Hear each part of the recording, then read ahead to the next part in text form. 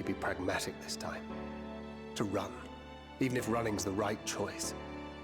The only choice. So if you see me turning a blind eye to the harsh reality, beat some sense into me, would you? I trust you and the other Scions with my life. And I'd like to think the feeling is at least occasionally mutual. And I never forgive myself if my stubbornness put them in danger. Gods, listen to me. Beginning to sound like the father I never had. So, can I count on you to keep me in line? I can think of no one else more eminently qualified.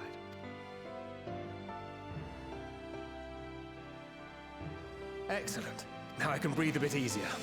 Which isn't to say that I will, given what we're up against. Let's keep this little chat our secret. I'd rather not have anyone scolding us for burning the midnight oil.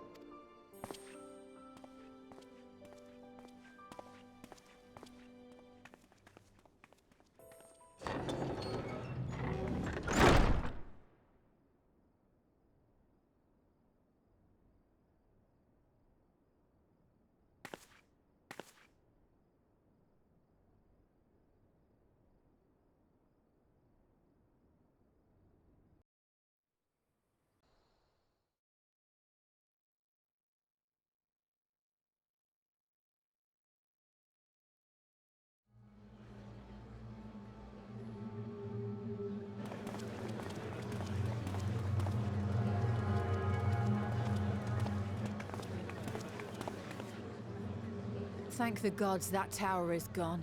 The sight of it was enough to make me sick. Thank the Ilsabar contingent, more like. Word is, they fought their way into Garlemald and toppled the bloody thing themselves. Not just the one, neither. All the towers have up and vanished. Aye, I heard the same. Commander Aldin and his troops helped keep casualties to a minimum, too. But is it true? They brought back tempered Garlean soldiers? As Commander Aldin tells it, they've a treatment for that now. But don't you worry. Cured or not, they've no plans to bring them into the city proper. I see. Well, that's a relief then. I know we've brothers and sisters among the lot, but I can't say I'm eager to welcome them home. Wanted to think about it for a while yet. But to be looked after in Alagana for the time being.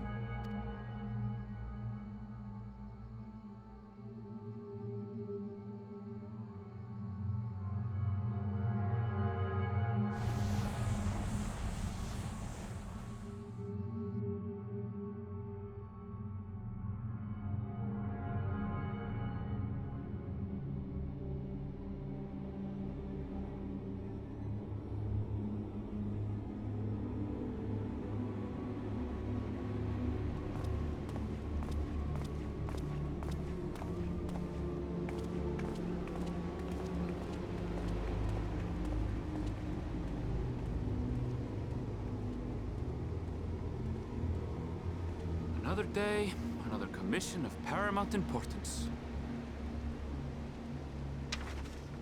Oh, what have we here?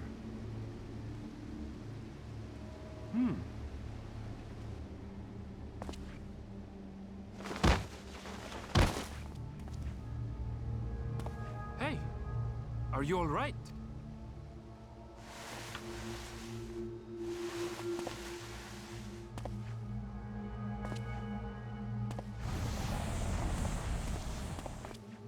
Was that? No. The shadows play tricks, nothing more.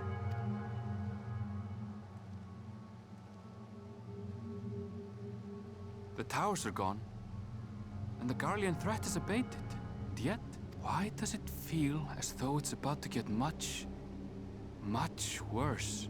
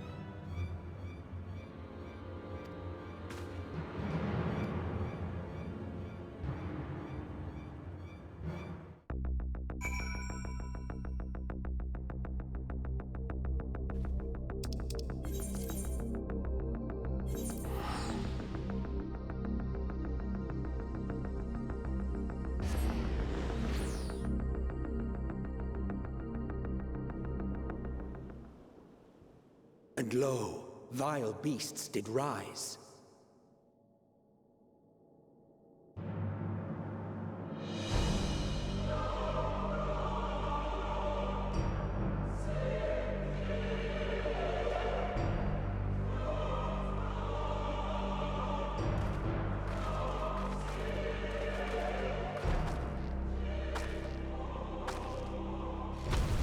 Leaving naught in their wake but blood and ash.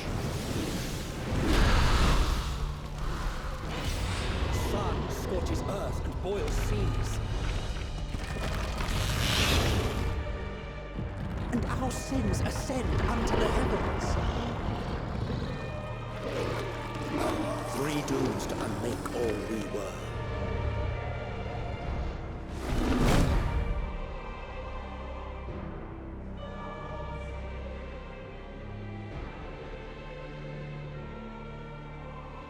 The sky burns. The final days are truly upon us. My friends, I trust you have heard the news. We have. What can you tell us of the situation, Your Excellency?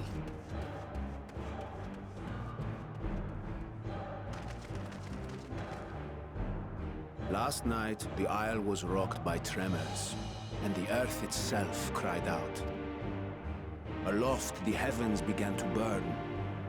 From all about, unholy beasts, the likes of which we had never seen, came forth in fury and rage. No. To say they came forth would be inexact. The people of Radzat Han themselves transformed into these baleful fiends.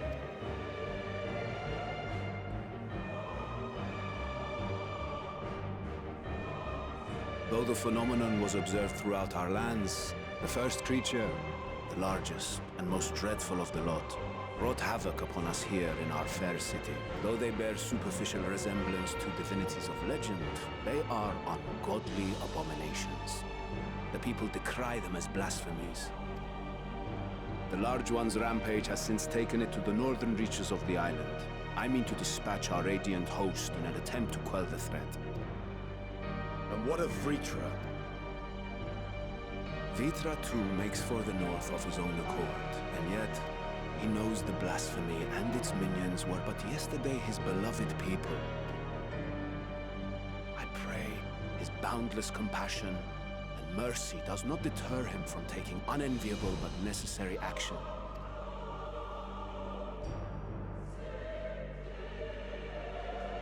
Understood. I ask that you allow us to aid you in quelling this threat. You would risk your lives to help us yet again? I have no words to express my gratitude. Our regiments approach the north from several directions, with a number of units set to depart from the docks of Yedlin. They will make landfall in an area of dense jungle, where one can expect to encounter dangers even beyond the fell beasts we hunt. I leave you to your preparation. You will find me at the docks when you are ready to depart.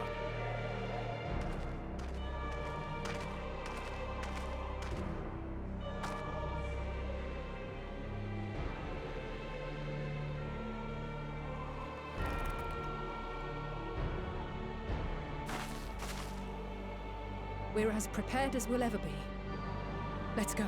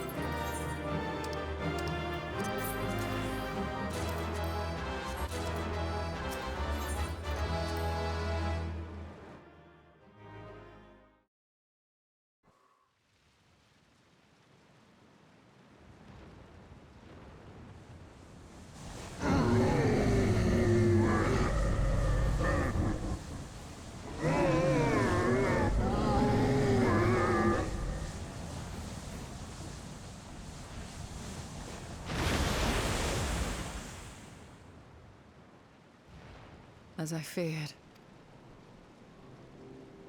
What is it? The beast was there, and now it is no more. Yes? Indeed. We saw it plain. But you didn't, did you? I saw nothing. Not the blasphemy that perished here, nor the other men turned beasts. And because of this, I now see all too well. There is no ether. Where the creatures should be, I saw naught but emptiness. Emptiness? But that would mean... Recall the words of the Watcher. 'Twas a stagnancy of ether, a cessation of flow, leading to decay and absence, that led the ancients to conclude their star was dying. This is the same phenomenon. The instant these people are seized by the transformation, their ether begins to rot and crumble away like dried mud. Until, from their corporeal forms to their very souls, naught remains. But the beast spoke with its dying breath. Surely at least a sliver of the man it was endured. Mayhap so. But even if the process was incomplete, it was little more than a faint residue. Gods be good. You're saying they cannot be saved? Not by any means known to me, or by any means at all, like as not. For there is naught left to save. They return not even to the ethereal sea.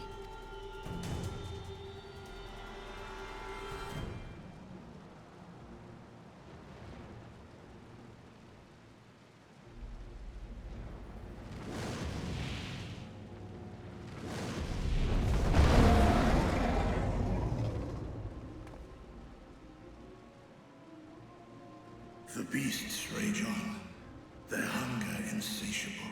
Even deprived of their master, they perpetuate his legacy of hate. Once proud sons and daughters of Thavnir, all of them, and now I spill their blood.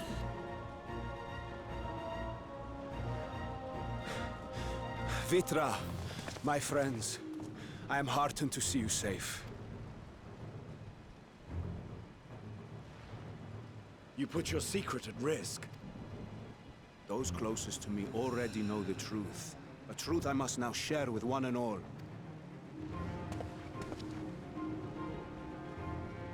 Vitra, calamity has come to Radzatan. Our fair nation is rent by screams of pain and despair. More than ever, we require a strong leader to shepherd us through the storm. Reveal your true self to our people, Vitra, and guide us to salvation. What madness is this, Iwan? Thou dost forget thyself. Were we to reveal our duplicity, it will do naught but foster confusion and chaos. Nay, I shall remain the Satrap's loyal ally, and do battle with the beasts. Easing hearts and leading the people to safety is thy task, and thine alone.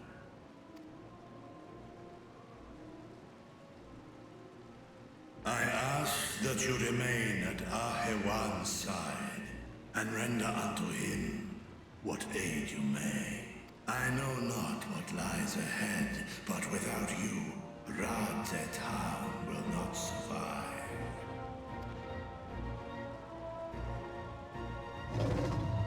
Take me with you. I am as at home fighting in the air as I am on land. Take me with you. Were my words unclear? I require no assistance. Thy place is at Ahewan's side. Estinian, here.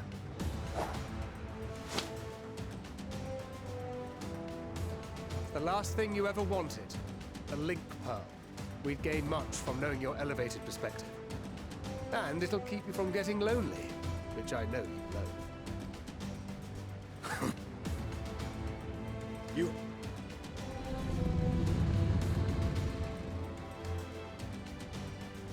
Then I pray thy grip is iron. Be it on thy head if thou dost chance to fall. Fair enough. Now, shall we?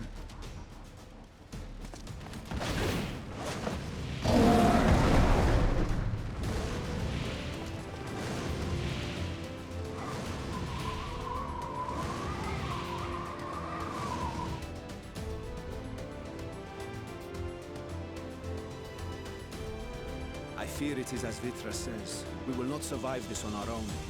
While I am loath to impose upon you again, I would insist if you did not. 'Tis the very reason we have come. then once more I find myself without words to thank you properly. Let us return to the capital and plan our next course of action.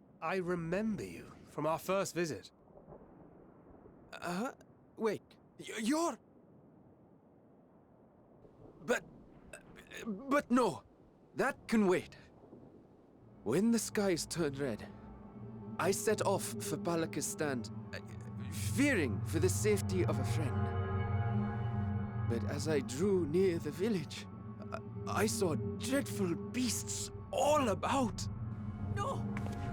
Gods have mercy! Your Excellency! Save my grandson, I beg of you! We will spare no effort to save all we can, but you must remain calm. Calm? You tell me to be calm? You saw those beasts? They tore our bravest warriors limb from limb! What if we are too late, huh? They catch him, sink their fangs into him? The fangs! The screams! Get away from her, now!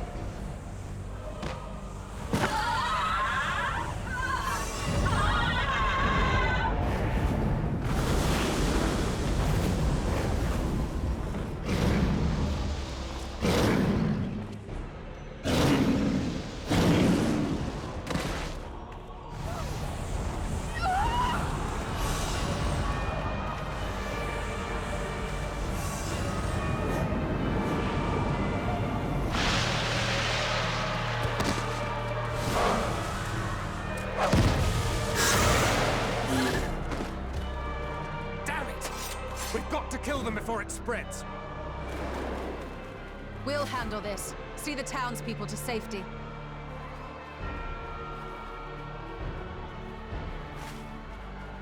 Run as fast as you can!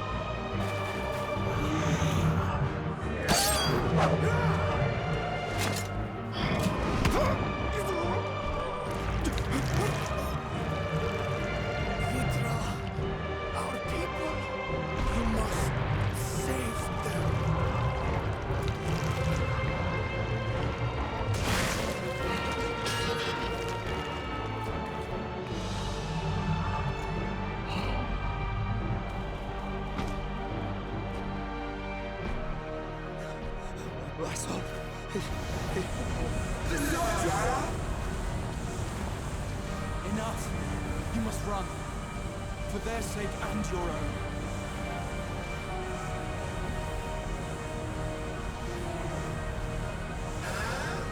Yes. We'll survive. We must.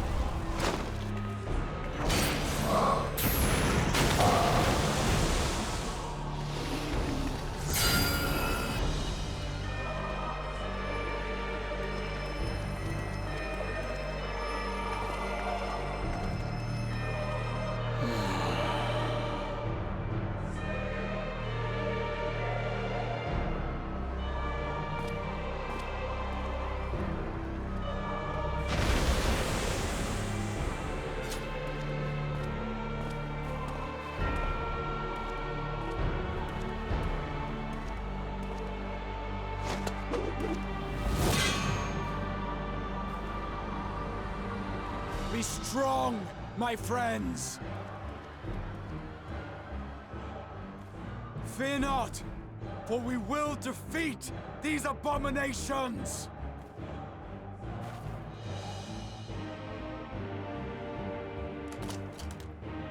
Brave men and women of the Radiant Host, lend your Stola and Thancred your aid. Let not a single beast escape.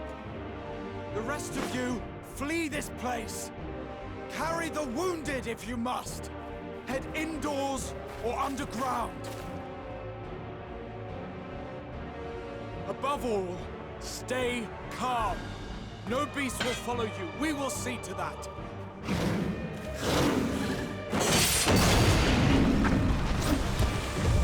Alphino!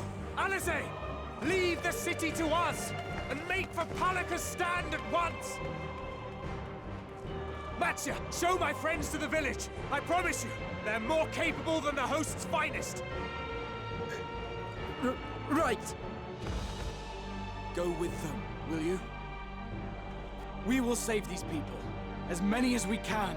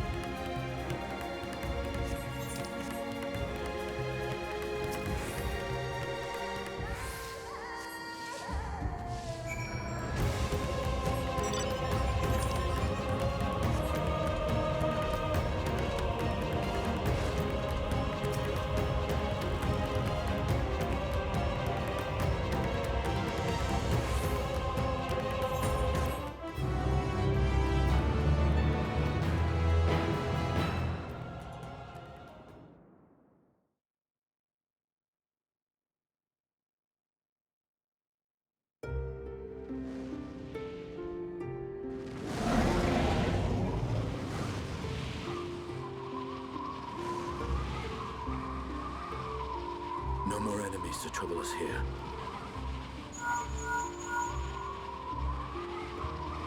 It's me. How fare you below?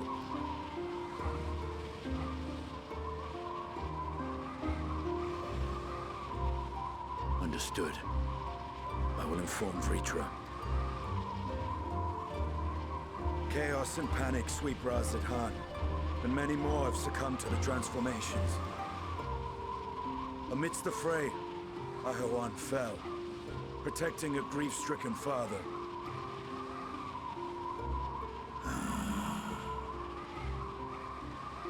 My friends fight alongside your Radiant host to secure the capital. Beasts have been sighted in Palakistan as well. We have divided our forces in hopes of quelling the threat there. Of small solace is that we now know what triggers the transformation. As my companions tell it,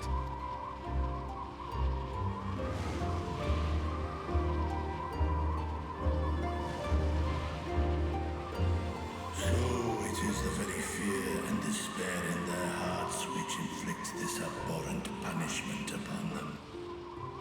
A nightmare from which my children will never awake. O capricious and cruel fate, they are undeserving of such condemnation. would you wallow in sorrow or rise to the occasion? Raz-at-Han is leaderless. Before he passed, Ahawan sought to reveal the truth to his people. Honor his wishes. To what end? To breed a new conflict between dragon and man. These claws could reduce thee to shreds with a touch. These jaws crush thy bones to dust. Only through my proxy could I walk with my children. Without him, I am a bringer of fear, no different from the beasts which beleaguer them. Perhaps so. Only in death were Hraesvelgr and Shiva united. Indeed, whenever man and dragon have come together, death has ever been the inevitable result. It was our fear of your kind that sparked a nigh-endless war. Fear and hate of which Nidhogg drank deep as he laid waste to my homeland. And in turn, I took my revenge on his brood. Blood for blood, pain for pain. I thought nothing of theirs, only of mine. And yet, were the chasm between us too vast and too deep, Hraesvelgr would not have borne Isael to battle and our rescue. He would never have entrusted a mortal champion with one of his eyes. And the Dragonstone War would still rage on. And I would still wage a never-ending war of violence and vengeance. The future of our star be damned. I cannot speak for Ahawan's greater goals. Yet I know that he served you, served your people, long and true. In this time of unprecedented crisis, he turned to you. You could do worse than to place your trust in him. It will not be easy, but the future of Raz-at-Han hangs in the balance.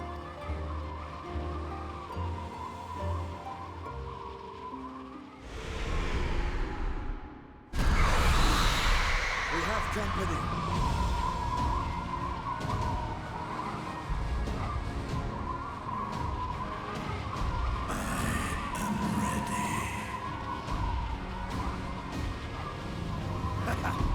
The hour has come, Vritra! It's all or nothing!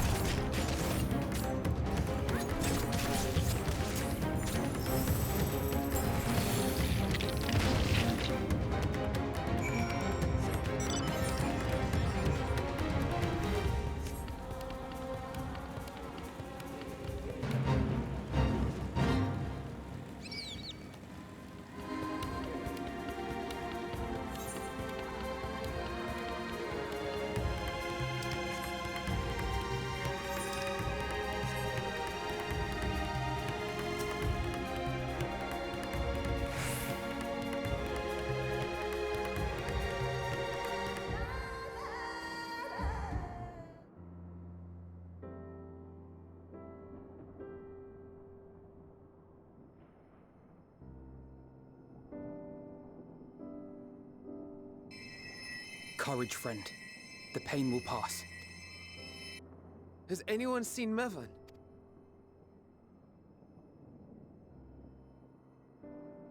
Where could she be?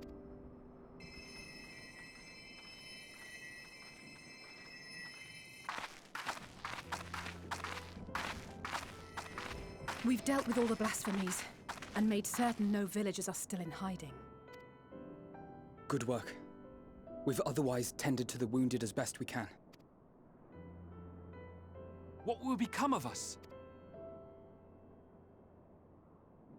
Help is on the way, surely. We may have to abandon our homes now, but we will return, someday. But where can we go? Is anywhere even safe? That I cannot say. Well, I can. Nowhere's safe. Run all you like, but there's no escaping these things. And even if I could, it's too late for my family.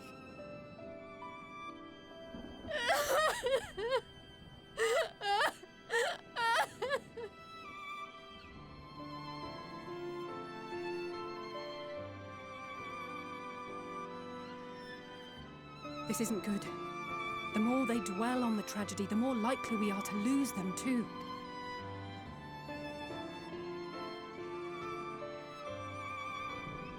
My friends!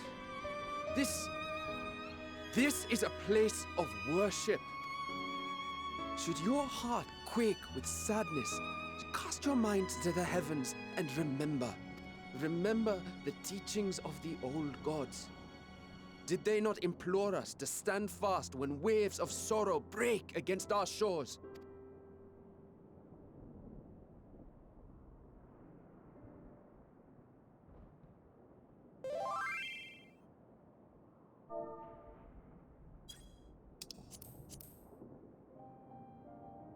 Know this, my children. There is more ugliness than beauty in this world. To live is to suffer. To drink of calamity and drown in anguish. To toil and be tested, always and ever. 'Tis a perilous path you walk. Death lurks in the dark, and is the sole promise that awaits at journey's end. You will tremble with terror. You will weep tears of anger and despair.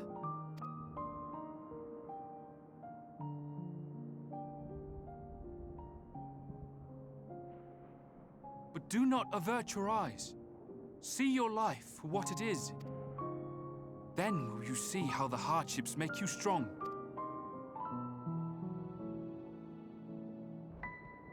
Every doubt reforged as scales for your armor. Every agony to temper your blade.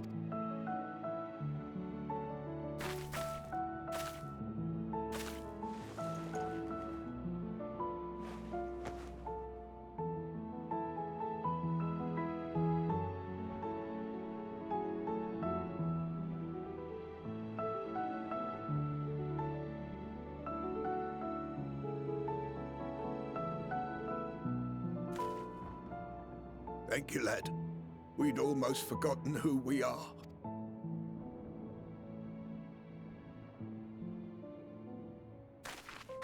My undying gratitude to you as well, my friends. You were searching for Mevan, no? We must return home. I pray you help the boy find his friend. Gladly. We dispatched what beasts we could, but the roads are still dangerous. Stay together and go in safety.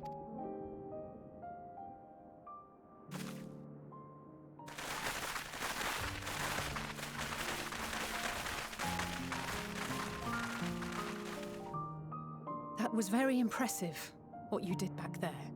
Those words seem to resonate with your people. They should. They were the first spoken unto our ancestors by the divinity of legend. I'm easily upset, and fish are wont to flee a temperamental hand. So I recite the teachings over and over to calm myself. They're lovely and inspiring to hear. Though I imagine they were born of great misfortune. They are born of life. There's as much bad as good in it. More, many would attest. All the more reason to appreciate the good when you can. I won't argue with that.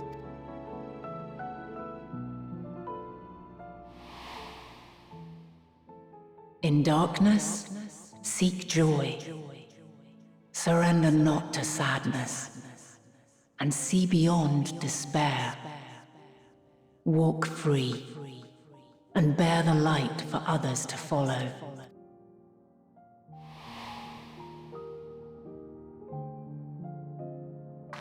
And with that, let us see if we can't find Mervyn.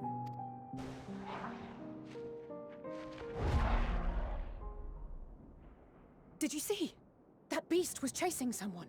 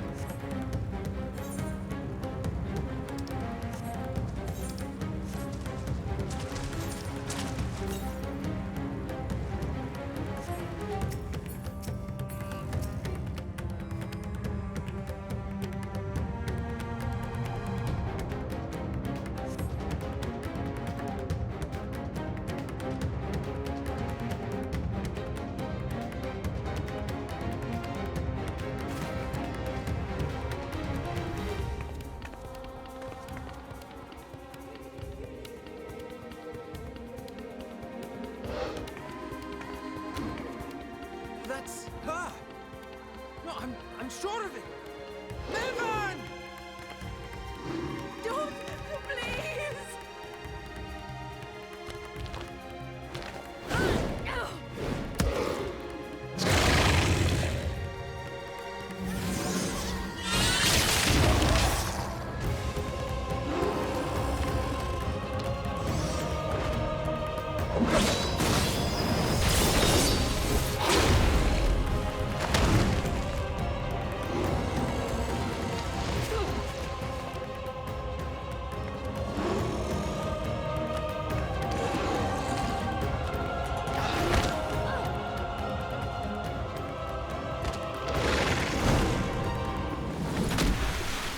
No! God have mercy!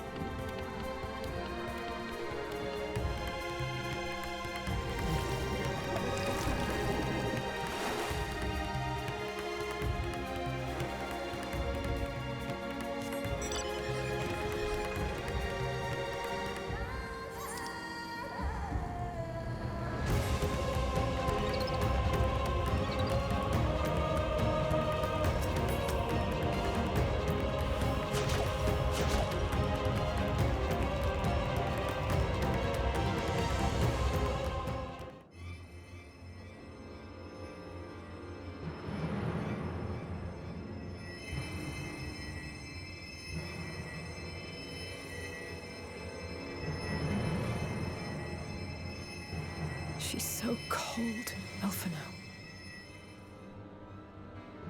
The child is alert, and I see no wounds, and yet... she grows weaker. My spells can do no more. What she needs is a change of clothes and a warm bed. We must hurry back.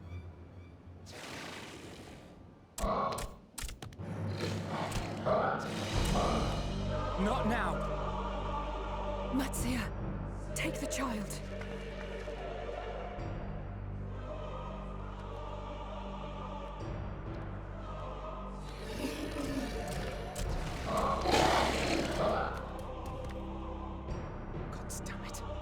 It appears we've made enough noise to be heard for miles around. More will be upon us ere long. We make our stand here. Matsia, can you take her back to the village? But the child, all by myself. You can't be serious. The beasts will follow you home unless we stop them here. And so we shall. Be strong, Matsia. Her life is in your hands. Right. I can do it. I know you can. We'll keep them busy, Matsia. Go! Quickly!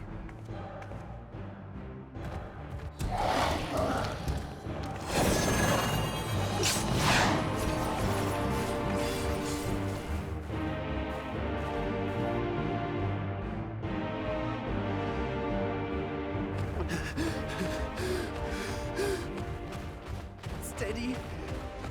You know the way.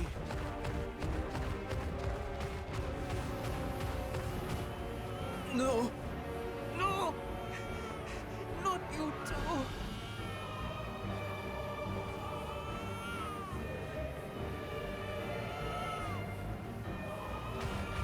Don't be afraid. Don't be afraid. To live is to suffer, to drink of calamity. It is a perilous path. Death lurks in the dark.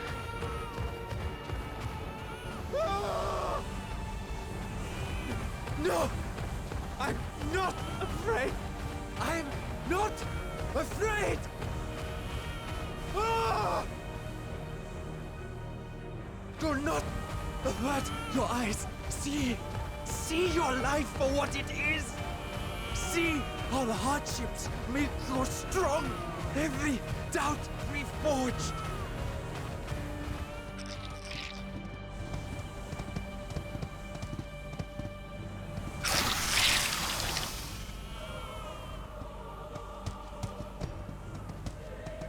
Every agony.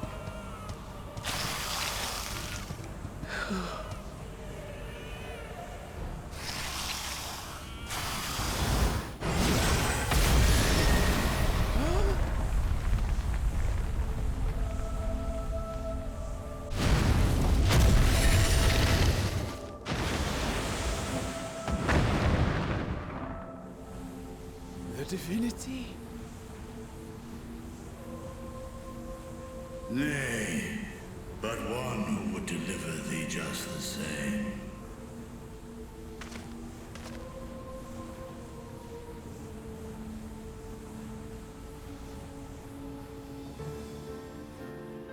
Please. You must save the child. She is all that remains of Mevan and Grasef. Please.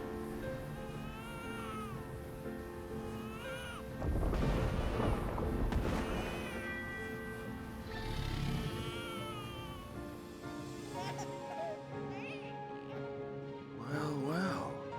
Seems the babe's taken a liking to you.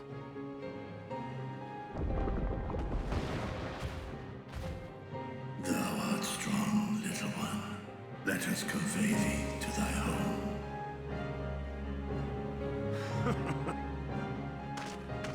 I spied our friends as we flew in. They appeared to be holding their own against the Horde.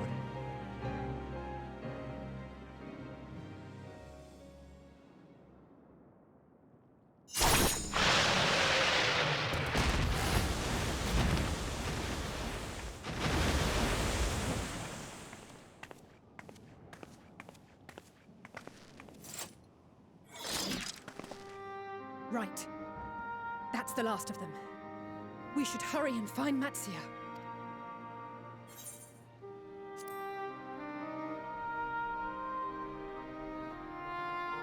Really? How can you be so sure?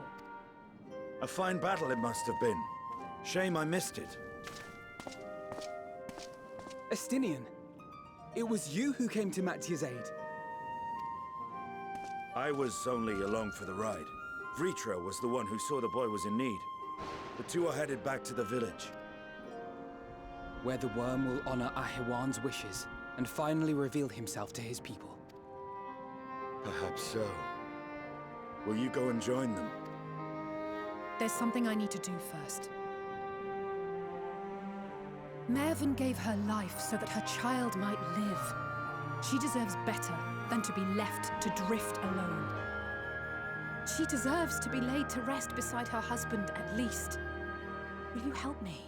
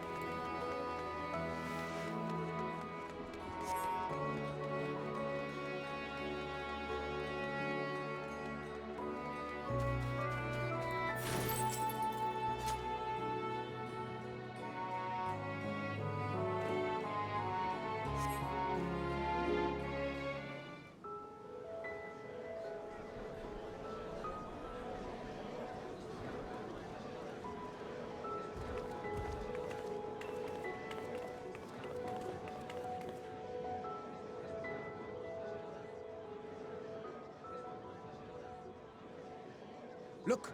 Someone's coming!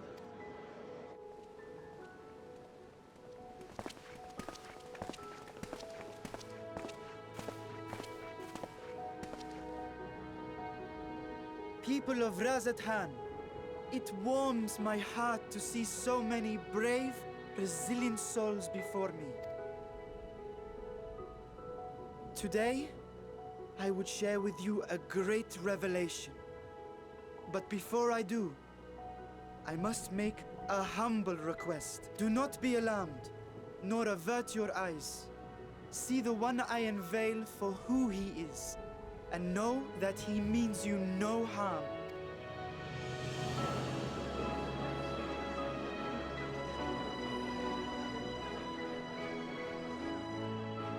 Very well. I dare say it can't be worse than the horrors we've already seen. Many thanks.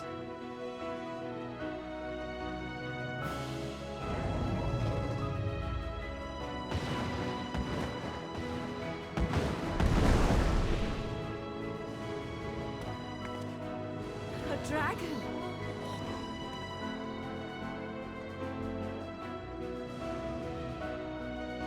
Wow!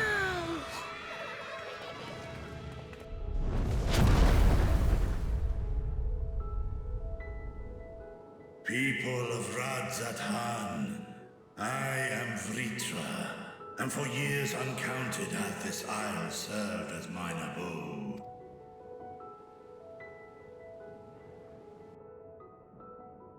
'Tis as the Satrap's ally I am known. Today, I would reveal the truth unto you. Let us hope they accept him.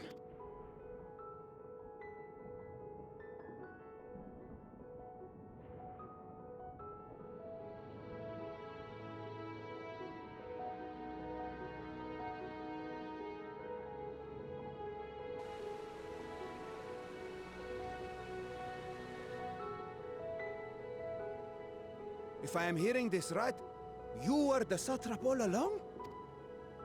Vashan!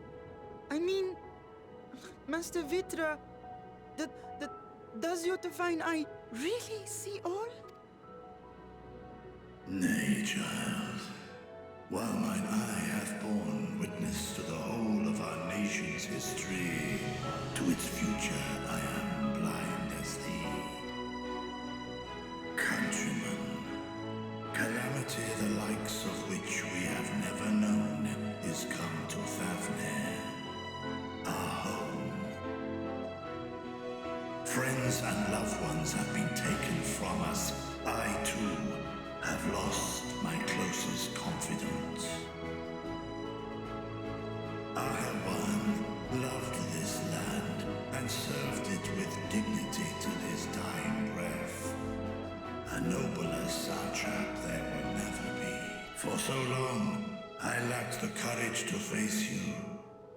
I will not easily earn your trust, this I know. And yet, I cannot sit idly by and abandon Radzathan to her fate. A font of boundless vibrancy, this jewel of the ocean. Since time immemorial, hath she glittered with every color imaginable. To this dragon, slumbering in his dark lair, 'twas a mesmerizing sight. And this calamity hath stolen too much from you already. Yet so long as you live, the light of Radzathan will never be extinguished. I pray you let me watch over it. Over you. And lend me your strength, that we might face this trial and those to come as one. I do not know you, dragon, but I thank you for speaking the truth to us. As divinities, both Manusha and Riga once joined together, so too do I believe that hand in hand, we can overcome this ordeal and welcome an era of peace.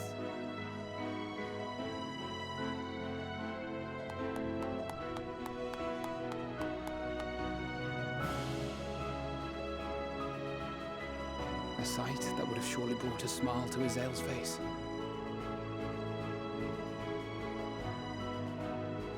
Indeed.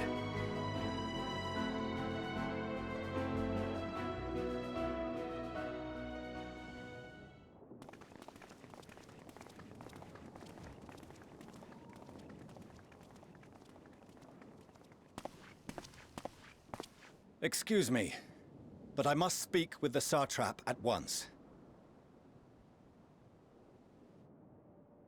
Father!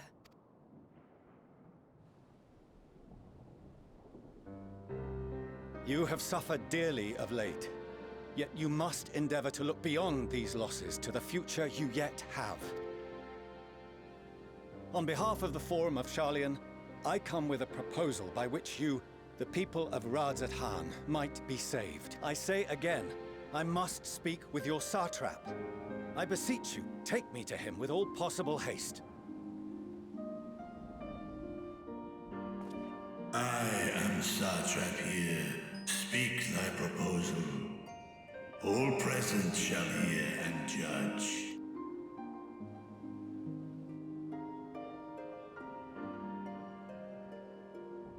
If I have given offense, then I apologize.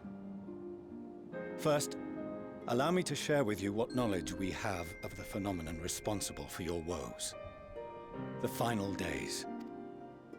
'Tis an affliction of stagnancy and rot, sown into the currents of the star.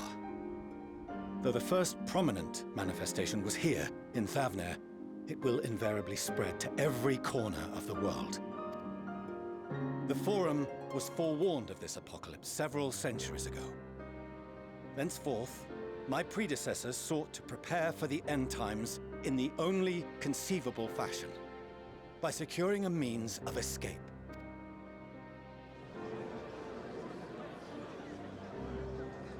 Escape the star? What madness is this? 'Tis by no means madness. With the coming of the 7th umbral calamity, the true nature of the Red Moon, Dalamud, was revealed. That it was an artificial construct of ancient Alag. But what of the Silver Moon?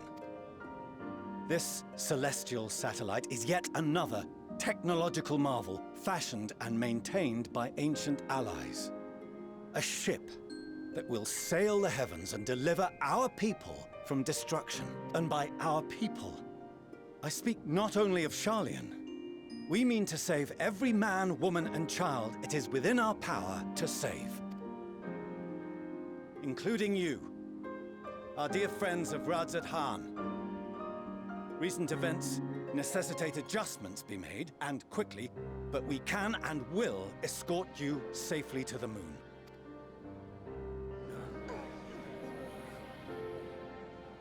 Long has thy Forum been allies to Thavnair.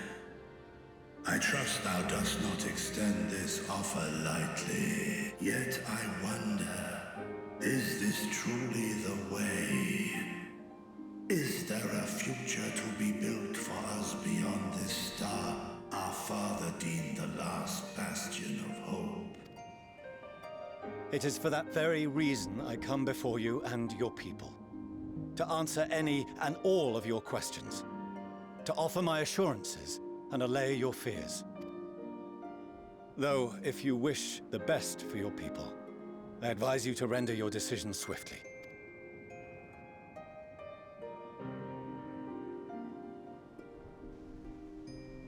Show our friends to Megaduta. They are to be received as honored guests.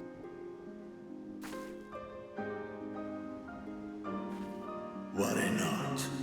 Whatever decision is reached, your paths shall be yours to decide. Until then, heed the warning of these brave heroes. Guard your hearts against fear and despair, for it is within such fertile soil that the seeds of blasphemy find purchase. Remain calm and attend to your daily tasks. I shall return anon. will do as you say, Master Vitra. We believe in you.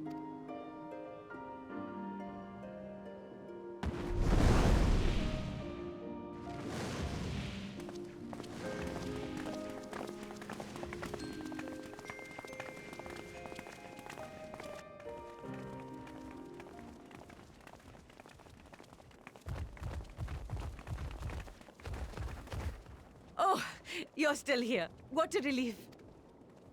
Nidana, what's the matter? Has something happened at Palaka's stand? Oh, no, not that I know of. I just hope to hear your thoughts on a theory of mine. All who undergo the transformation are drained of their ether, yes?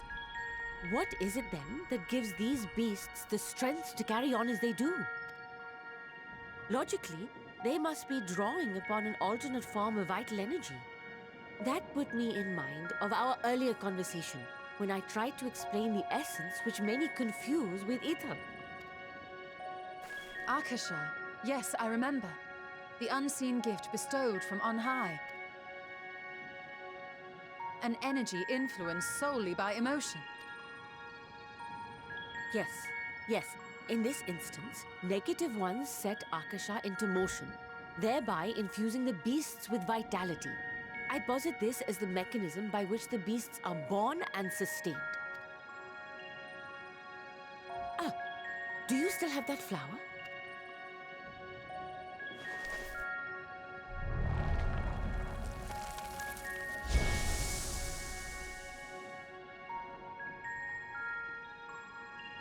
If we accept that it once shone bright by drawing upon Akasha, influenced by the thoughts of those nearby, then fear, terror, despair, negative emotions so powerful as to suffocate it, permeated the air in this place. You must be very careful. The forces which drive the final days may be beyond our ability to perceive.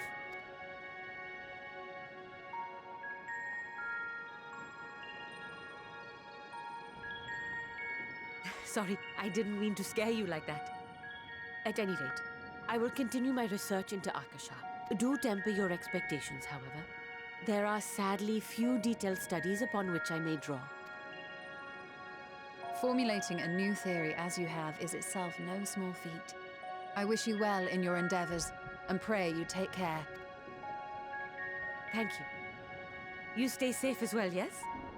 Till next we meet. And we will meet again.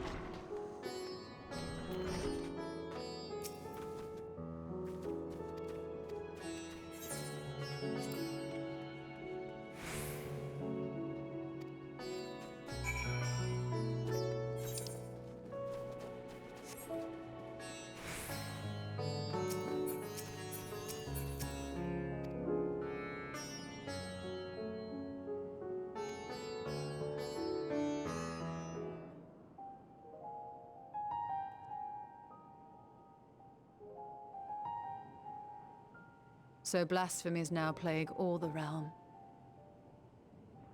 It will only get worse if what Father said is true, as it did in Amarot. If that's our model, then shouldn't we expect the effects to grow more severe as it feeds off its own spread? As if people transforming into those monstrosities wasn't bad enough. If the flora and fauna, if the land itself turned against us. No one would survive.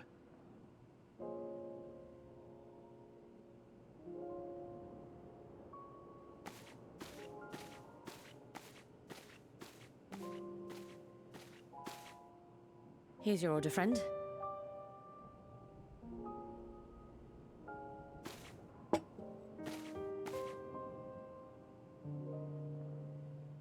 May you find comfort in these dark times.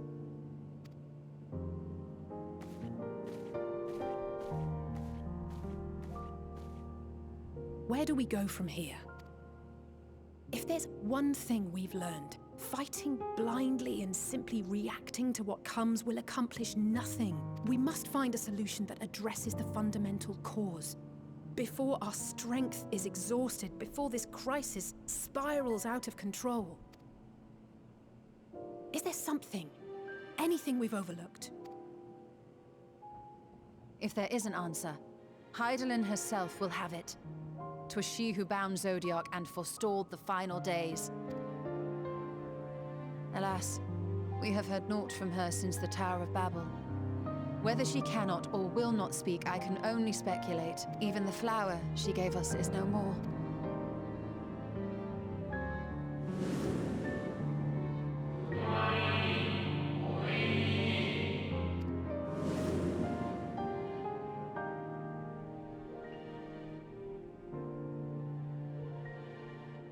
So advised the Watcher. But what could be the significance of that name? It is entirely unfamiliar to me. To me as well. It meant something to the ancients, though. In our time. Most surely. Yet I do not recall a single mention of it in the records of Anida. Another dead end. And quite literally. It's not as if there are any ancients living we could go and ask. Not alive as such, but not quite dead.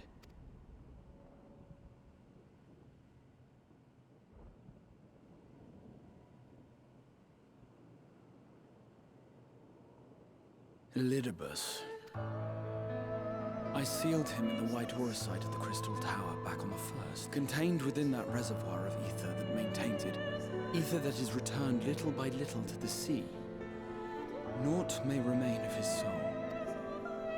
However, if part of it lingers, we might be able to speak with him there.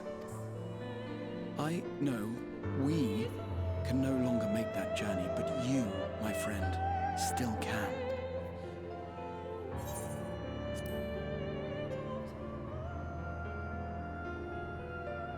Yes, we can but act and hope for the best. If nothing else, should we learn the First is safe, we'll have that much more reason to keep fighting the good fight. That said, the odds are not in our favor, to say the least. Which is why we're fortunate to have Urianger up there on the moon, working hard to make all the necessary preparations for our departure, should it come to it. And why we have nothing to lose by staying the course till the last instant. Indeed. To the last, let us all do what we can. I will consult with Master Matoya and see if she knows of a way to reach Hydaelyn from the ethereal sea. And I will visit the nation's leaders and attempt to ascertain how far the final days have progressed elsewhere. Keep me abreast of your findings. I can seek out and slay the worst of the immediate threats, if only to slow the spread. Unease, terror, despair. Try as we might to suppress them, these emotions will return to harry us time and time again. But when they do, remember this.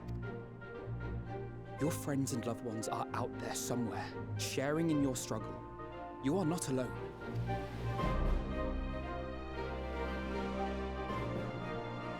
So ends the brief respite before the next revelation. Yes, so much left for you to see. Where beginning ends and end begins.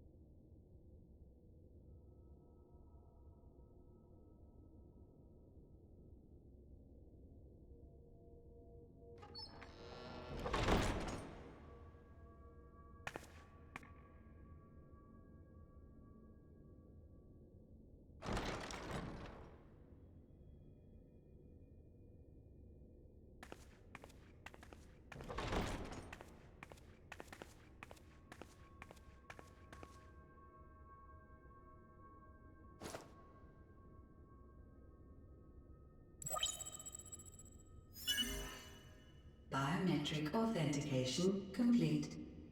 Please state your business.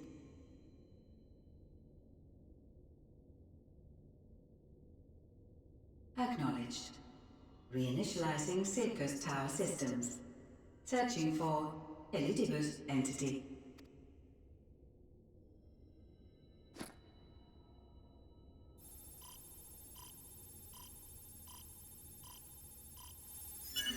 Target located in subterranean core power accumulator. Projecting image. My home. My friends. No more than a dream.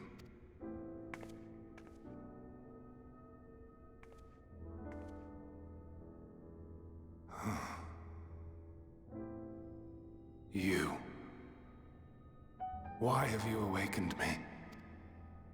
I no longer sense those places beyond, or Lord Zodiac. You must explain all.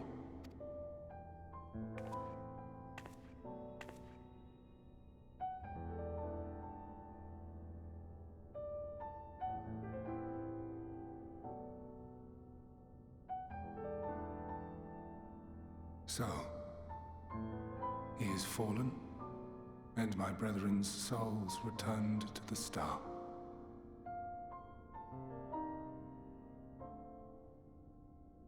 The doom we sacrificed so much to prevent is come again.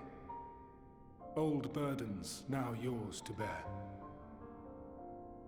But if this is Fandaniel's design, then I, as Elidibus, have a duty to fulfill. Your unsolicited act has restored to me some few memories of the convocation.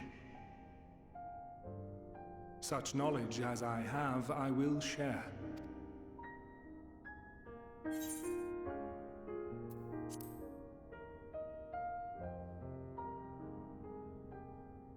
Why apologize for receiving a favor of the defeated?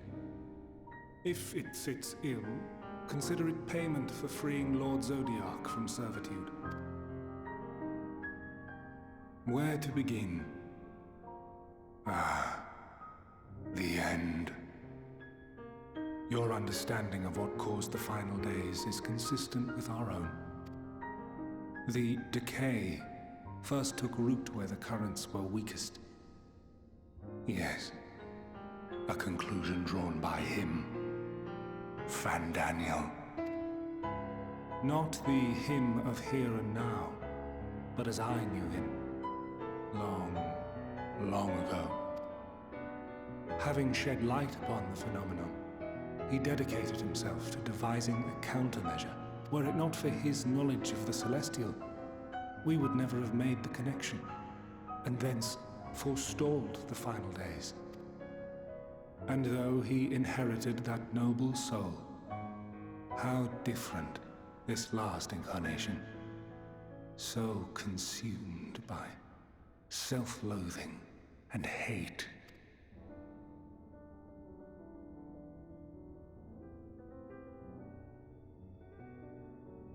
Elpis. Yes, the name is familiar to me, yet I know it not as a flower, but a place. A testing facility for determining which of our creations were fit to be released into the world. Many worked there, and before joining the convocation and assuming the title of Fandaniel, he was their chief. He was Hermes.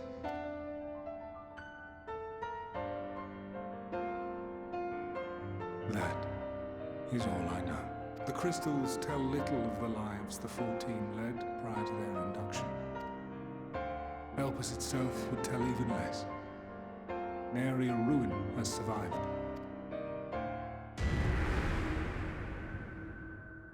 Wait. I saw you there. In Elpis. No. I did not. But I did. I did. A lingering trace of impossibility. and a truth that fills my heart.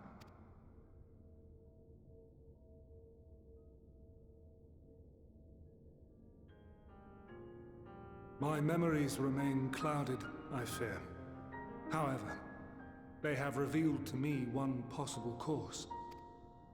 You must travel to Elpis, to the time when Hermes served as its chief. In glimpsing the Exarch's memories, not only did I make his summoning magic mine own, I also mastered the workings of this tower, which, having absorbed my empowered essence, now harbors an abundance of energy.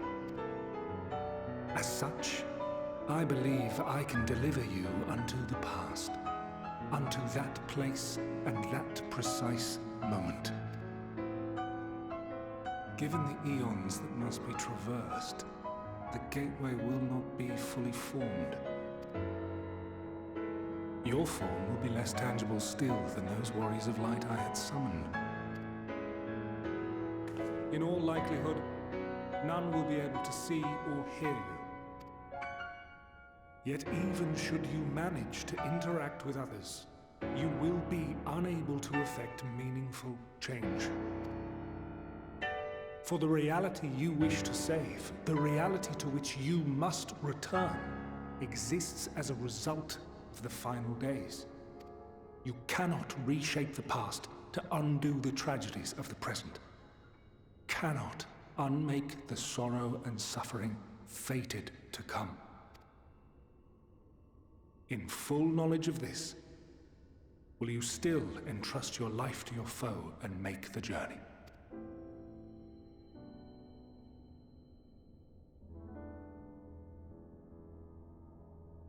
Very well.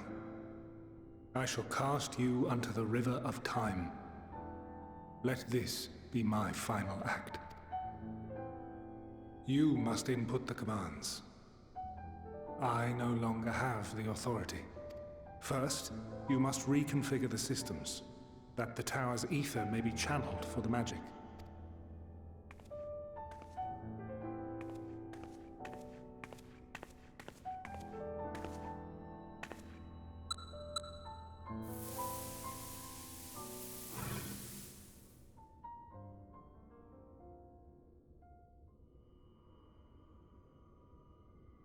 The preparations are complete. The gateway will soon open. Return at once to the ocular.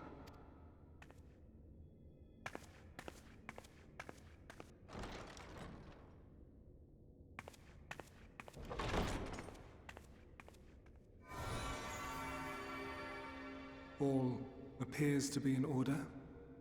The ether flows unimpeded. The magic should consume every last mote of my essence. Why are you surprised? Did I not say that this will be my final act? Lord Zodiac is no more. There is nothing for me here. The ones I love and long to see again are waiting in that promised land, beyond memory and dream. Now go, warrior of light. Go, and do not look back.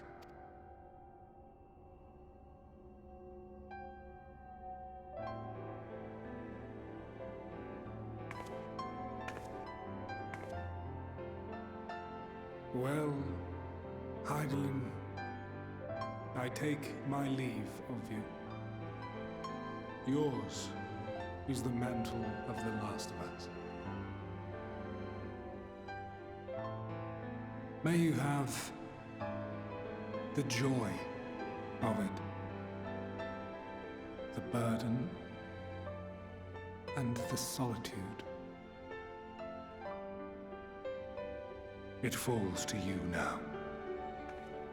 You and your champion to save our star.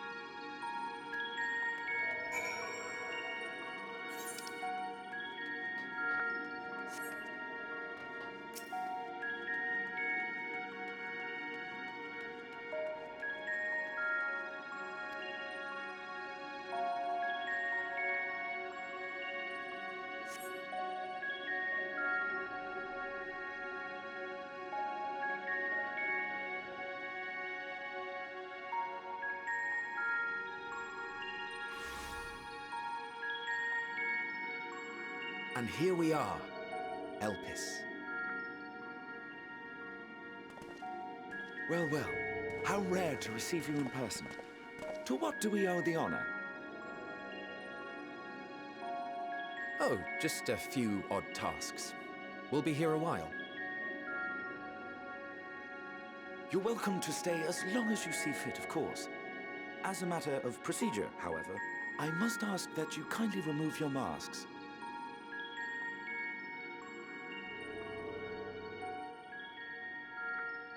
Come now. Is this truly necessary? Surely you can tell who we are. Who you are, perhaps, but I am far less infamous. Regardless, if we do not follow protocol, 'tis our hosts who would be held accountable. So, please, do favor us with your handsome face.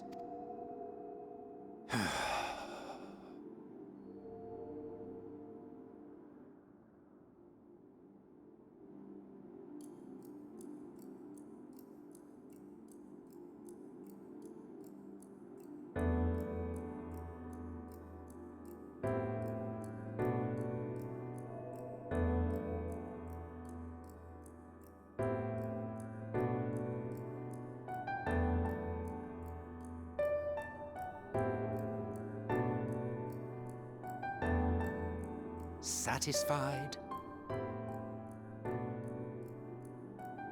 I thank you for your cooperation. You are free to go about your business.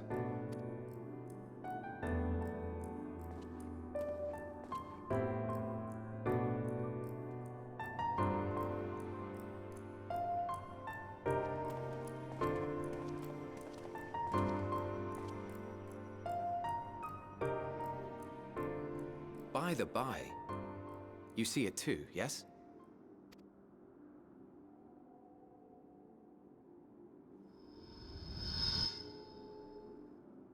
I haven't the foggiest what you're talking about.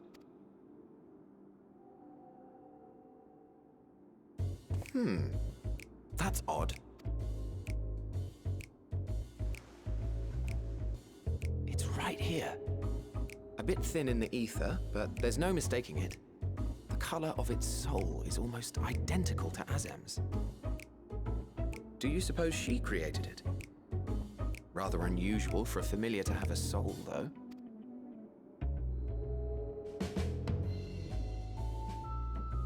Don't ask me.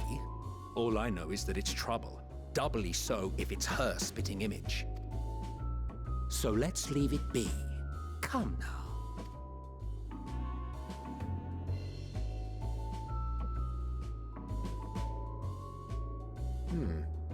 It's trying to say something, but it's literally too intangible to form words. Why don't you give it some ether? Spare a snifter of your bounteous reserves. Who do you take me for? Why, a dear friend, of course. One who wouldn't let acts of kindness, such as my accompanying him on errands to far-flung outposts, go unrewarded?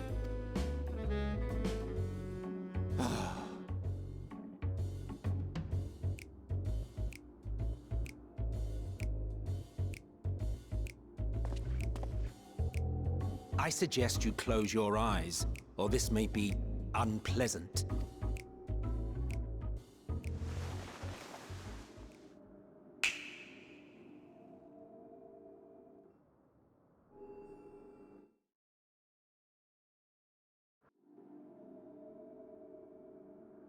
You may open your eyes.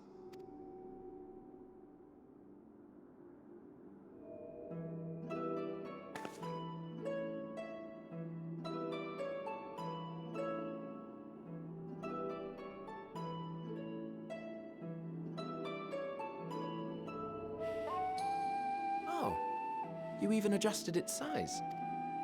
The better to indulge your whim. This way, it will be easier to communicate.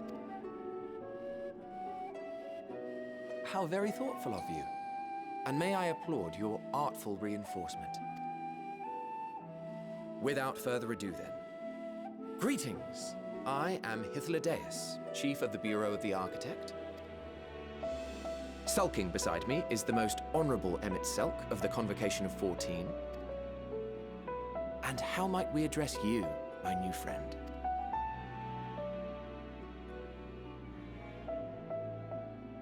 A fine name. And I'm pleased to see you understand our words. So, tell us, whence have you come? The thinness of your essence suggests you weren't created here.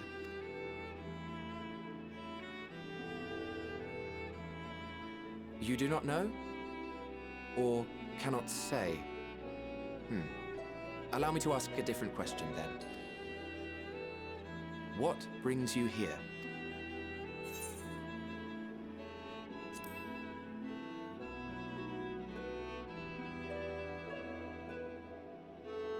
Well now, the same as us. Perhaps Azim wished to come too, but had to settle for a familiar.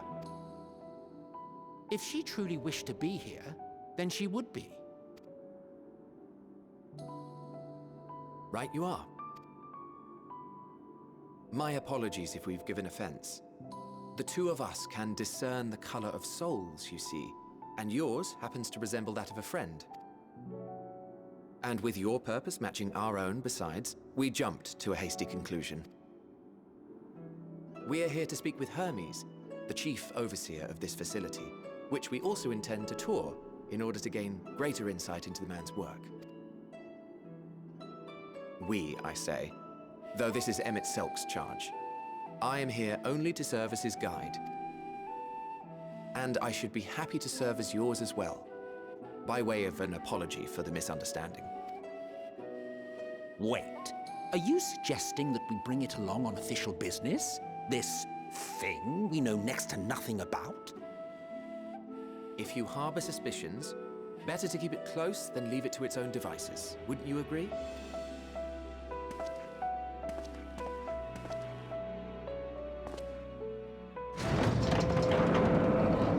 Besides, having a mysterious life form in tow is the norm rather than the exception here.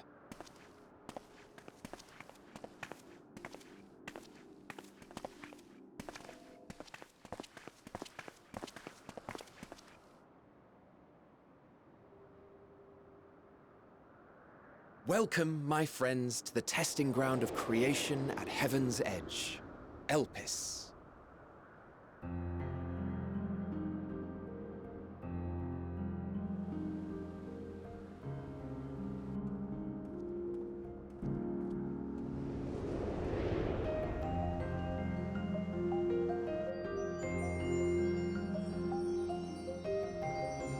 This presence.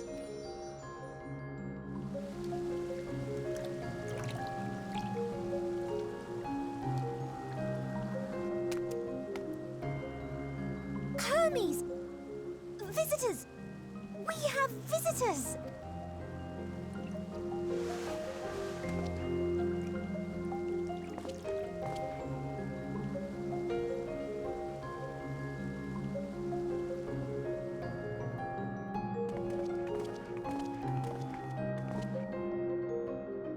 What secrets are you hiding, I wonder?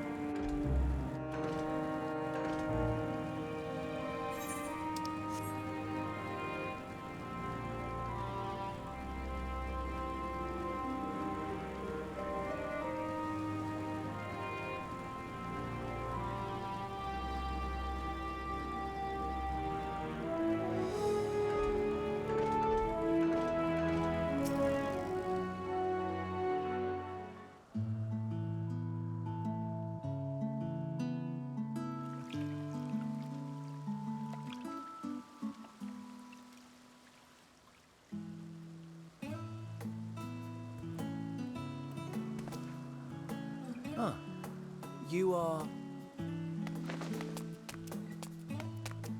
Oh. Different. You're different too. You and me. We're alike. Friends. I want to be...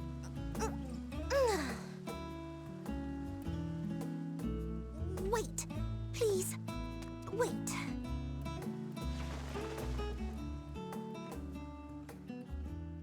Greetings and salutations. Can you hear me? Do not be alarmed. I mean you no harm. I wish only to hear your words, share your feelings, and know your thoughts. May we please be friends?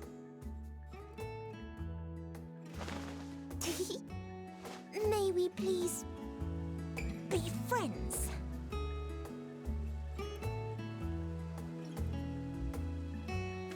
Ah, I see you found him.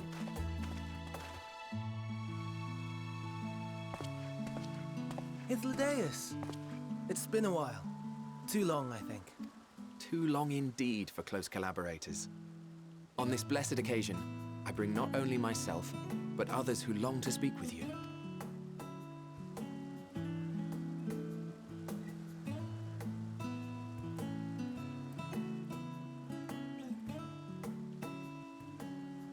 You were of the convocation? Emmet Selk at your service. Do I have the honor of addressing Hermes, Chief Overseer of Elpis? You do. You have traveled far for it.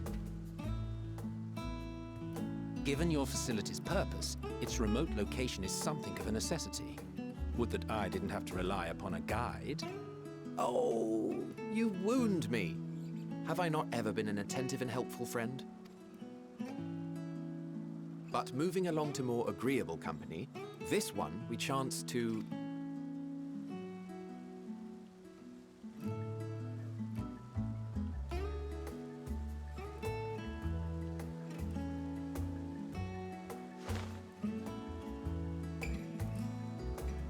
Well, you certainly have her attention. Is she one of yours, Hermes? Her name is Meteon. It means shooting star.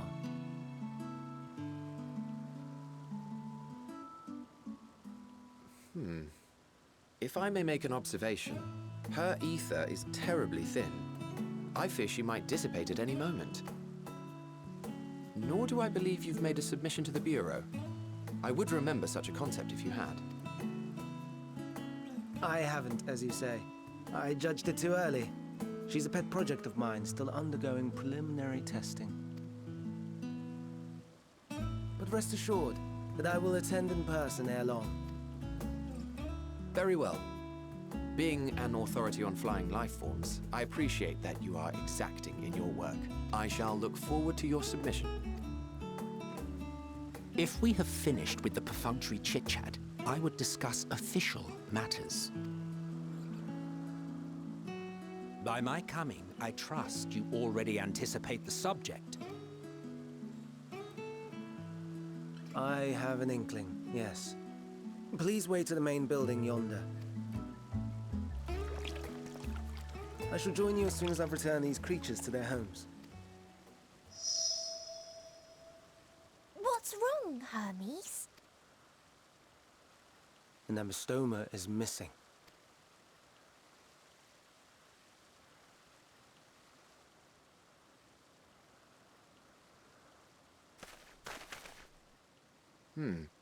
I may have found it. A creature with the self-same ether as those there, nestled in the boughs of a tree outside the grounds.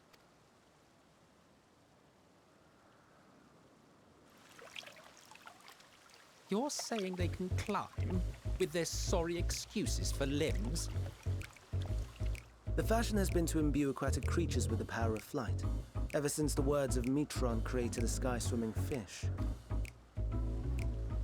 The ambistomas, too, can fly, if only slightly, and they could conceivably climb a tree. Whether they can come down safely, however, Excuse me.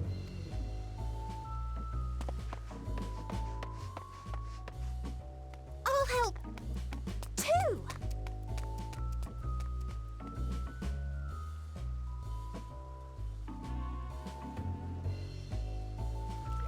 And what are we supposed to do with this lot? May I suggest we split up? If you would be so good as to assist Hermes, Emmett Selk and I shall keep an eye on these adorable creations in the meantime.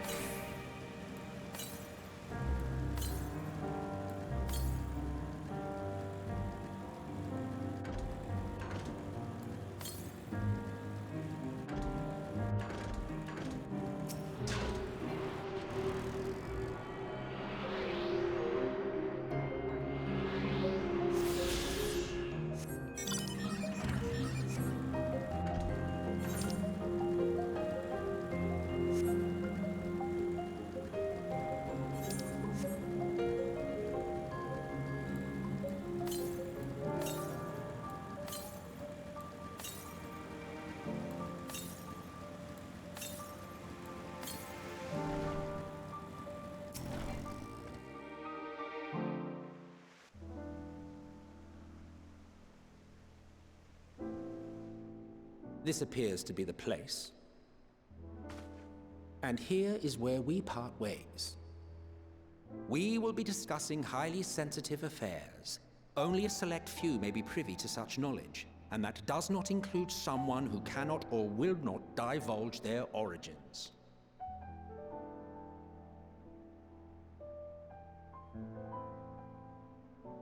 What? Will I have to remove you by force?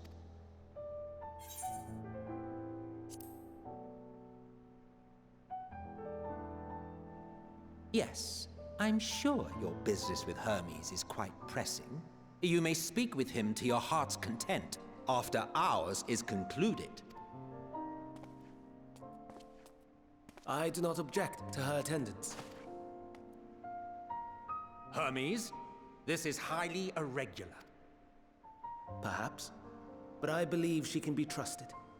Meteion would not have taken to her so quickly otherwise. Moreover, the presence of a third party may help me to maintain composure.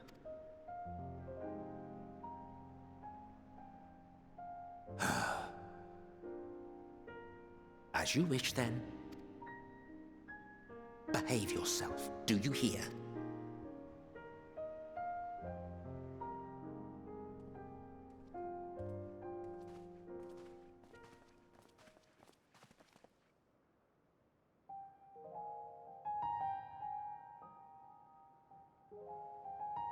So, it's finally happened, then.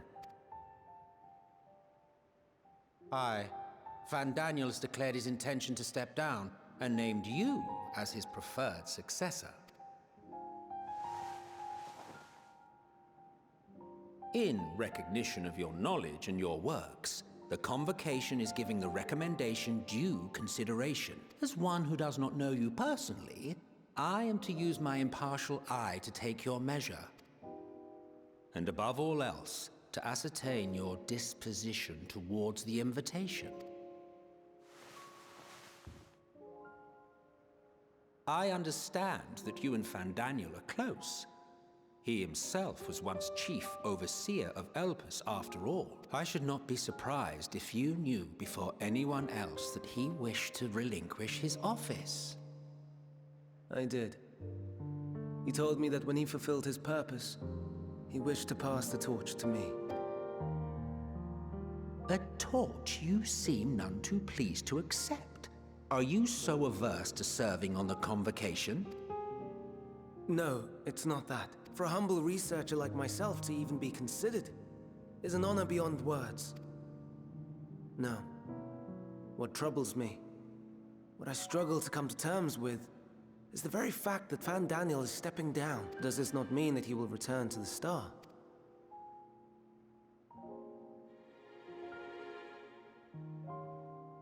Of his own volition, yes, like so many others have before him. Return to the Star? Does that mean die? Well now, that's not a word I hear often. Is that what you say here in Elpis? Mankind is the life of Atheris. Each of us, a drop of blood flowing through its veins, bearing sustenance. In our finite time upon it, 'tis our duty to make it a better place, that all who call it home, now and in future, may abide in happiness. To that end, we have dedicated ourselves to the pursuit of enlightened creation. And by our efforts did we transform this once untamed wilderness into the peaceful paradise you enjoy today.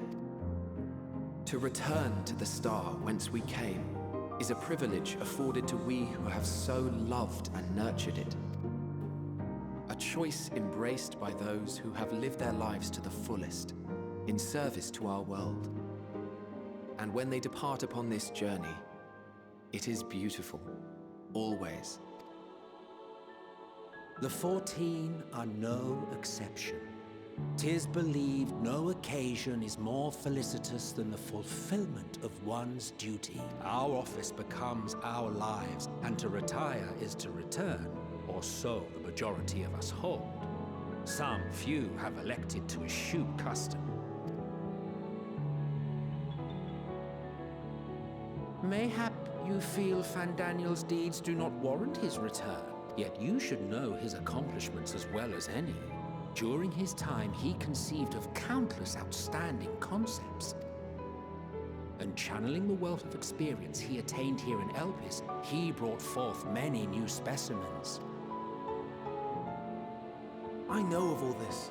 I do.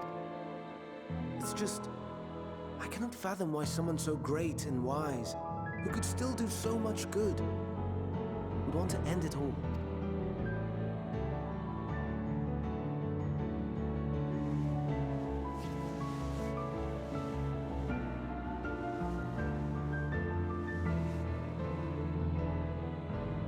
Oh no. I've made her upset. Forgive me. I know I requested your presence. Might I trouble you to take Meteon outside? A change of scenery would do her good.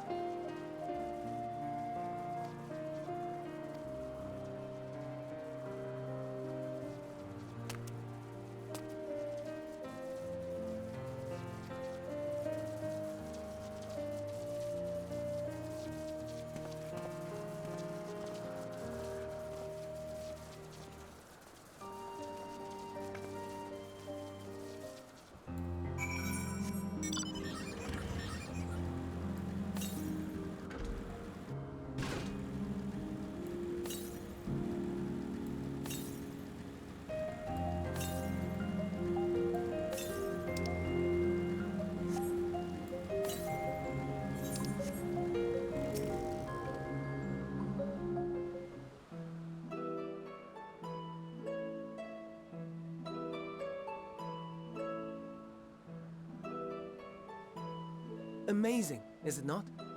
The Ampelos, one of our newest subjects.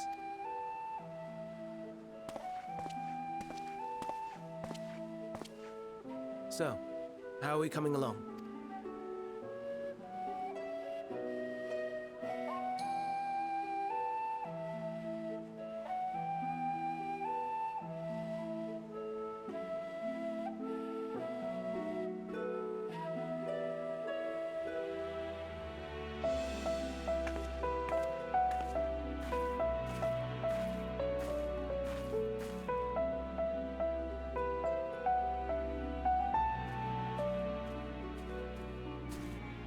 This place is Elpis. Those flowers. Elpis. Entelekis. Like me.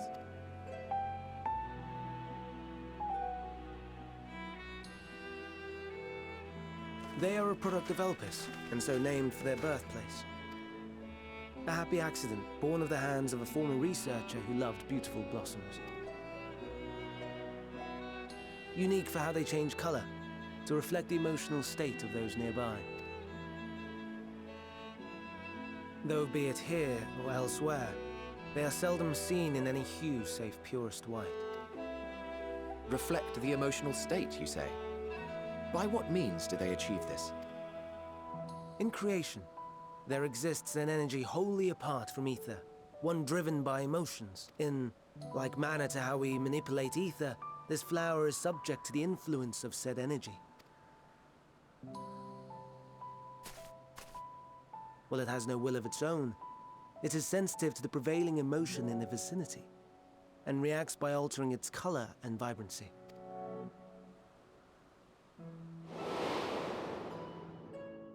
Akasha? It is one of the unseen energies defy.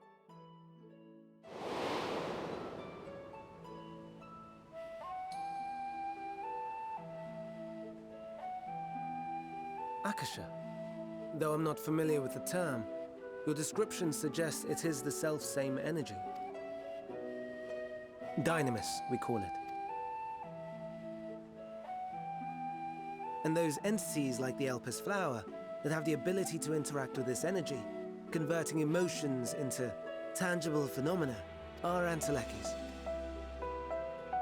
That's me! That's me! An Enteleki! That you are, my dear. And no ordinary one at that, but the first possessed of free will. Wait! A form of energy other than ether? Dynamis? I've never heard of such a thing. Hardly surprising. Dynamis cannot be seen, much less felt.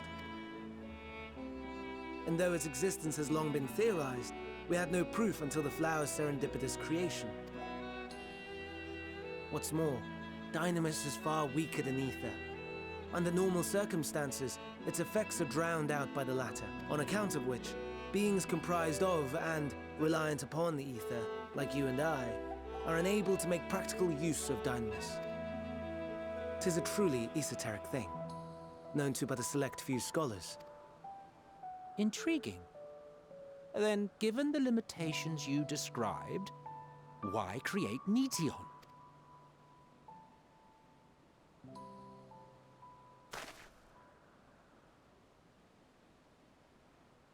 Our star, Aetheris, is especially rich in ether, so much so that its name is derived from it.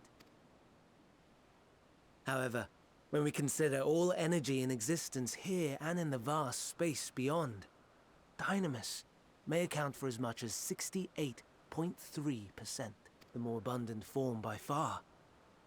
Were we able to control it, we could open the door to limitless possibilities. 'Tis not unlike a gently flowing stream, unable to break through the dam of ether barring its path. But if we could imbue the stream with the vigor of a raging river...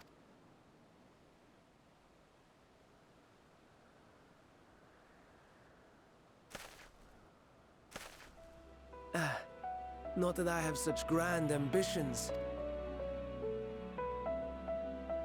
Nay, I merely wished to create a being that could traverse the great expanse.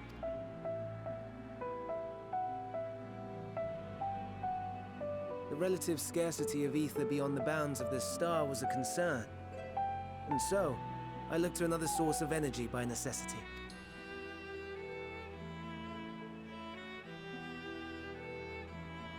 That being Dynamis. No wonder her ether is so thin. Precisely. Yours is thin too. Like an entelechy. Like me. So, are we the same? Entelecchies.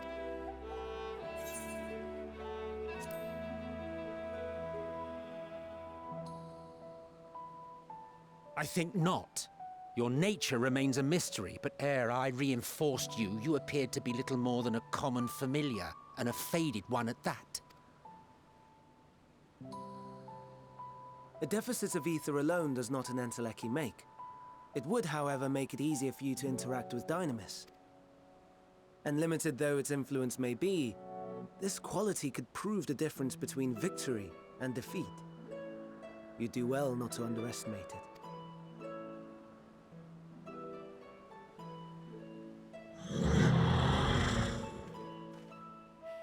Oh dear, I'd forgotten about the poor fella. You must excuse me a moment while I go and verify a few more things.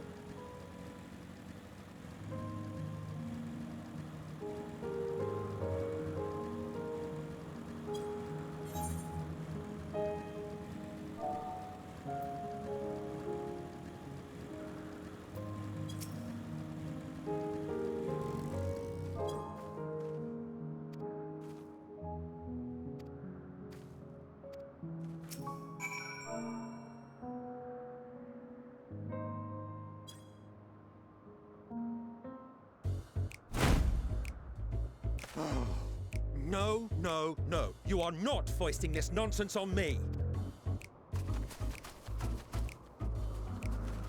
I'm given to understand you have the power to help the Charybdis, and should be quite willing to do so.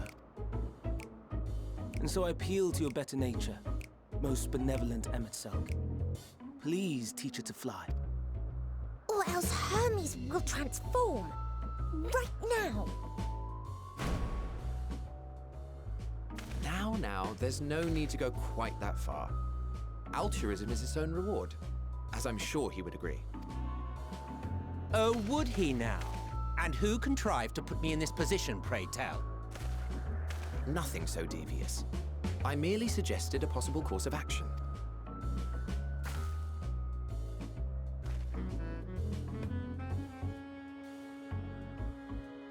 Please, Emet-Selch.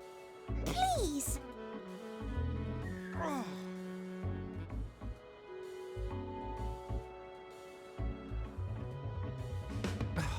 I did not come all this way to play nursemaid to your creations.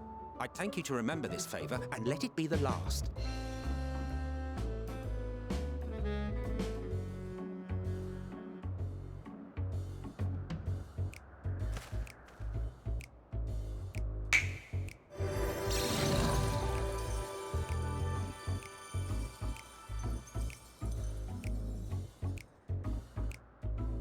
I will aid it once it has taken to the air. It falls to you to shepherd it skyward.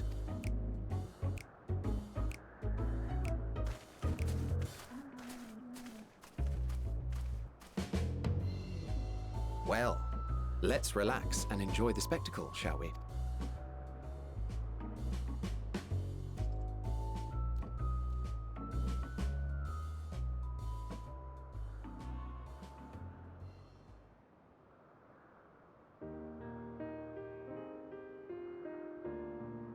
You were wondering why Emet-Selch joined the convocation. Truth be told, he wasn't the first choice for the office. I was, on the strength of my ability to see ether. But I declined the offer. For though my vision is exceptional, I am pedestrian in all other aspects. Worse even, quite abysmal when it comes to manipulating ether, for example. Couldn't transform even if I had a mind to do so. What good is the ability to perceive a problem if one cannot act to address it? Emet-Selch has no such shortcomings. He excels in vision and manipulation both, the latter to an extraordinary degree. If there is a mage more powerful, I do not know of them.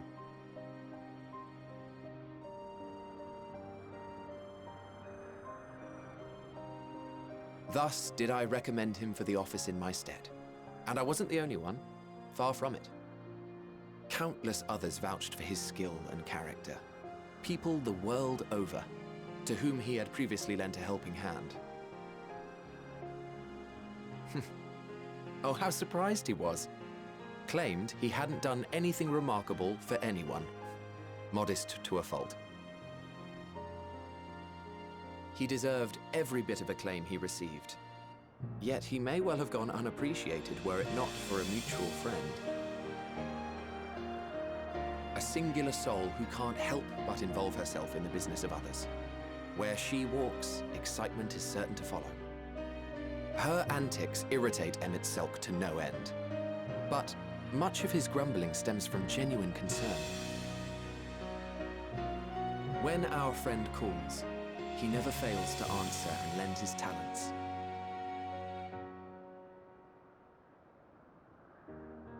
And in the course of doing so, he himself came to be recognized and respected by those around him.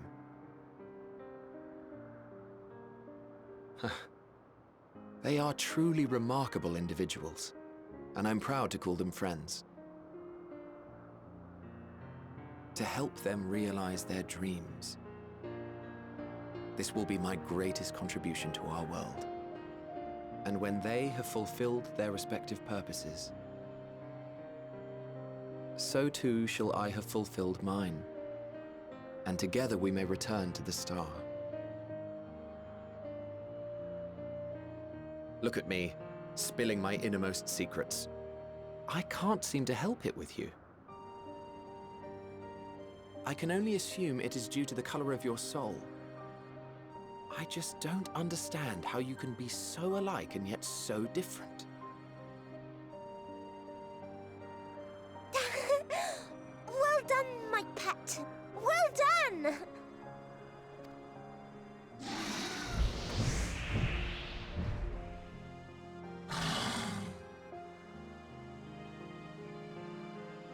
Ah, yes. I dare say the Charybdis will be fine here on. Why don't you go and signal to Emmett Selk? Let him know that his arduous task is at an end.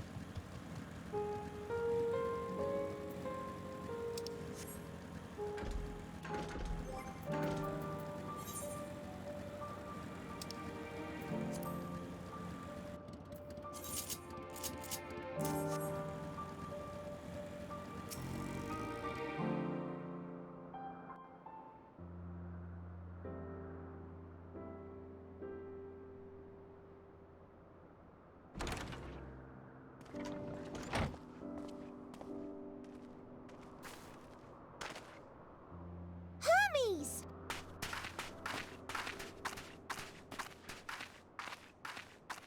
Oh, you were waiting for me.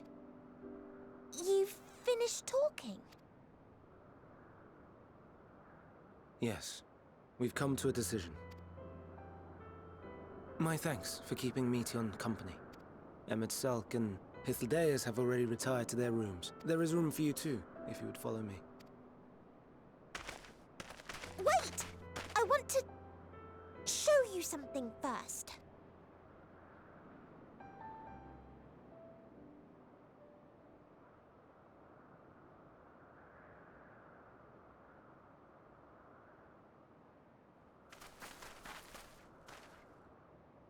Elpis flowers?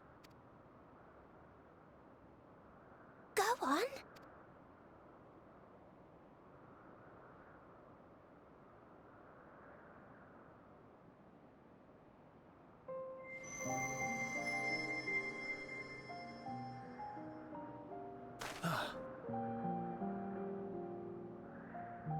You're not the only one, Hermes. Others feel sad too. I see Meteon has shared much with you.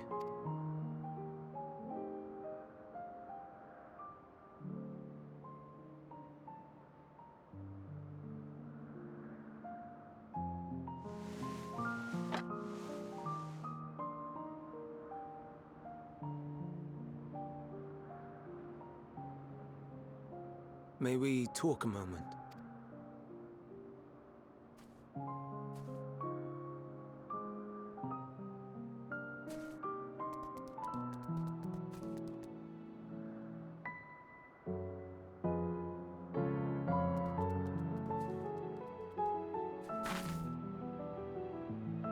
I do not think it wrong that we live for the star, that we strive to make it a better place. And yet, in carrying out my duties here, there are times when I am plagued by doubt. Do you recall what Hythlodaeus said when we first spoke of my nomination? Death is the privilege of those who have fulfilled their purpose, a choice they embrace of their own free will. And when they depart, it is always beautiful. Perhaps it is, but only for man. Creations that he deems useless are discarded with nary a second thought. Some scarcely born into the world, afforded a handful of breaths before life and potential are abruptly extinguished.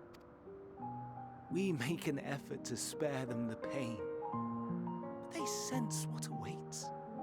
Rage and anguish and cower and fear, and it is not beautiful. Yet no one cares. No one. So fixated are we upon the duty that we do not pause to question the method. Pain and suffering, confusion and despair, writ plain in the eyes of those poor creatures. Yet no one sees. We turn a blind eye and carry on in blissful ignorance. Not amiss. And always, always the blossoms shine pure and white. A contradiction so blatant I could scream, want to scream. How can you all accept this aberration? Then I wonder, am I the aberration for thinking thus? And I'm filled with dread. But now I know I'm not alone. Not the only one for whom the flowers weep. I won't ask what you thought as you kneeled beside the Alpes, or if you only did it at Meteion's insistence. Nevertheless, I thank you. To know that you too have experienced suffering is a comfort.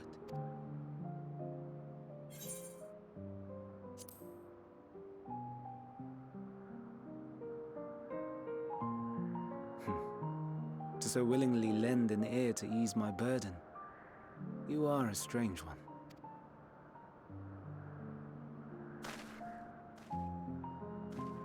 The stars in the heavens. Know you what they are? Though it is too far to tell, each glittering light could be a world not unlike Aetheris. A world filled with life. So many stars, so many lives. For us, there may be no higher purpose than to live for our world. But what of the other living beings out there? What is it that gives their lives meaning? That drives them day after day after... To pose that question to our undiscovered cousins, I created beings of dynamis, who can traverse the vast emptiness between the stars. Meteion and her sisters. Sisters. She has a great many of them, and they have already departed on their journey, traveling to one star and then the next in search of life, as one might expect. Exploration on such a grand scale is rife with difficulties, and thus far I've naught to show for it. But I have faith that we will make some manner of discovery ere long. And when we do, I should be glad to share our findings with you, in gratitude for your kindness. It's getting rather late. We had best find our beds. It would not do for both of us to be sleep-deprived on the morrow. Come, Meteion. Let us head back. All right!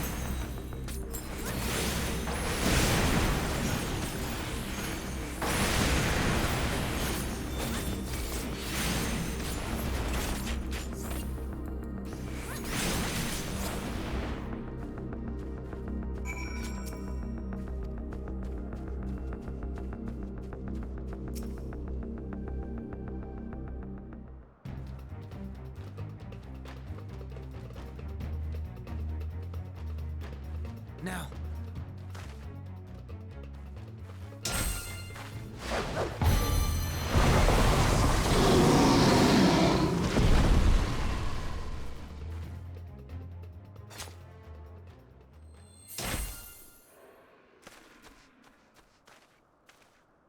Oh. Forgive me. Please, forgive me.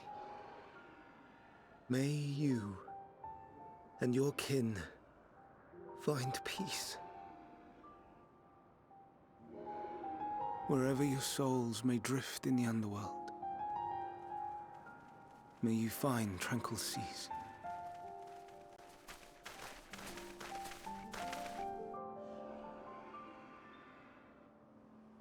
Be not forgotten, in concept endure, to reclaim form and one day live again.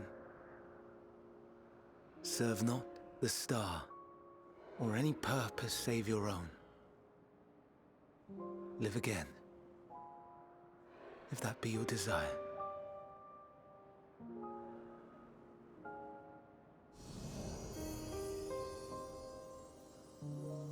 Hate, if that be your want. We are worthy. But leave your suffering behind.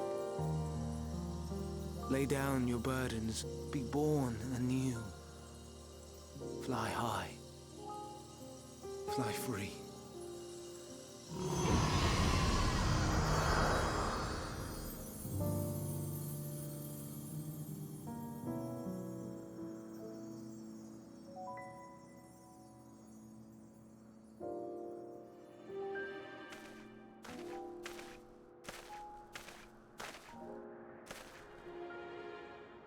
Join the convocation, Hermes.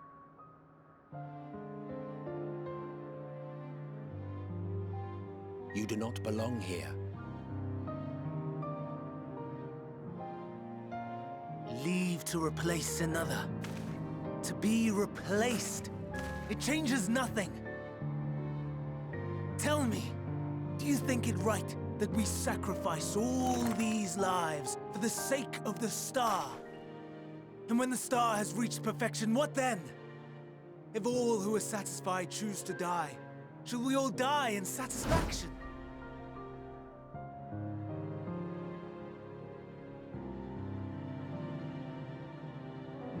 I do not know. Were I to take up the seat of Van Daniel, it would be tantamount to approving my predecessor's death. I do not know if it is right. And to be torn by such thoughts, I do not know if I am fit to represent mankind. Hermes! Please don't be angry. It hurts so.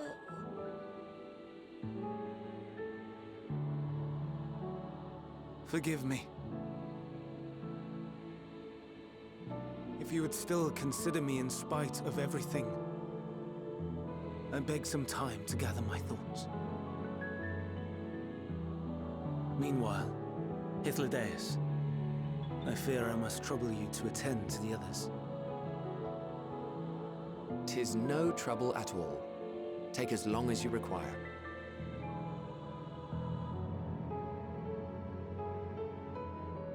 And you, my friend, I pray you find that which you seek.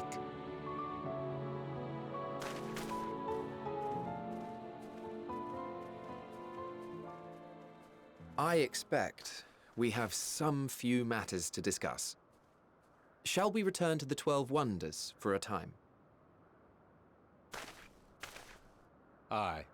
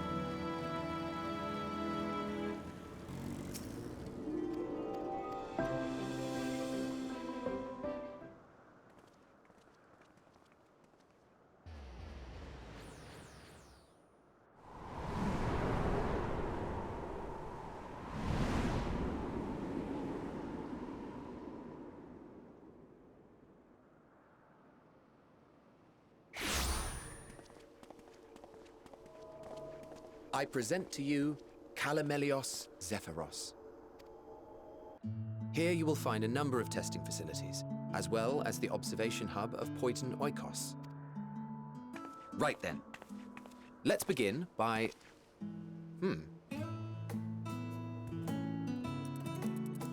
Well, well. An Arrhaeus. How delightful.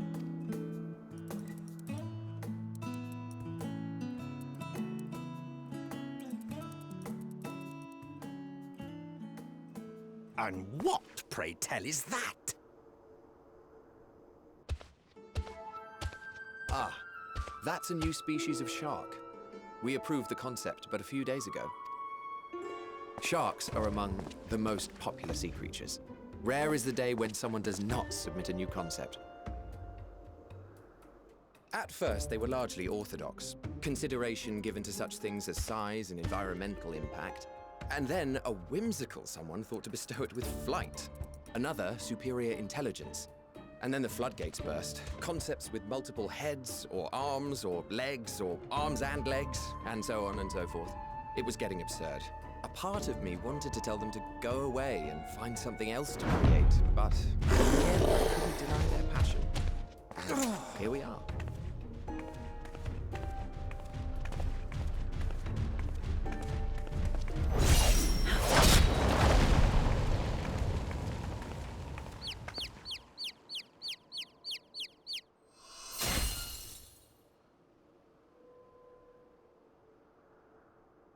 That was too close.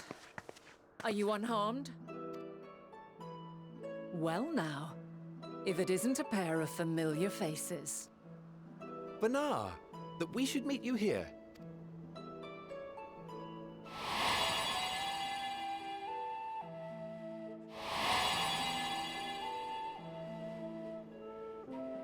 As I mentioned earlier, the better part of the convocation holds that when we retire is when we return to the star. Well, she is not among said majority. Even after stepping down, she carries on with her work. Vanar is her name, and she is the previous Azem. It has been a while, Hythlodaeus. You look well. Less so, Emmet Selk. I dare say the lines upon your brow have both deepened and doubled in number. A shame for one so young. You must make an effort to frown less often.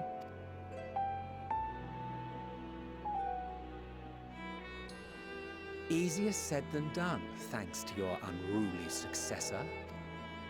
How is she, if I may ask? Incorrigible as ever. Rushed headlong into a volcano on the brink of eruption just the other day. I should be glad to share the tale in its entirety later, if you're so inclined. Oh, you know I am. Now then, you are?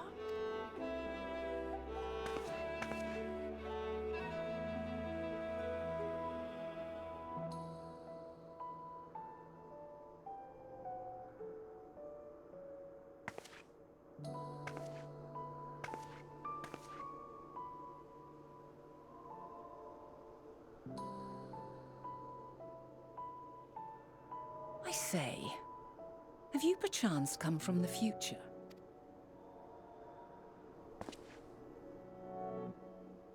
I do not believe we have ever met, yet I sense my magic upon you. Therefore, if I wove the enchantment, I could only have done so at a later point in time. What manner of magic is this, if I may ask? A traveler's ward, of course. It prevents the corruption of one's ether.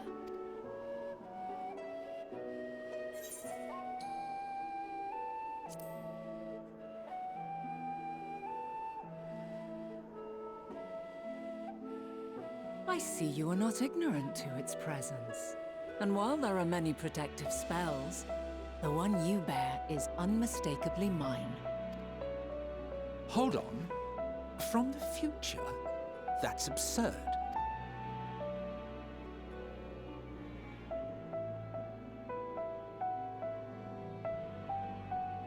What is it? Are you unable to speak of the matter?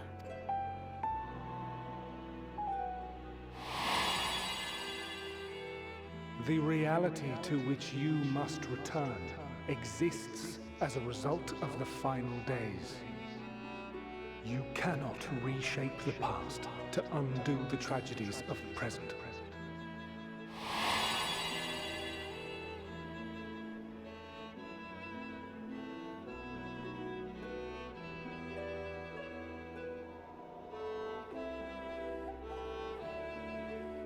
So, your actions here will not change your history, but they may yet affect the course of ours. How very exciting! I'm quite fond of delving into the unknown, and there's naught more unknown than the future. Until a moment finally arrives, we cannot know for certain what will come to pass, regardless of our supposed foreknowledge. So you needn't worry for us. More importantly, that you should go to such great lengths as to travel unto the past bespeaks the gravity of your quest. Will you not reveal it to us? Mayhap we can be of aid to your cause.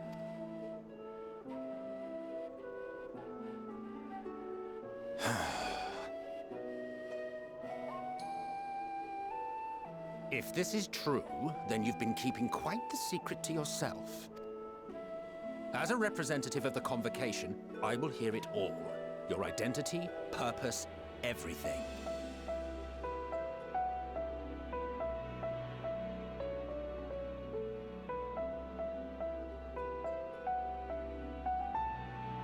Why don't we move to a place more conducive to calm conversation? I've been working here for some days now at an old friend's behest. If it is agreeable, we may make use of my accommodation at Poiton Oikos.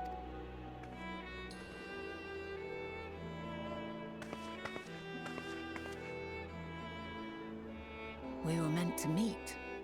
I am certain of it. Else I wouldn't have marked you so clearly, and sent you unto myself in the past. It's precisely the sort of mischief I would get up to.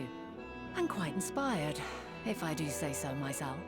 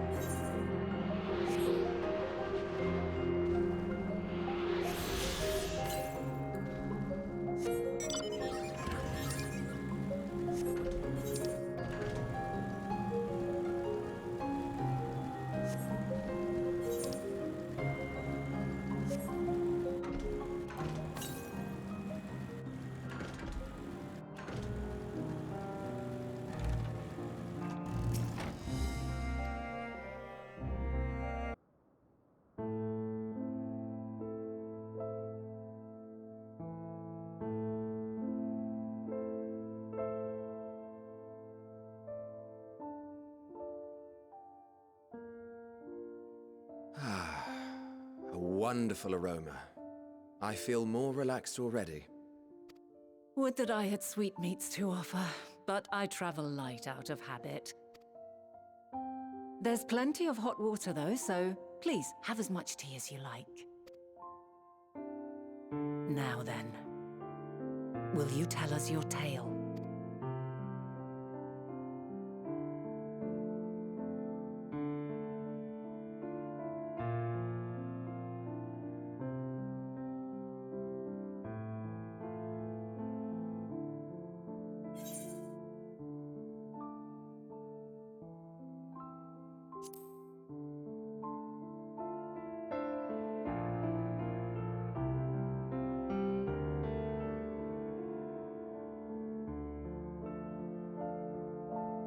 Why don't you start from the beginning?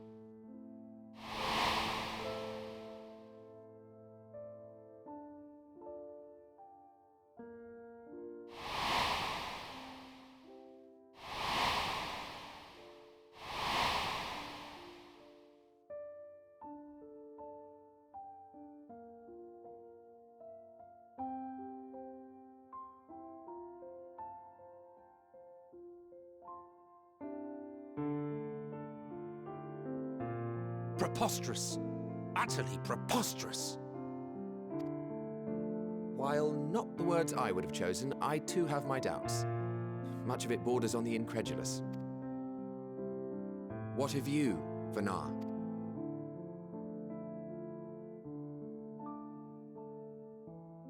Not knowing the precise details of the first final days, it is difficult to determine the veracity of the tale. Supposing it is all true, I must ask myself why I would do what I did. Why would I feel I had no recourse but to oppose the 14 and create this Hydaelyn? Circumstances change, of course, but it would not have been an easy decision regardless. No, there must have been a reason. One compelling enough to force me to take such drastic measures. Then there is the Elpis flower, which I said would serve as a guide. That it's of import to your mission is plain, but your presence here leads me to believe that this place also holds significance. But what could it be? What are we meant to accomplish? Might it not be simply thus? In the future, whence she came, the final days could not be averted. Mankind has no choice but to flee the star. By alerting us to that eventuality, perhaps you wish to pave the way for other futures. Theoretically speaking, it is a possibility. Yet if that were my primary objective, I see no reason to guide our friend to Elpis specifically. The capital and Amarot, or even my own home would be more logical destinations.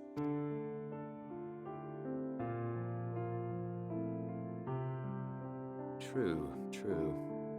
I note also that Hydaelyn did not specify a point in time to which she must return. By this, it may be inferred that it was not critical that we should meet. Alternately, she had reason to believe that our paths would converge, coincidental though it may seem. This is quite a puzzle, and we do not have all the pieces. Hardly any, but we do have one immutable fact. If the final days are indeed as described, they will bring death to all that I hold dear. Yet despite being afforded long years of preparation, the only provisions I could make were for flight. Nay, my first and foremost endeavor would be to find a way to forestall the coming doom. Given that even the 14 failed, mayhap you deemed it impossible. Nothing is impossible. This I have always believed. And if Hydaelyn is indeed me, she would believe the same. Listen to yourself. Are you seriously entertaining the notion that you are a messianic figure in some far-fetched tale?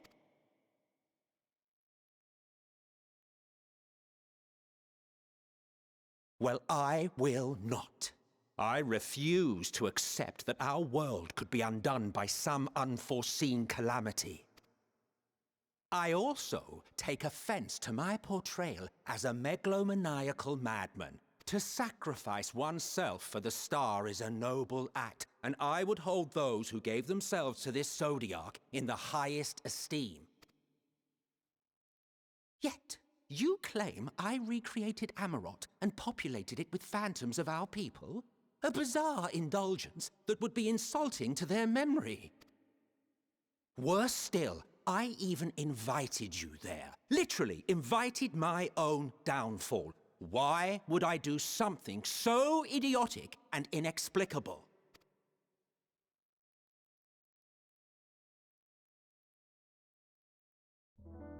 Now, I will allow that the hypothetical task of restoring our world would be daunting in the extreme. The thought of having to bear such a burden for 1,000 lives horrifies me. But I would never forsake my duty. I would never forsake my brethren.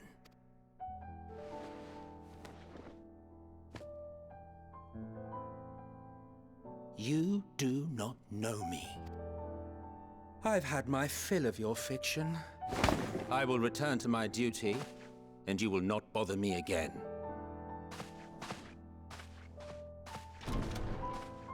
Emmett Selk! Wait!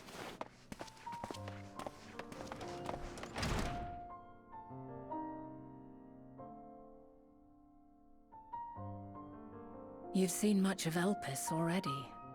If you have any observations to share, I should like to hear them.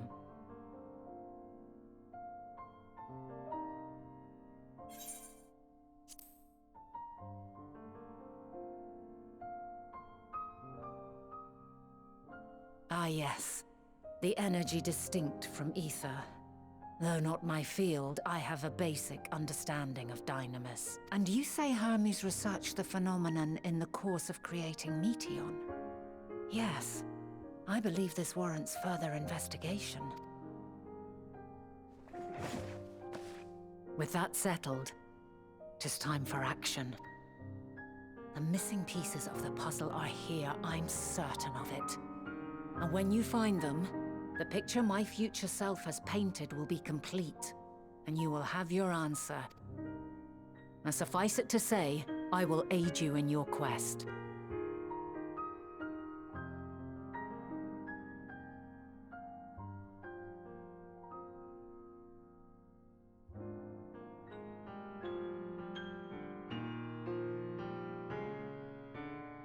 Have faith. If Emmett Selk is the man Azum described to me, we've not seen the last of him.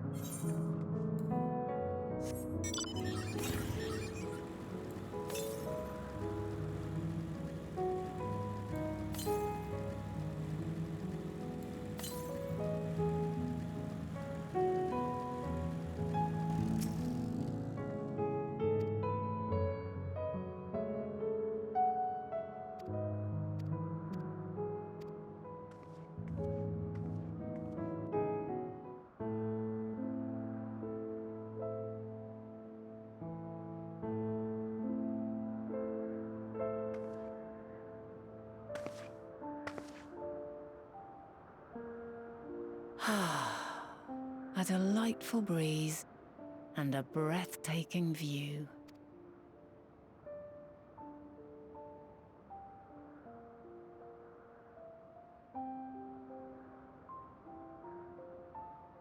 What is it like in the future? Is the world still a beautiful place?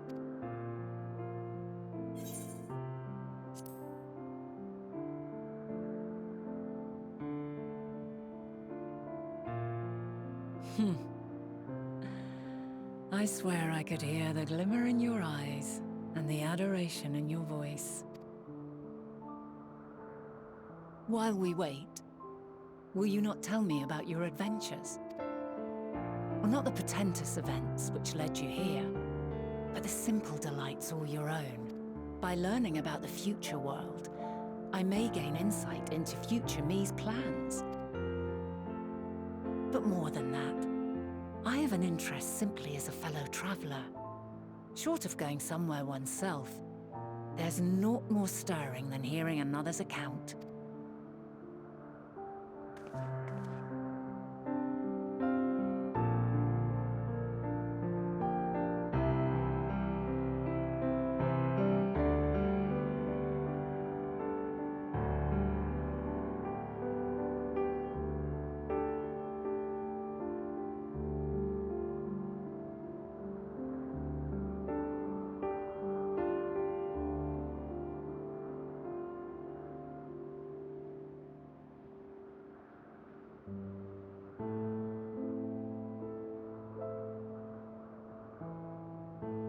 Incredible! Would that I could have been there to see it.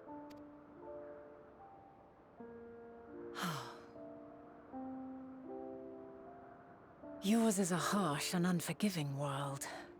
Yet in spite of this, your brethren hold fast to their virtue. To know that the light of mankind's potential still shines, even in that faraway place, it gives me heart.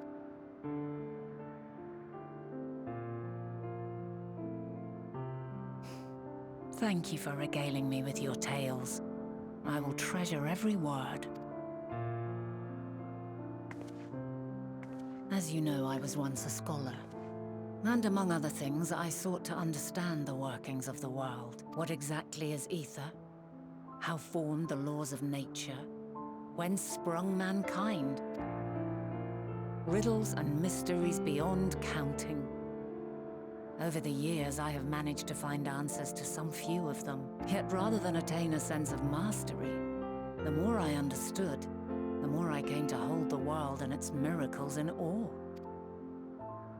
We too are miracles, each and every one of us, born of the warm breath of life that traverses the heavens, swirling through eternity. When I fully grasped the improbability of our existence, nothing felt impossible anymore. If it could be imagined, it could be done.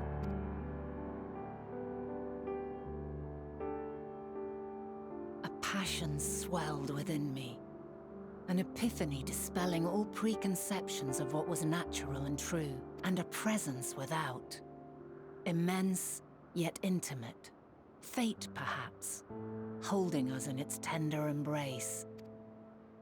As reassuring as it was intimidating. How keenly aware I became of creation's fragility, built as it is upon precarious happenstance.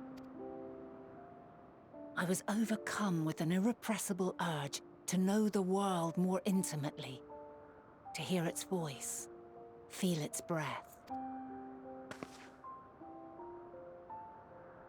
I ventured forth on a journey that very day, so very long ago now. Freed from presumption and prejudice, I saw the world through a newborn's eyes. Everything fresh and new, and so beautiful. Lands that stretched on forever. Skies one could drown in. The heartbeat of nature, silent yet strong. And amidst it all a people. Beacons of light and life. Laughter that warmed my heart like naught else before. They are my meaning. and my purpose, my love. And so long as they need help, I cannot return to the star. Perhaps my future self is still waiting for it. A moment she can let go and walk unto the end, safe in the knowledge that man will find his own way.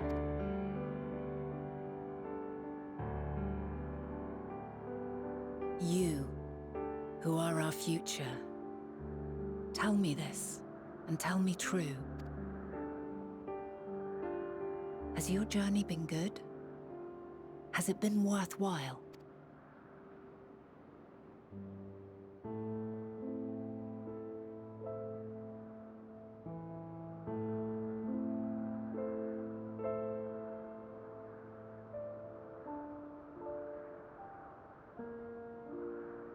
Pray forgive my lateness. My observation subject was rather irritable, and it took a while to settle it down. No need to apologize. Your work takes precedence. Besides, we had a pleasant conversation in the meantime. You're too kind. Now then, I'm told you wished to ask me some questions. Indeed. I've an interest in one of Hermes' creations. Meteon. You witnessed a host of them take flight, yes? Oh, that! Yes, I did. 'Twas in the dark of the morn. I'd left the Thalassai after nocturnal observation. As I walked along, I spied a bright light climbing high into the southeastern skies. Then, in an instant, it was gone, like a shooting star, only rising rather than falling. But then another shot up, then another, and another. Intrigued, I made my way to the edge to investigate. And who should I spy on an isle to the south but Hermes and Meteon, the Metea, rather. There were lots of them, and I realized they must be the shooting stars that I'd seen. A dazzling spectacle indeed. Have you spoken with Hermes about this? Oh, yes. The sight left such an impression on me that I approached him about his mystery project the very next day. Alas, he said that he couldn't reveal anything just yet, that he needed to conduct further tests. It shouldn't be long now, though. He often returns to that isle, and I have a feeling he's nearing a breakthrough.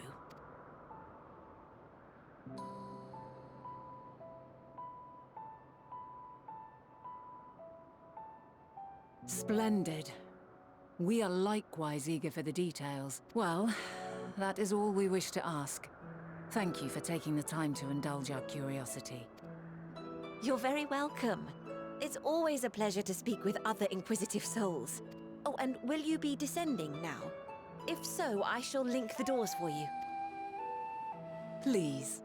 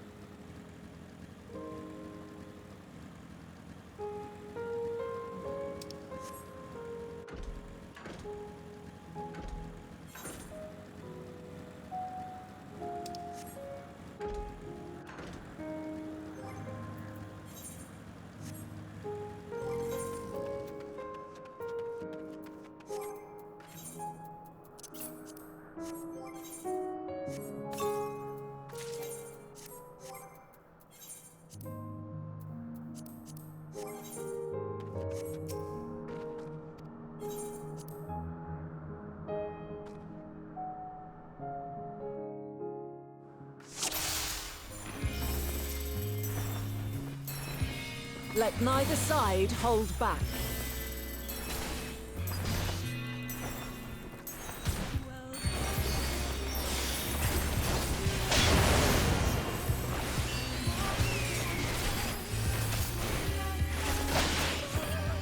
My blade sings!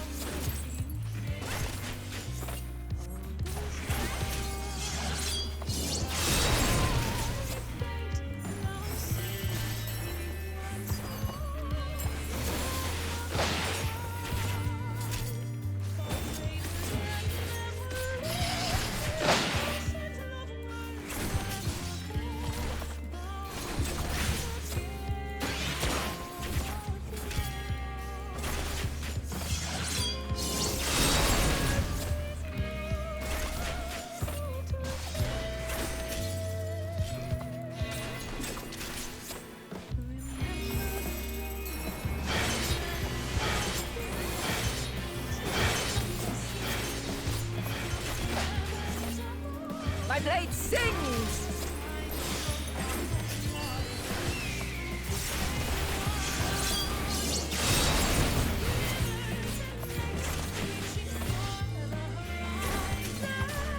Impressive. I shall have to try something different.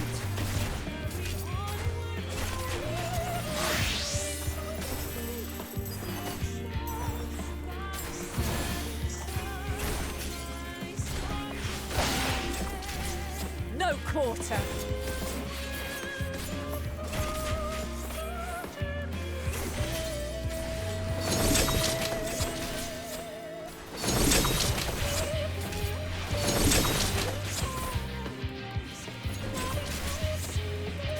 Have a taste.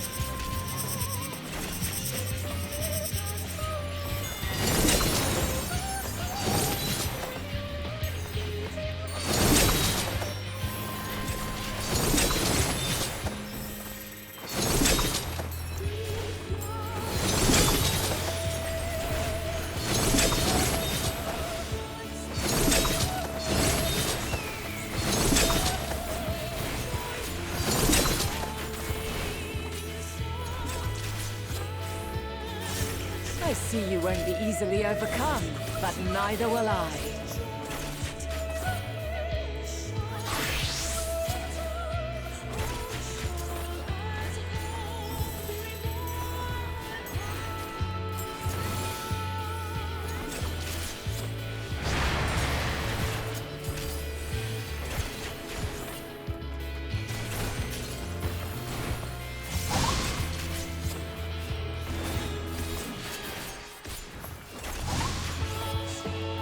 Prepare yourself.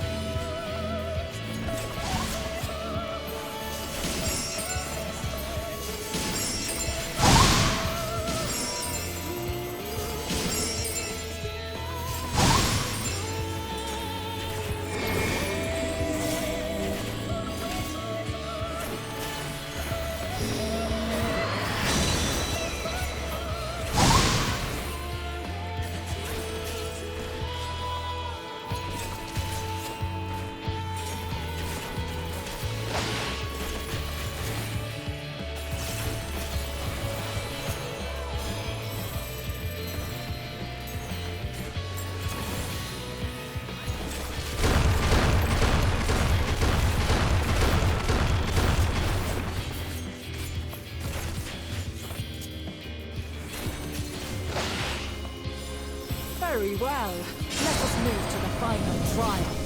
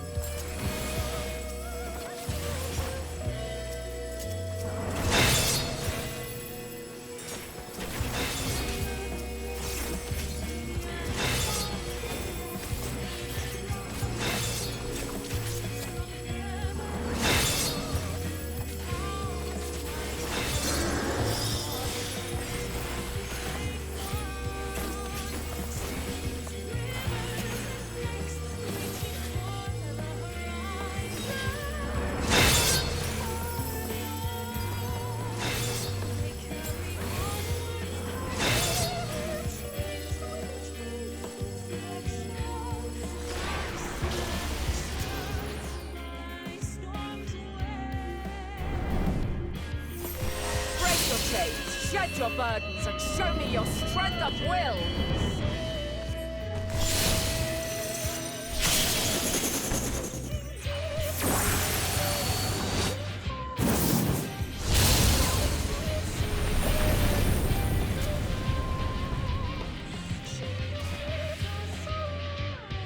You still stand. The people of your time are more resilient than I had dared hope. I have seen enough.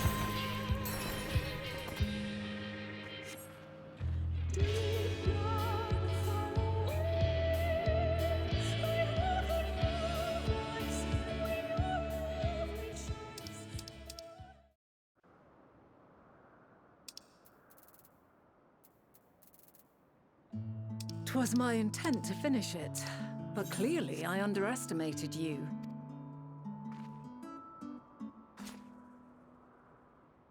One would think I never learn. I made the same mistake with Azem when we first sparred. Despite being less than half my age, her strength was astounding. As is yours. 'Tis plain you have weathered considerable hardship. Far more even than your tales would suggest. It seems we have both learned much on our journeys.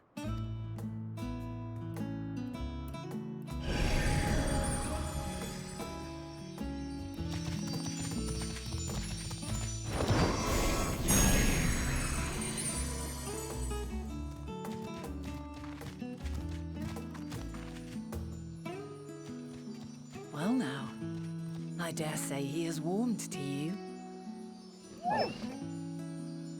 A boon to be sure. He never forgets his favorites, and is ever eager to come to their aid.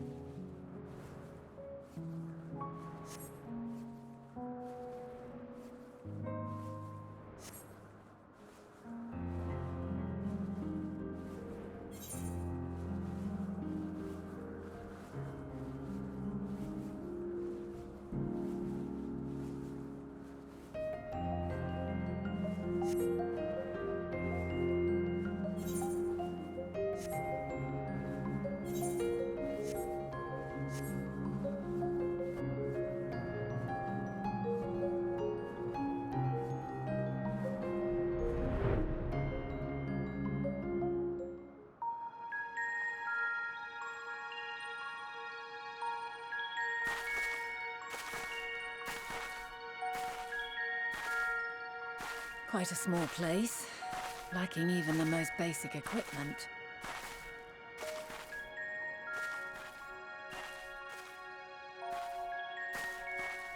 The present may yield no clues, but we may yet try perusing the past. Have you done this before?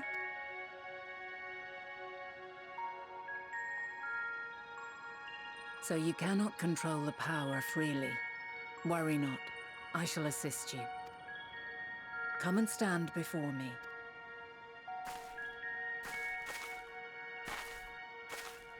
There are two ways to see the past. The first entails peering through the walls of the soul in the moment a subject is recalling a memory. The second requires no subject, and is instead a process of piecing together an event from ripples left in the ambient ether.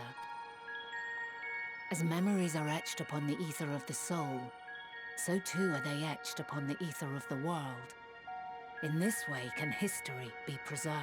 Such memories are given to fading, however, and can prove challenging to visit. But come, let us try. Close your eyes.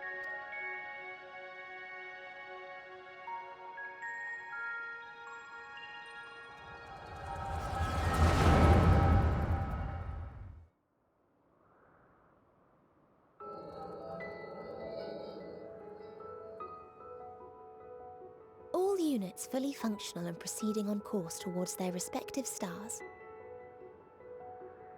Estimated time to completion of survey is 108 cycles. End of status report. Severing connection with shared consciousness.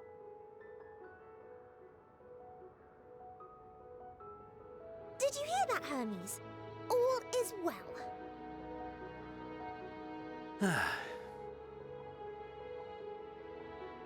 Yes. Good tidings at long last. Every step of the way, I've been reminded how little we understand creation. How the universe defies imagination. But soon we won't need to speculate. We'll know the answers. What others live for. Indeed. And we'll owe it all to you and your sisters. I wonder what answers we will get. Whatever intelligent beings that exist out there are bound to be vastly different from us. Diverse in form and culture. Possessed of unique ways of thinking. Their conception of life and its purpose will be no exception. Completely and utterly unlike ours. Utterly unlike... how? I have no idea. Yet whatever answers we receive, I will not dismiss them out of hand. No. I will think earnestly on them all, and I will share them with our people, that together we may contemplate our own existence. Perhaps then our star will become a better place. Not only for man, but for all life. Meteion, though I gave you wings to soar the heavens, I did not teach you how to walk the earth. So loath was I to bind another living being. In the course of your long journey, you will learn from those you meet, learn to walk and run and so much more. And when you return, older and wiser, we will have a celebration to mark your homecoming and coming of age both. Will there be apples? Covered in syrup? And how are you supposed to eat them? Rather than food, perhaps a flower. Yes. Upon your return, I will gift you a beautiful flower.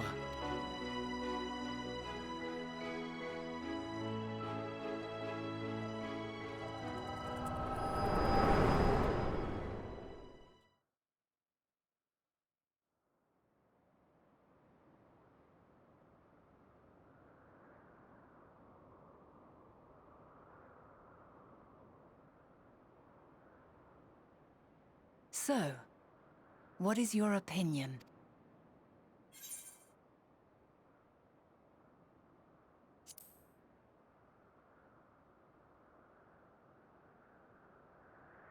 I'm inclined to agree. As we had suspected, the two are somehow involved. Yet 'tis difficult to believe that they would deliberately seek to end all life.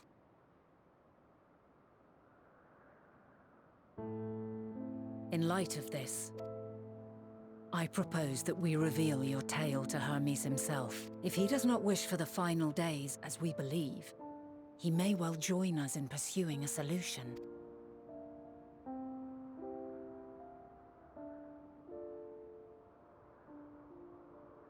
Then it is settled. Let us seek out our friend with all swiftness. 'Twould not do to let such a pure soul be blackened by tragedy.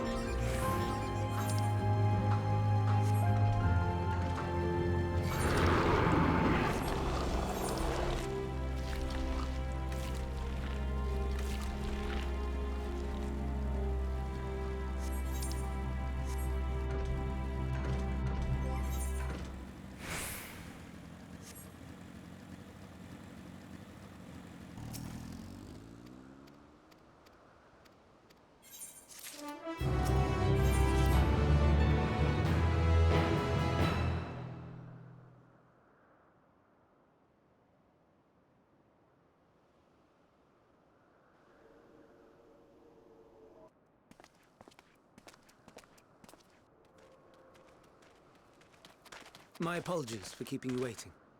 I understand there is a matter you wish to discuss. Aye.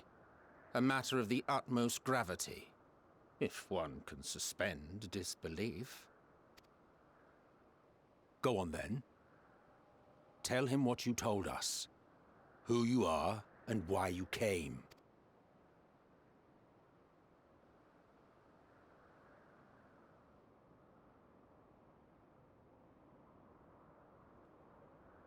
The final days.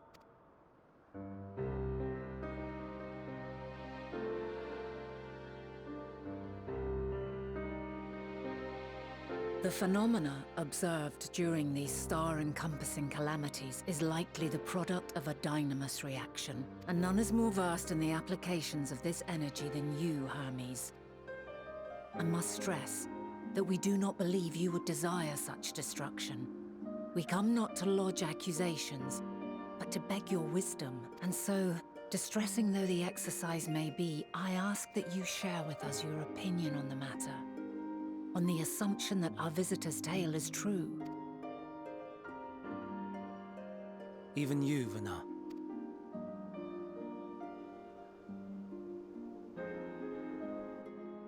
As you say, the phenomena observed in the two calamities may both be attributed to dynamis.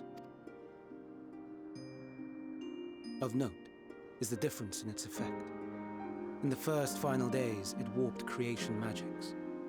In the second, it warped the people themselves. The key variable, I suspect, is the etheric density of the men of each age. As you know, ether, in essence, negates dynamis. Harboring high concentrations of ether, we ancients cannot readily manipulate dynamis, nor be manipulated by it. Therefore, rather than ourselves, the calamity affected our magics. In contrast, having been sundered, the people of the future are composed of but a fraction of our ether. Thus are they susceptible to the influence of dynamis and its transformative potential. But that would explain only the mechanism, not the cause. Though perhaps...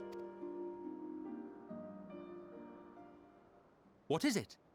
Even should it be a hypothesis, we would hear it. Dynamis is an energy put in motion by feelings. Feelings for which there must first exist a source. A source to which the victims must be attuned. One that harbors the selfsame negative emotions. Elsewise it could not be the agent of such extreme change. So it wasn't the stagnation of the celestial currents. Someone, or something, is instigating the star's demise.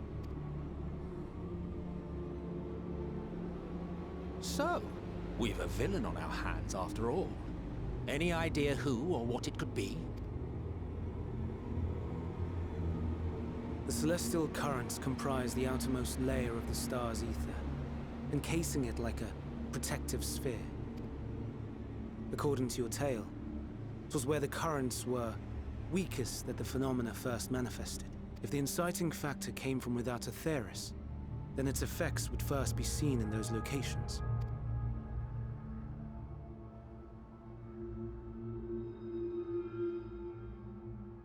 Greetings. Can you hear me?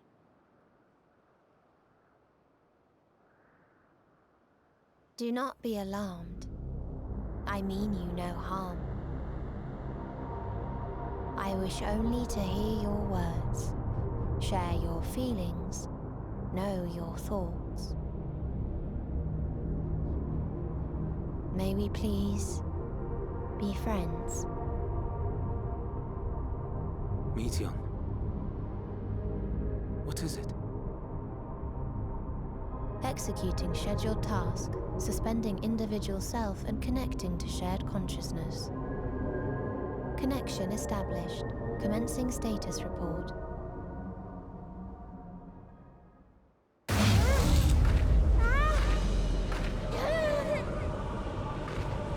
It hurts! It hurts!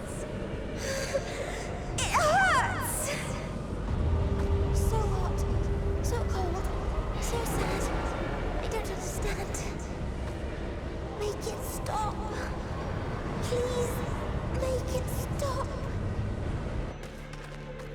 Steady, Meteon. Steady. So scared. So lonely. The pain. It's too much. Why? Why? Why do we... They hurt. Hurt. Hurt. This is wrong. All wrong. She's gone? But how? She's altered her etheric density in order to blend in with her surroundings, an ability for avoiding confrontation. Most effective. Frustratingly so. I can't see her either. Not even a trace. Stay away. Please. This is wrong. My mistake. So please. Are you all right?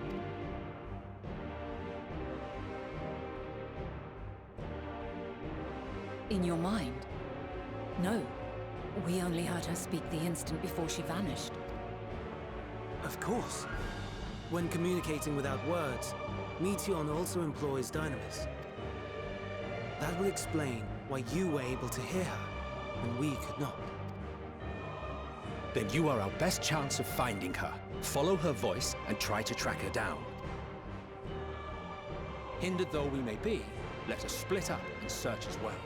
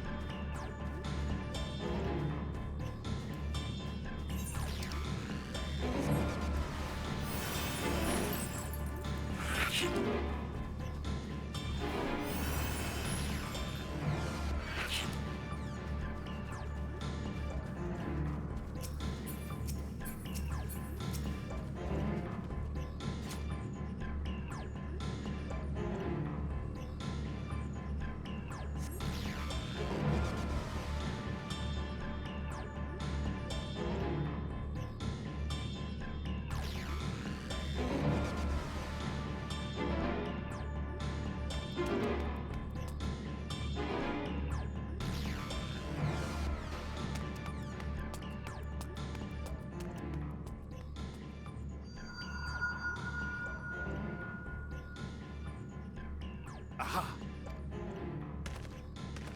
Give chase. We shall herd her into the shelter.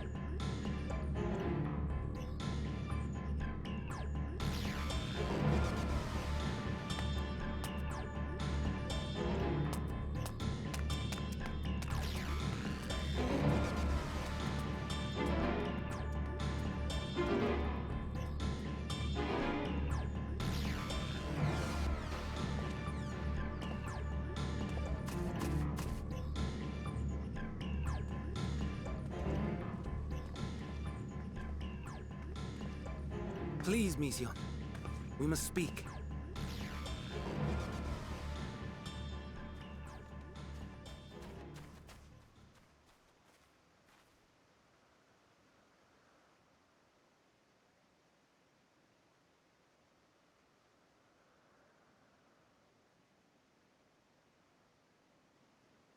I'm sorry, Hermes. I'm so sorry. If someone can hear these words, then please... please protect them. Protect them all.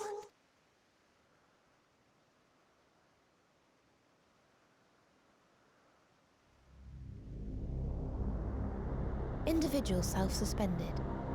Connection with shared consciousness stable. Our survey is complete. We shall now report our findings.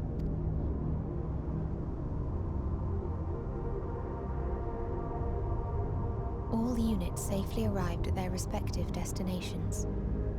Seeking answers to Hermes' question, we attempted to make contact with the intelligent denizens of each star. Results are as follows, in order of numerical code. Enna. Traces of civilization found. Structures believed to have served as domiciles. No extant life forms detected. Dio. Ruined remnants of buildings scattered across star, surface of which is encased in ice. Presence of life could not be verified. Tria. Evidence of large population centers, akin to cities recovered. No extant life forms found, only their lingering essence. Tessera. Edifices surmised to be abandoned residences found. No extant life forms detected. Deadly plague or extreme environmental degradation likely to have led to mass extinction. They are all... dead. Octo. Star found in state of violent conflict. Contact successfully made with inhabitants, but deployment of weapons of mass destruction resulted in total annihilation of local population shortly thereafter. Inea. Star is a barren desert. No identifiable flora found. Bones of living beings resembling men discovered beneath sands, but determination regarding their intelligence inconclusive. Remind me, Hermes, what exactly was the question you entrusted to Meteion? I tasked her with asking what others live for. What gives their lives meaning. Did you consider what may happen if the premise of the question is flawed? To be able to answer it, one must be living and desire to continue doing so. But if Meteion finds no living beings in the course of her journey, or none who desire to live, what then? What answers would she derive from their silence?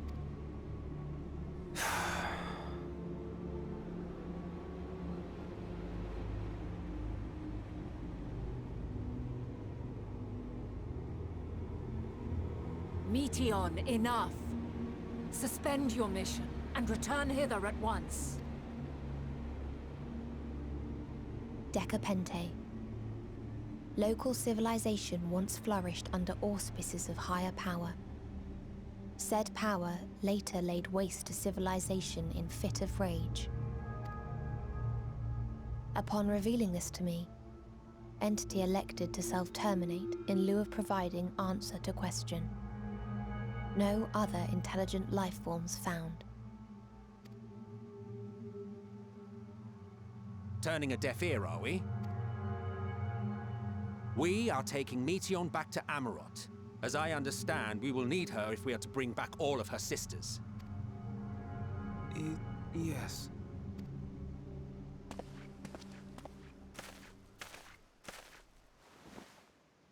Meteion.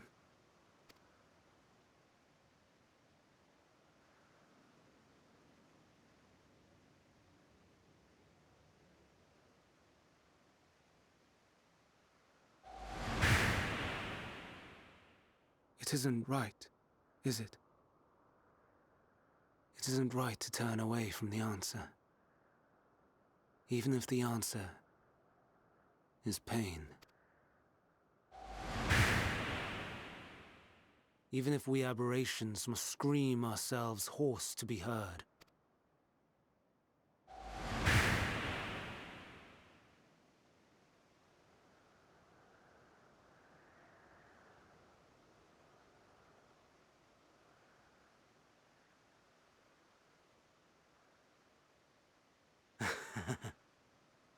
Aye. Whatever answers we find, I will not dismiss them out of hand. These words I said to you, and I will hold myself to them.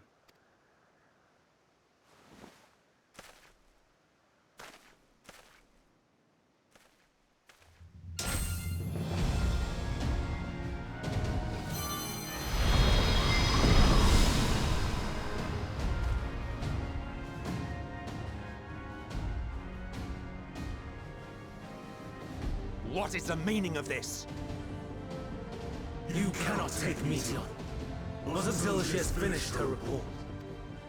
All else must wait.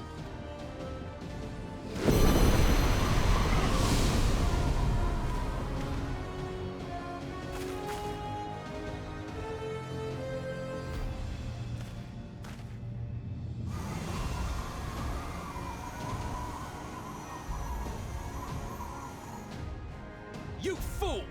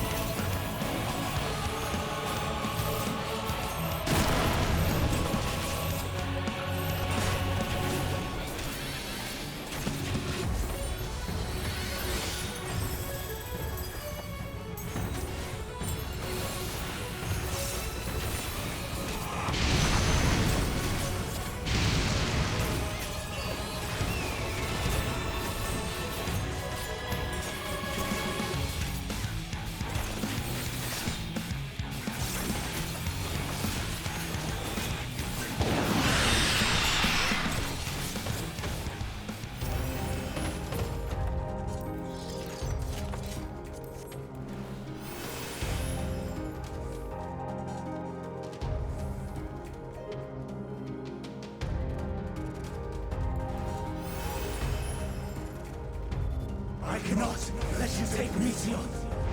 Not yet!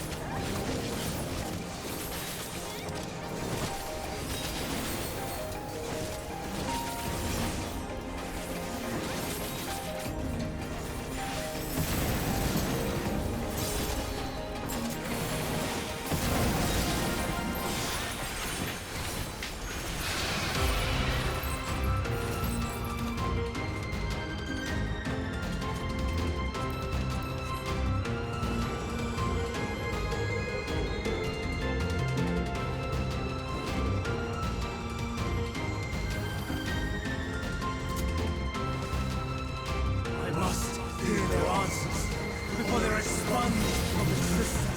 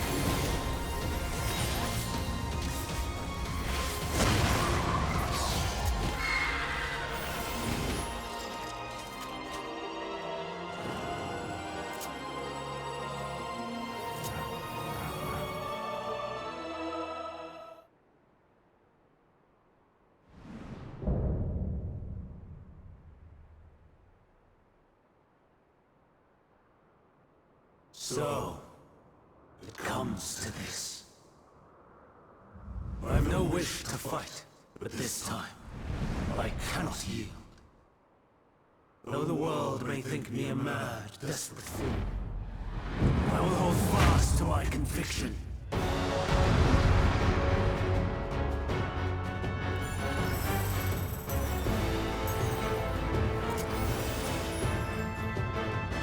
I will have the time and tranquility I require. Gust and gale, gather to me!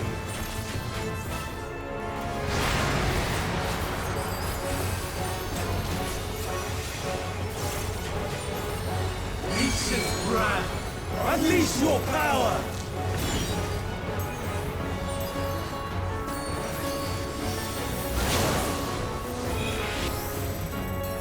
Dancing winds, pierce my foe!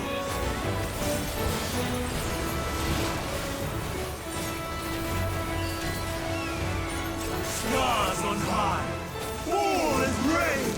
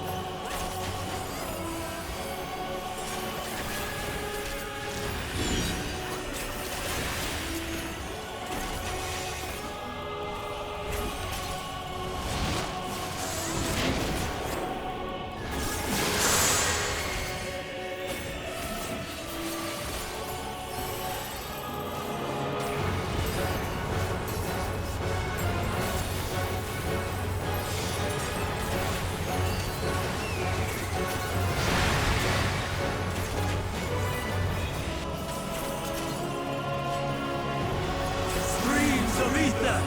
Search as one!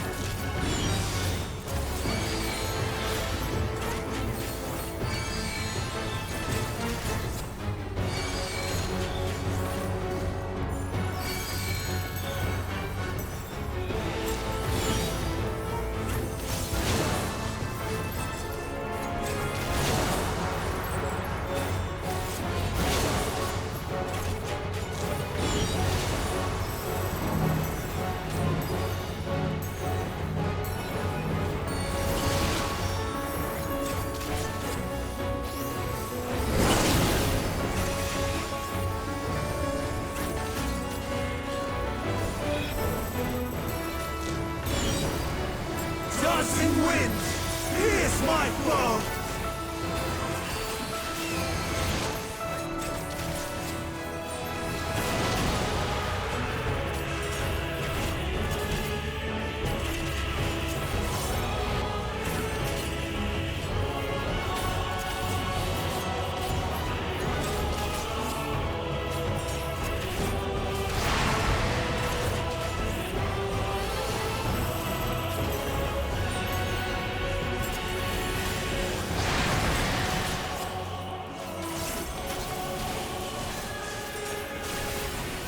Stars on high!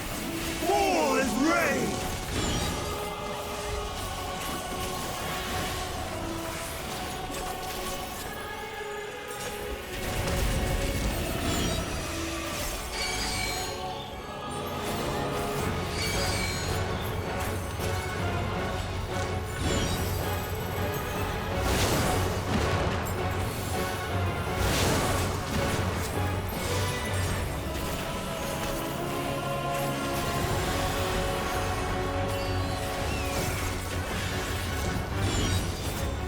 Even when transformed, but I am not finished yet.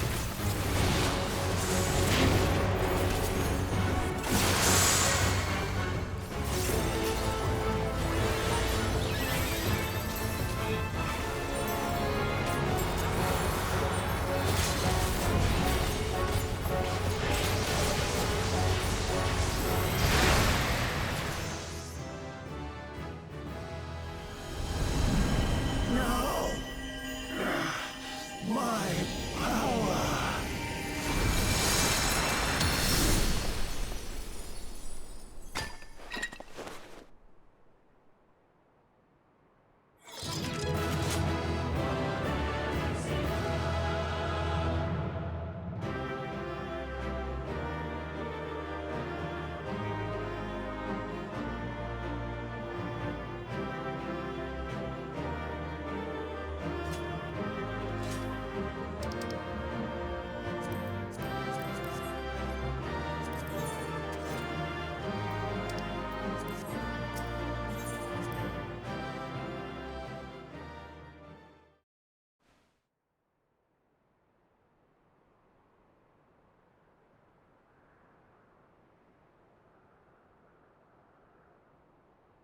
It's over, Hermes.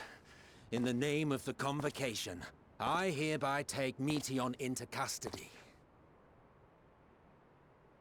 And setting aside the matter of your nomination, you will come with us too. We require your knowledge to assess and resolve the situation.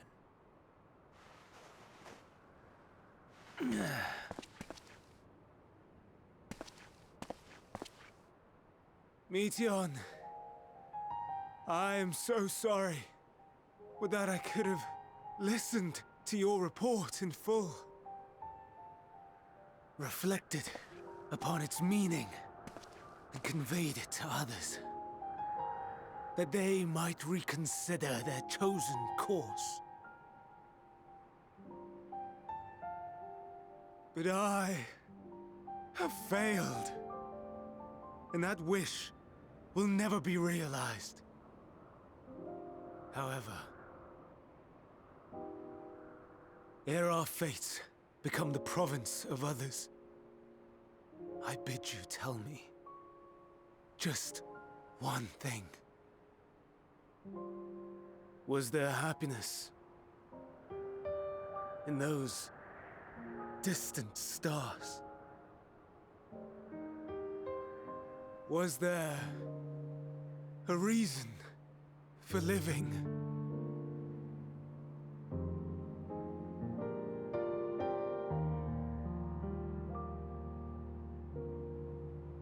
We conducted our search as per your instructions.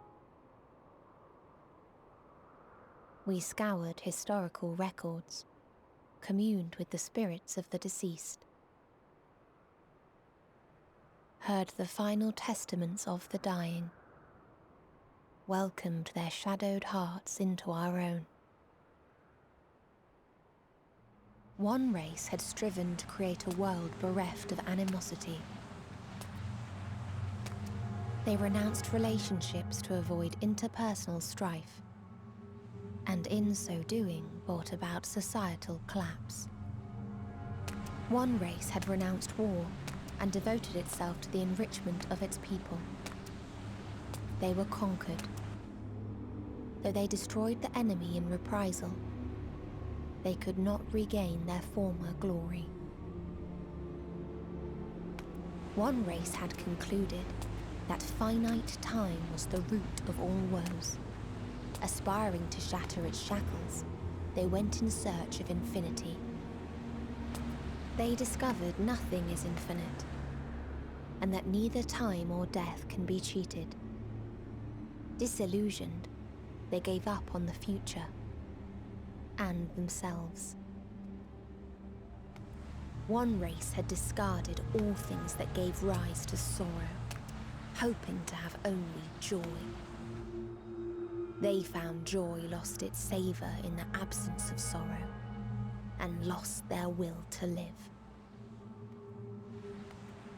Though worlds apart, these peoples shared a belief. The belief that they had tried their best. That they had tried to fulfill their potential with every step and success.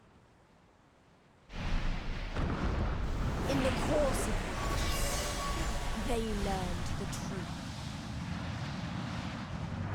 That they would never be free of fear and sorrow, anger and despair, of loneliness, so long as they yet lived.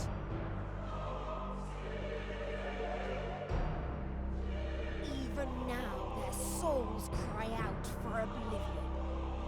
And to this song of anguish, I lend my voice. We lend our voice. Oh, beloved mankind, shimmering jewels of beautiful Atheris, rejoice, for we will free you from the cruel yoke of existence. There is no need to struggle in vain, for in nihility awaits salvation. You will know peace and serenity, and it will be beautiful. We will make our nest at the edge of the universe, and there in the dark of dead worlds hoard sorrow and suffering. There we will sing, our chorus ever louder and ever clearer, that our song may reach even this ether-shrouded star. Such is the answer we have found in the stars. Such is the gift we now offer to Atheris.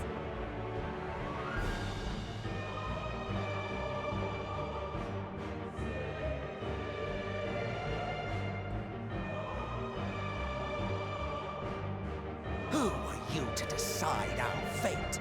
To decree we live or die?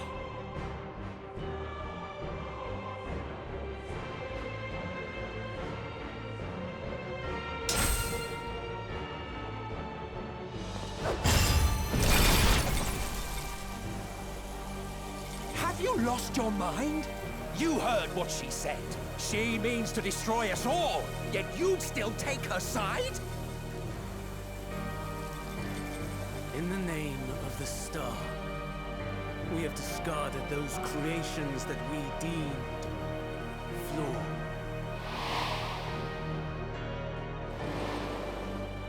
If we ourselves are flawed, does it not stand to reason that we too should be discarded?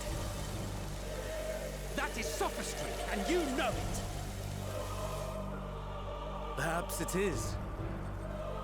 Perhaps I am wrong.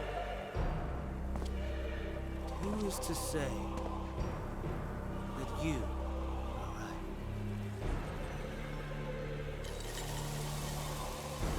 Let us settle this with a determination. In my authority as Chief Overseer of Elpis, I will make a judgment on man's fitness to exist. If he can learn to value all life and retain his will to live, even should his end be justified, he will surely find a way to avert his demise. If not, he will perish in stone. As with all determinations, provisions must be made to ensure fairness. Kairos! Awaken!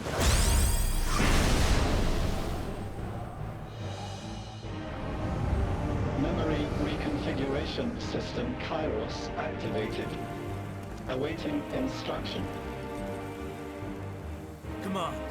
Universal memory alteration. Target area. Catesis Hyperborea. Starting point. Arrival of Emmett Selk of the Convocation at Propylion. Endpoint. The present. Erase the memories of all events, and replace with a vague recollection of the following. I was here, preparing to demonstrate the functionality of Kairos to Emmett Selk and Hithidaeus. Meteon's shared consciousness became unstable. She and her sisters could not sustain their existence, and all dissipated at burst. The resultant shockwave accidentally triggered Kairos, which erased several days of memories from all present. Execute. Command acknowledged. Initializing. 3 processes remaining to execution. Bravo. I dare say one would be hard-pressed to make it fairer. Everything that you told us, everything that has happened, the fact we've even met, it will all be gone.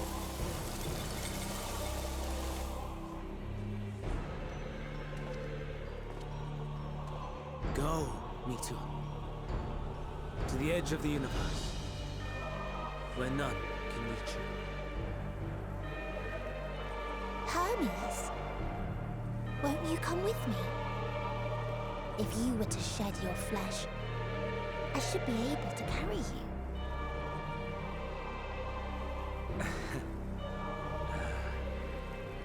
I will remain. As a man, I will oppose the oblivion you bring. Silly fool.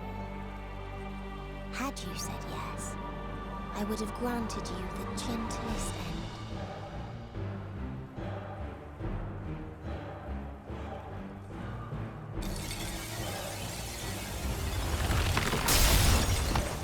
This ends here!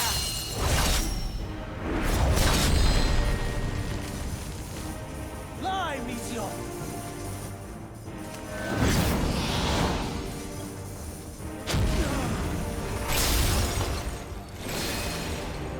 That is far enough, Hermes! Argos, to me!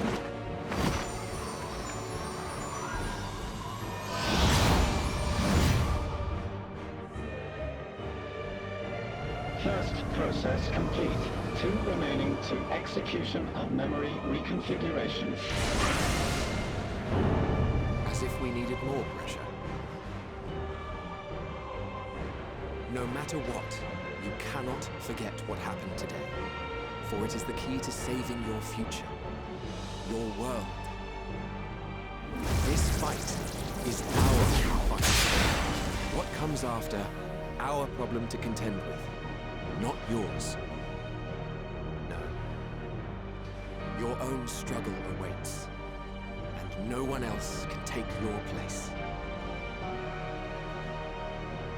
You must flee this place with your memories. I will see that you do. Now then, where is it? There you are, my little confluence.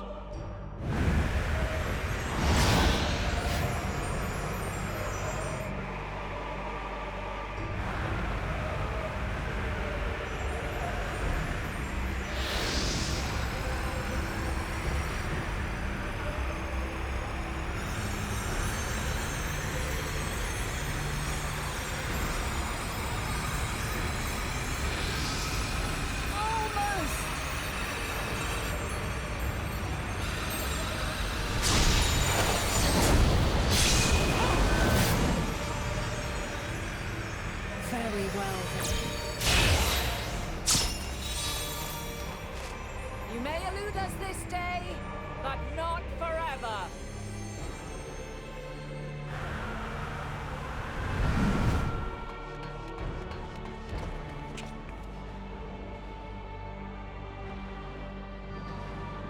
Meteon's gotten away.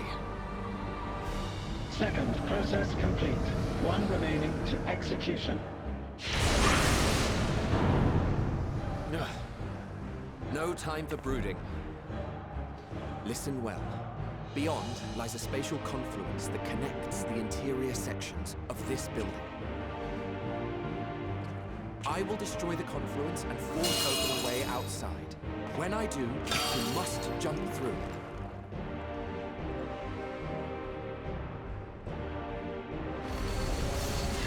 I cannot tell you how sorry I am. Neither can I let you escape!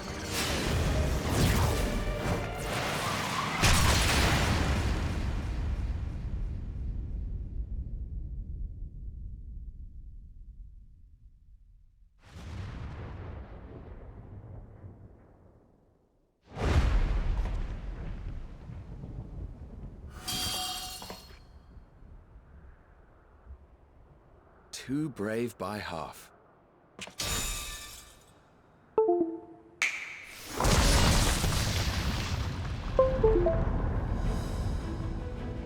Exemplary work, as always, Emmett Selk. What? But how? I thought the confluence was... Over there? Yes. We were rather hoping we would. It was never anywhere but where it is now. The instant those two began making their way towards nothing, 'twas clear the plan was a diversion. I'm quite incapable of destroying a confluence, I must confess. A gambit brazen beyond words. Though we've grown accustomed to reckless improvision due to the antics of an incorrigible associate. Though, in the case of certain present company, incorrigible is an understatement. Honestly, I'm beginning to suspect it's a requirement for every Azem.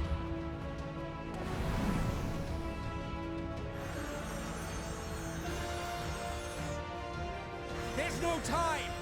Quickly! Even now, I do not believe your tale. I would not suffer us to walk such a wretched path. Still, if it must be said, do not squander it, the legacy I leave you.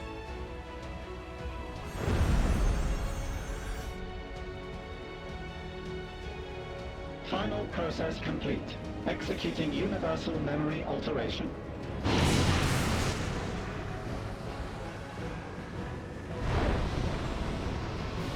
Go, Argos!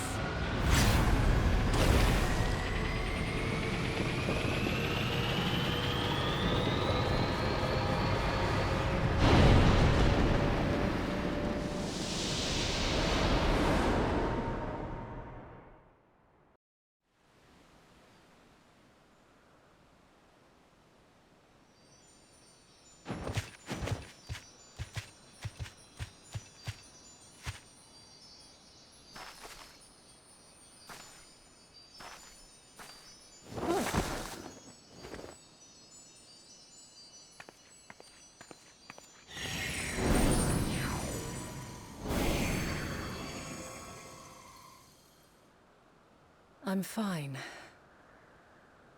Just a little tired. Can it be true? Are we the only ones left who see beauty in the world? In life? Are the stars above no more than husks of fallen civilizations?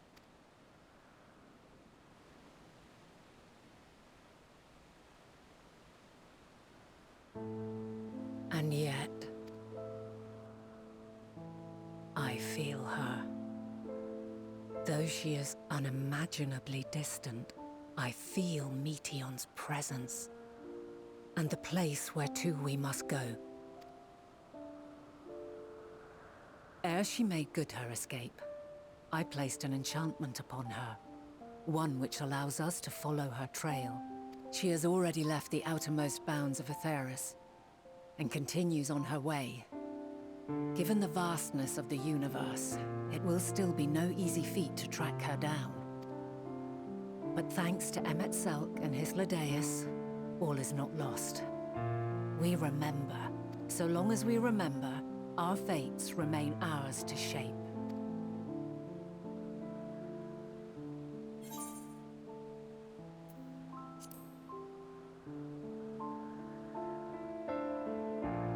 What indeed?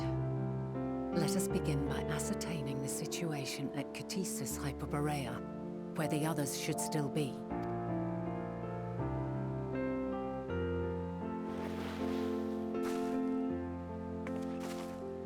Given the likely state of their memories, however, it would be imprudent for us to approach them directly.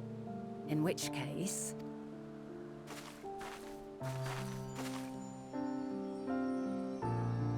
I am sorry, my friend. I've asked much of you this day. But may I trouble you one last time?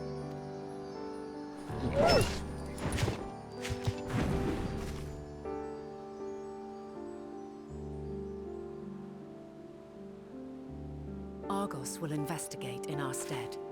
We will share in his consciousness and see and hear as if we were with him. Now, close your eyes and open your mind.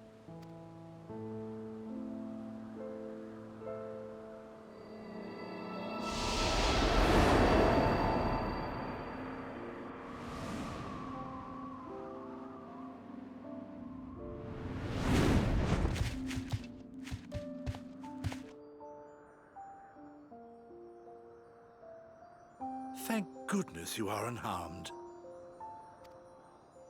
Unharmed? There is a gaping hole in my memories. I can scarcely remember arriving here in Elpis. Forgive me. I was preparing to demonstrate the functionality of Kairos to our guests. But Meteion, her shared consciousness became unstable. And she...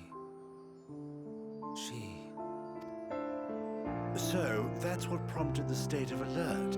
And when you went to investigate, you were caught in Kairos's accidental operation. So it would seem. It's all a blur to me.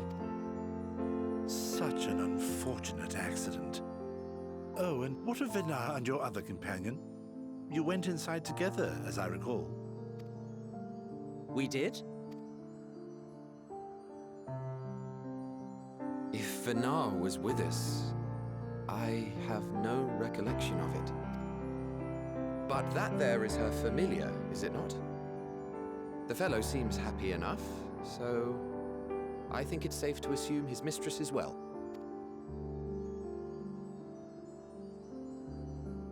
I haven't the slightest notion who this other companion might be, however. Ah, well, that individual struck me as a bit different, for want of a better word.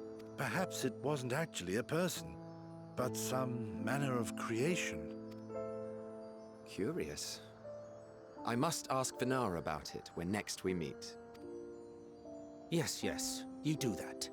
Now, if we may tend to Hermes, whatever this Meteion did, it seems he bore the brunt of it. Once you are fit to travel, you will return with us to Amarot. We need to make certain there are no other ill effects. Also, I am here on business of the 14. We've already had the conversation, like as not, but since your toy wiped my memory, we'll have to have it again. Yes, of course. As you see fit. This Kairos, it manipulates memories through the emission of etheric waves, correct? There is a theory which holds that memories scoured by blasts of ether are restored when the soul is cleansed in the underworld. If true, then perhaps when our time comes to return to the star, we shall remember these few days we have lost. I doubt aught of interest occurred. Look forward to the revelation if you like, but I should prefer to reminisce on more meaningful moments.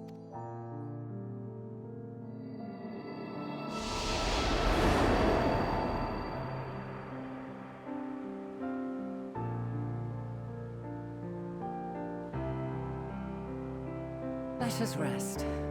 If only for a while. After all, you and I... Oh, we still have a long, long way to go.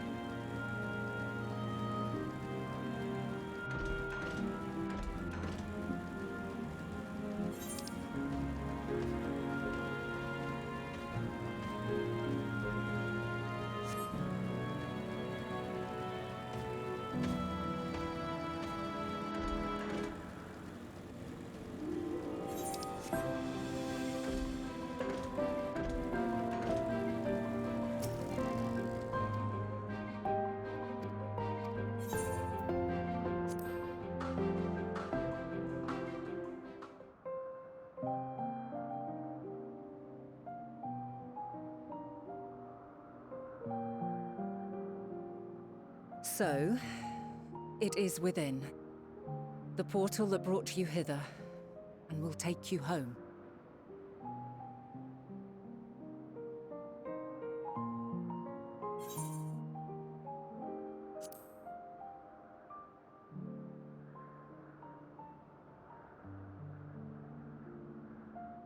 May you and yours emerge triumphant. Make use of the knowledge you have gained, that your days in Elpis and our friend's sacrifice be not in vain. With Meteion free to pursue her designs, 'Tis only a matter of time until the final days are upon us. We must be ready. From fortifying our defenses to securing our escape, there is much to be done. In spite of this, we cannot allow the report that set this calamity in motion to become common knowledge. Were the masses to learn the fates of the other stars, I fear the situation would spiral out of our control. I must carefully consider who can be trusted and bring them into the fold.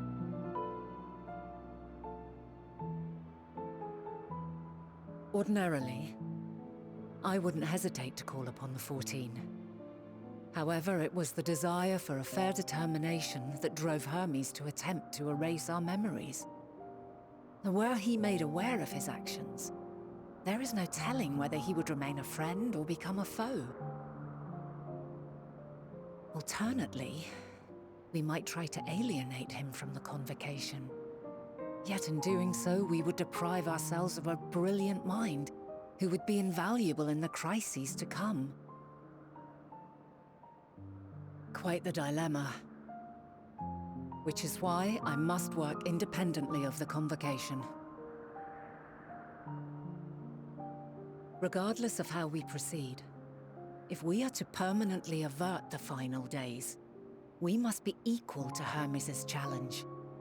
We must prove that mankind is worthy to exist. And this hinges, I think, on how we confront the all-consuming despair that accompanies a senseless and seemingly inevitable end. Bewildered and divided, we would perish like the peoples of those celestial ruins. We could not hope to survive the final days, much less take the battle to Meteon at her nest. We must find a way to defeat despair, to unite and prepare as many as possible for the struggle ahead.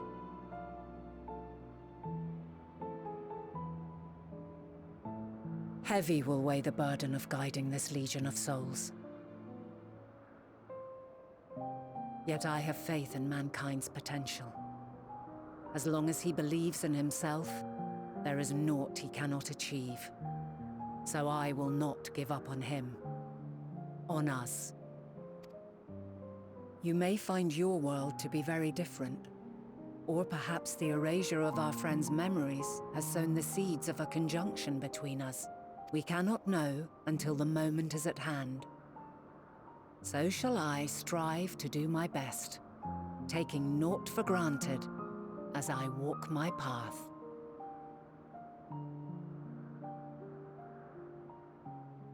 And I pray you walk with me to the end. As you move forward, so too will I, as will all, resolved to fight for the morrow. And when mankind has found the strength to stand against despair, we shall silence the song of oblivion. She who sings it will learn our journey is far from over. This I promise. Fare you well, my light of the future, till we meet again.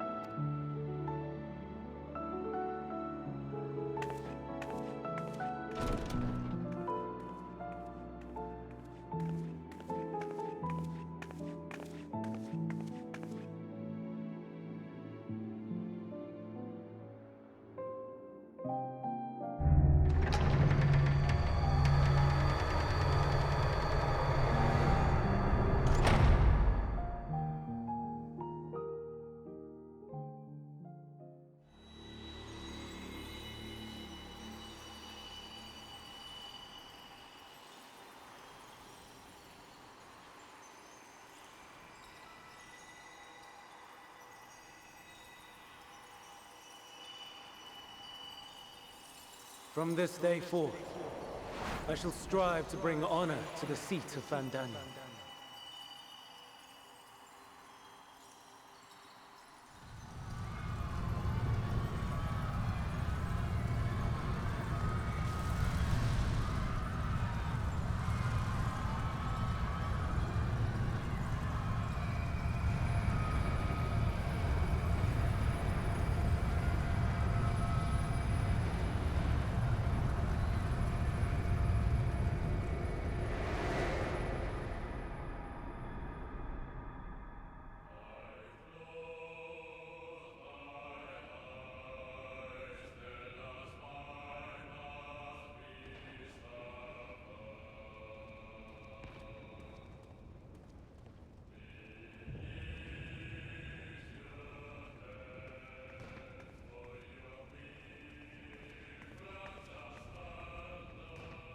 Even now, I remember standing there, locked in a moment where the sky is aflame.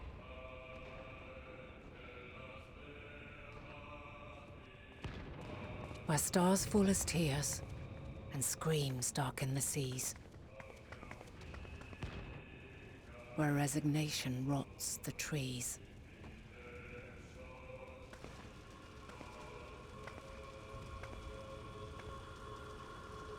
Where terror twists magics into abominations. Such is the lament of they who have gone before. The song of they who tried and failed to create a better world. The song of the end.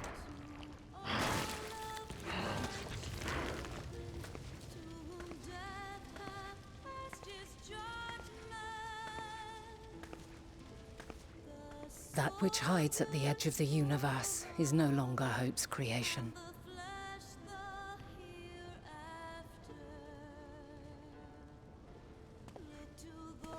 It is hopelessness incarnate.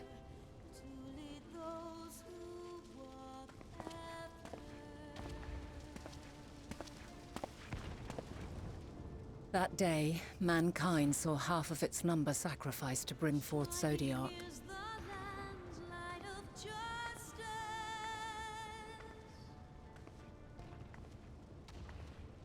And covering the star in a shroud of ether, we forestalled the final days.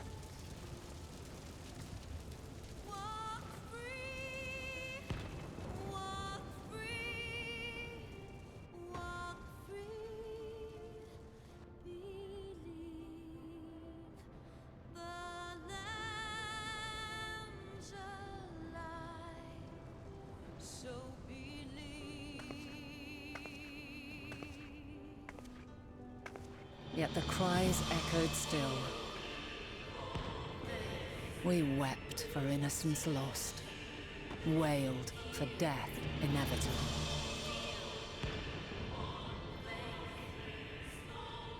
A reality too terrible to bear.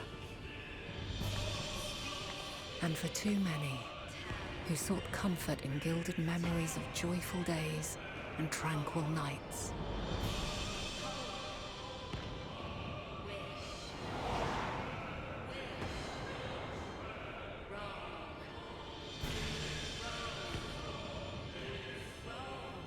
This is all wrong! Why must we suffer so? It needn't be like this. No. There must be a way to restore things to the way they were. To reclaim the perfect paradise we once had. No, my friends. Suffering exists, and we cannot pretend otherwise. No civilization, however great, could eliminate it. If we would live, we must accept it as our constant companion. Let us not seek to forget this tragedy. Let us carry it in our hearts, that we may grow stronger and know true happiness. We can't accept it! We won't accept it! It will be ours again! A world free of sorrow! No, it will not. For there has ever been sorrow. Mankind was but spared its biting sting for a time. So please, open your eyes. To try and reclaim those lives we lost by sacrificing yet more isn't wisdom. It is weakness. No paradise is without its shadows. If we cannot accept this truth and learn from our pain, then our plight shall be repeated.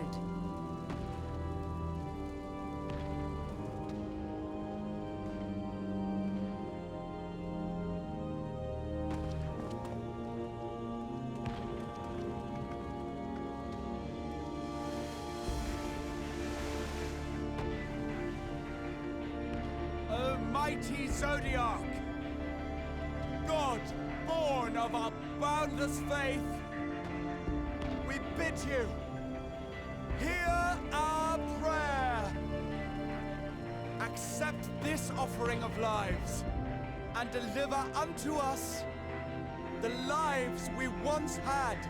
Deliver unto us the days of old, the days when the star was a font of love, and we knew naught but bliss.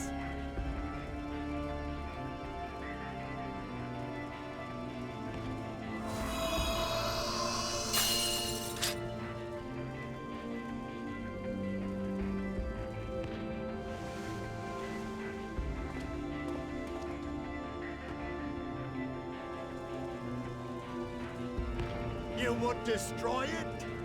Our beautiful world?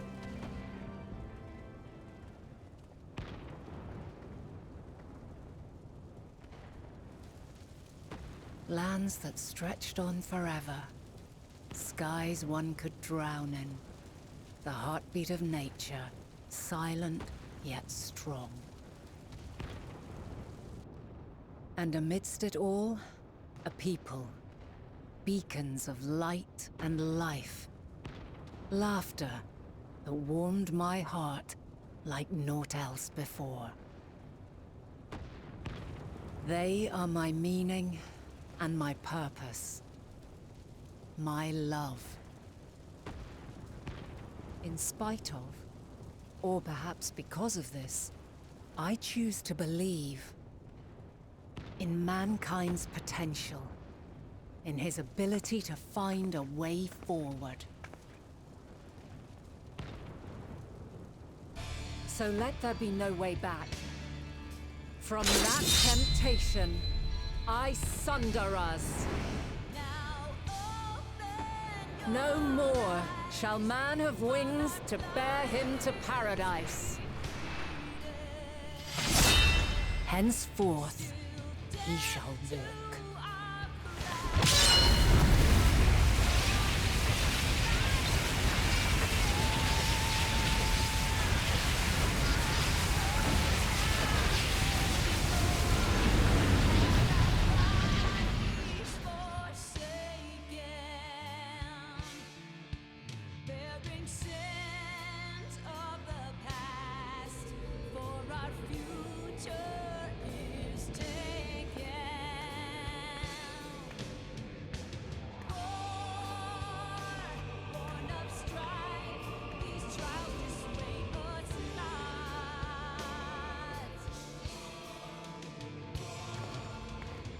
All is excruciating pain. I breathe fire and torment.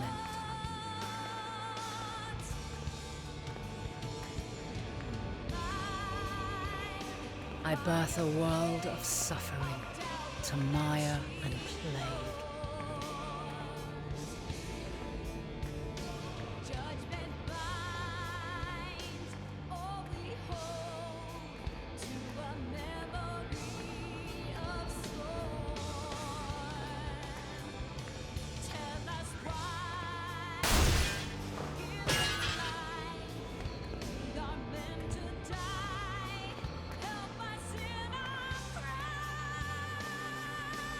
In one fleeting moment, lives come and go, ever moving towards the unknown. And in that fleeting moment, they cry for the answer to the question. Why, given life, are they meant to suffer, to die?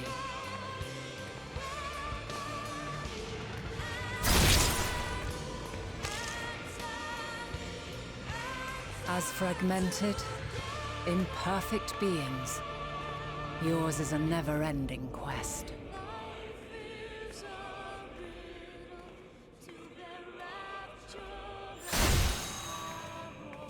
A quest to find your purpose, knowing your end is assured.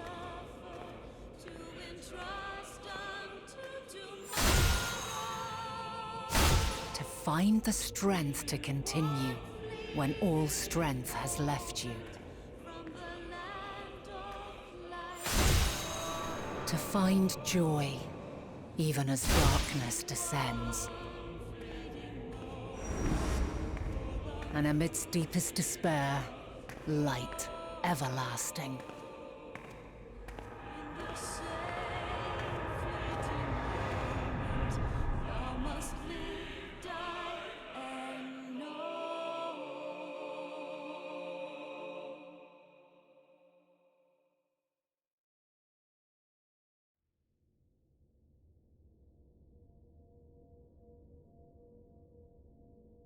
A conjunction has begun to form, an intertwining of your time and mine.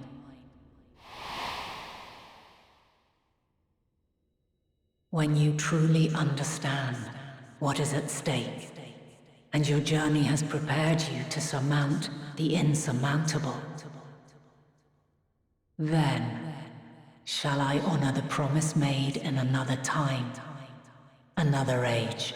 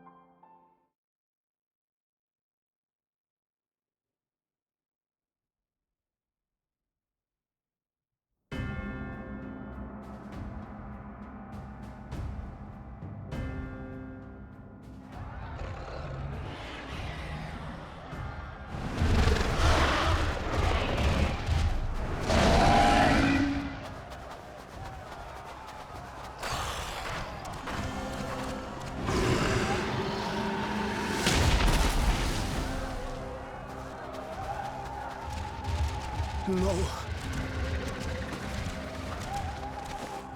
No. We were promised an escape. Not the same room we fled in.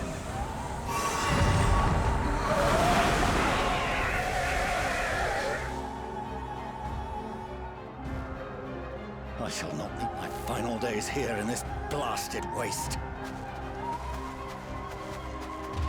Calm yourselves. Your panic is our greatest enemy. Come, we must build a line of defense.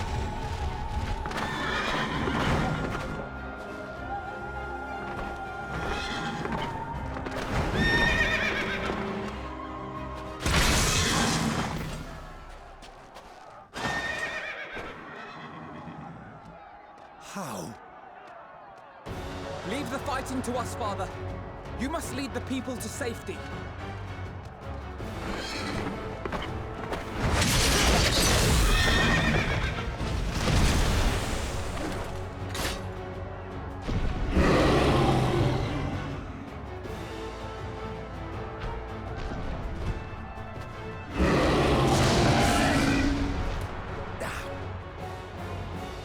I can handle this pair. You shall tend to the refugees. Let us be about it.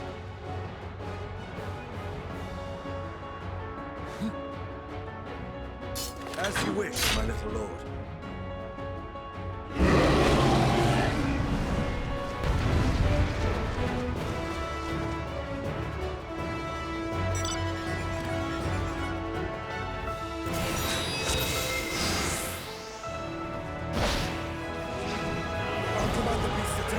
See to the wounded! Help is at hand.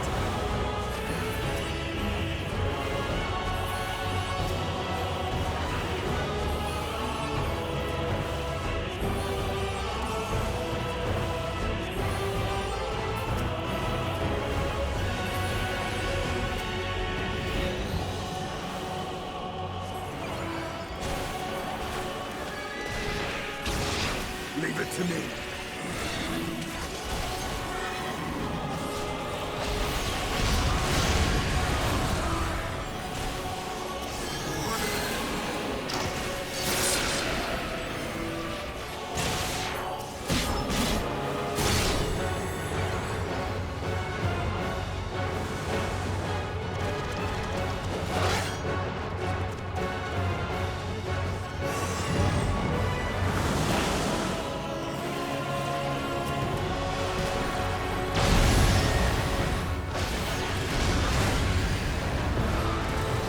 Those who can stand, come with me.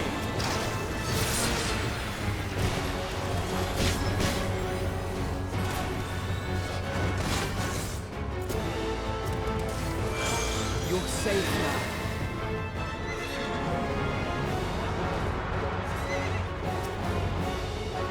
Easy now.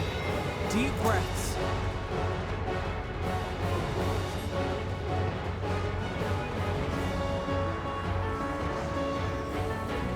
Worry not for the refugees, but for yourself.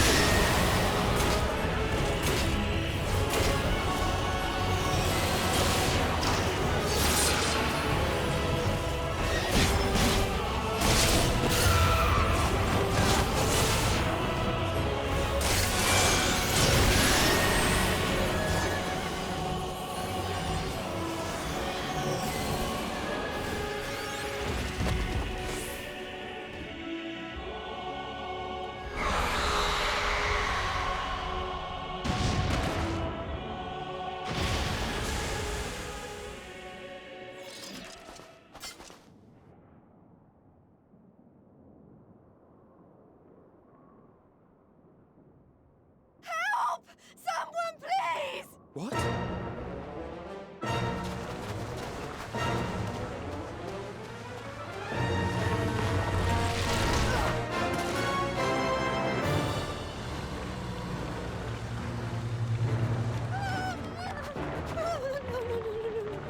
Don't.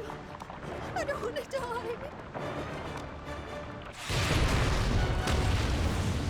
Forward! Let not a single fiend escape!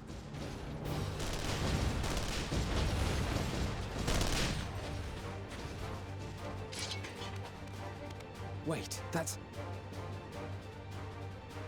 Euless and the army. So, you've recovered then? In time enough to be of aid, for once.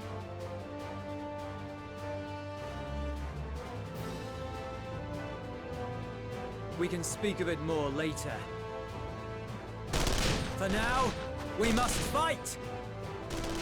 To repay your salvation in kind, or with better! For Garlemald has her pride!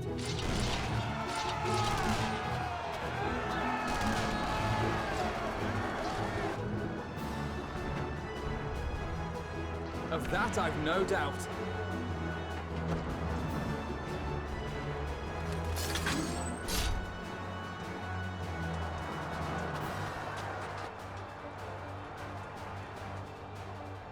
The gods. Of all possible saviors, the Imperial Army. Oh!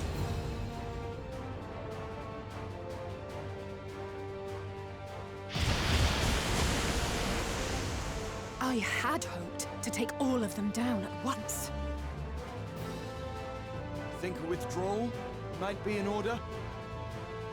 Oh, sod that! You know who would never abandon these people to their fate.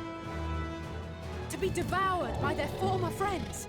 That'd be beyond cruel. These beasts must fall here and now. Well then, I'd say it's high time we threw caution to the winds. So long as you spare me the heroic sacrifices. Now, let's go!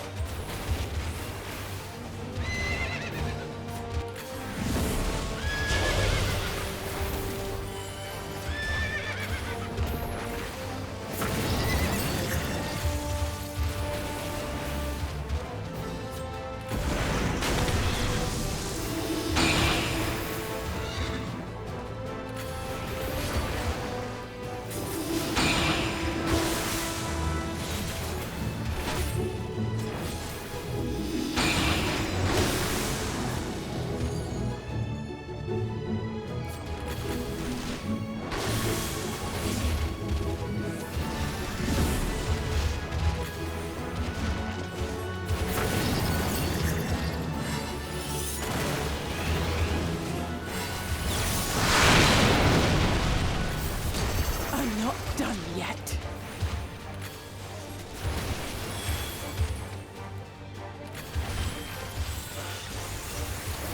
None to worry about.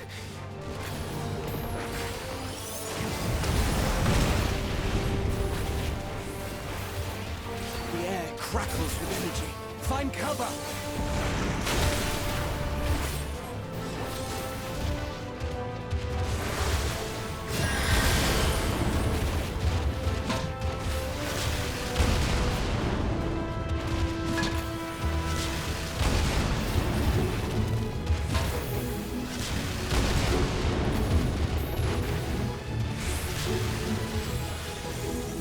As they say, turnabout's fair play. On guard.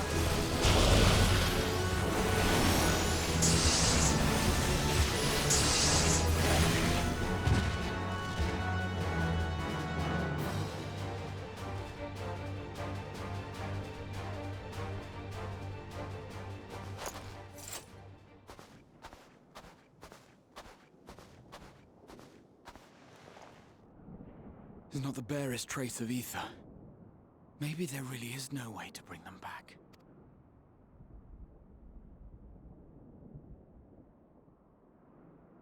Thank you for saving our lives once again. I remember you, from Purusha. You helped us there too, didn't you? Ah, you're from Palaka's stand. I'm glad you're still in one piece.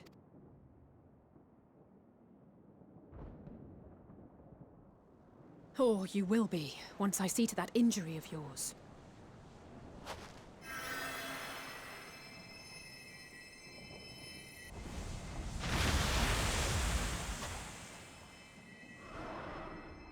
Look out!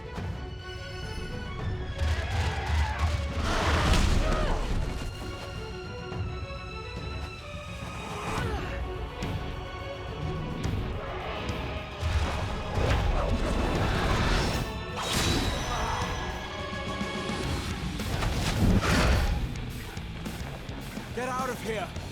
Quickly!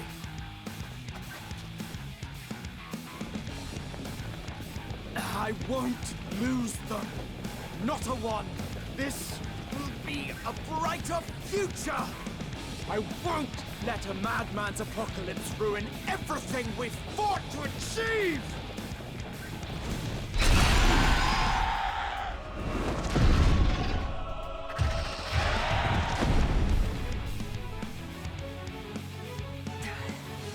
Get it together, Alizé. You're embarrassing yourself. And in front of Father, no less. You might never measure up to our champion.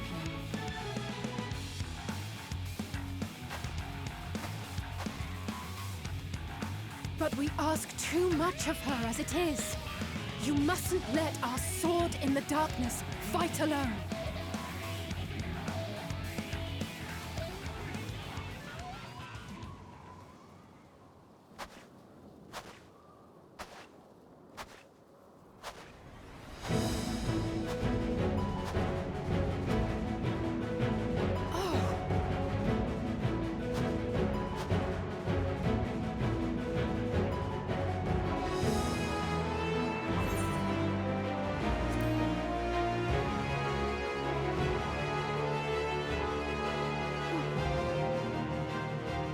I can look after myself, you know.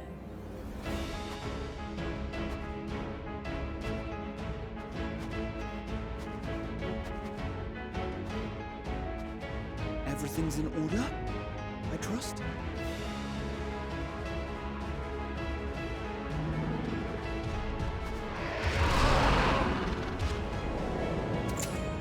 I've had enough of this rabble! Come on!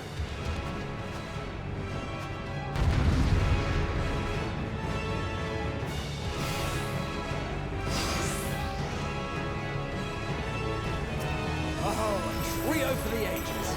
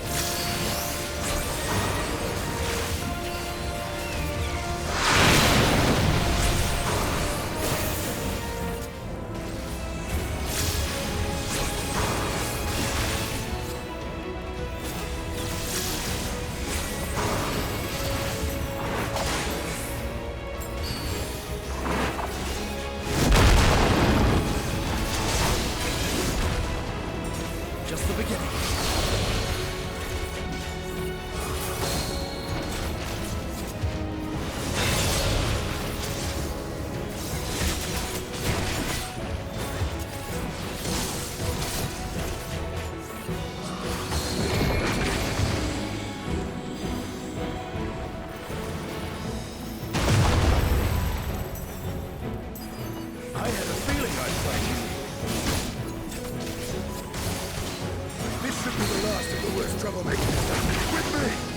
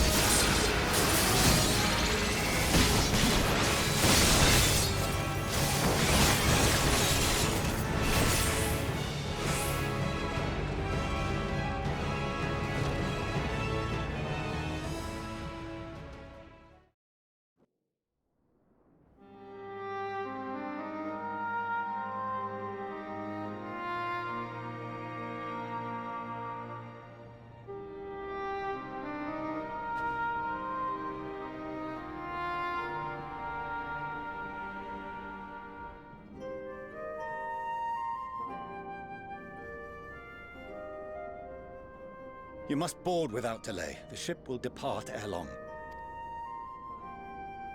Your offer to host us in Sharlayan is most appreciated. But will the final days not soon fall upon it as well? Your hesitation is not unwarranted. The satrap entrusted me with your lives, yet I have failed your comrades. Nor are you wrong to fear that this corruption will continue to spread.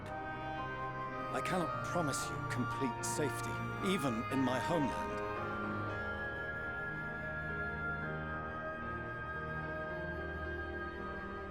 What I can promise is that I will do all in my power to protect you.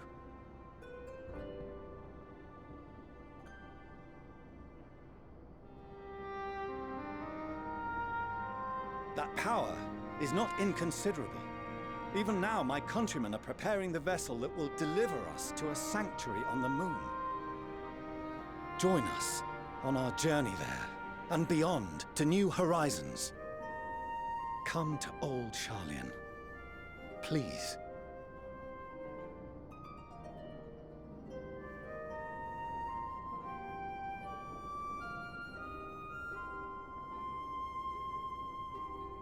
We would be fools to refuse such a generous offer made in earnest.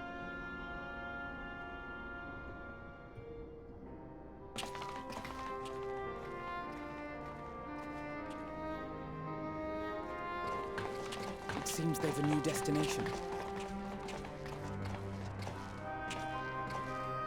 The people of Radzat Han have known too much suffering. The march to Garlemald will only bring them more, short though it may be. I quite agree. Fortunately, they have you to look after them. Yes. Well. Behind you! Just there!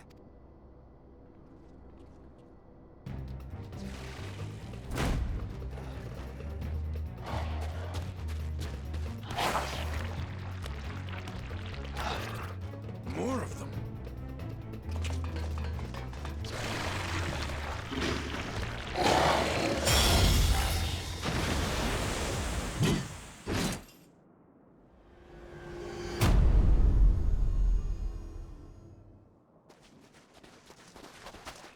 Xenos! Here!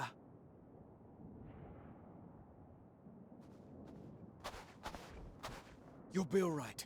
Hurry to the airship.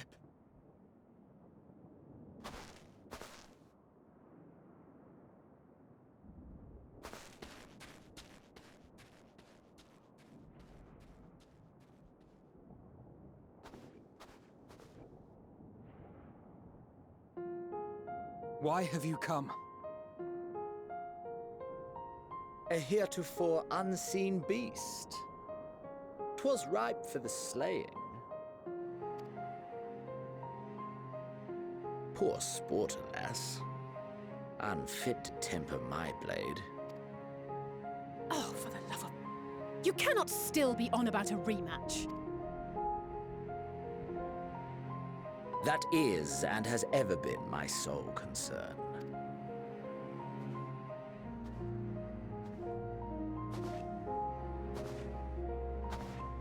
You, on the other hand, are fixated on a different quarry. Your passion pales before mine. Yet neither hate nor despair seems sufficient to recapture your misdirected bloodlust.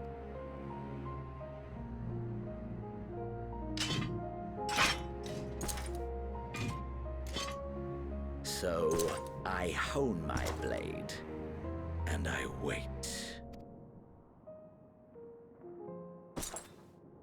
That's it. That's all you care about.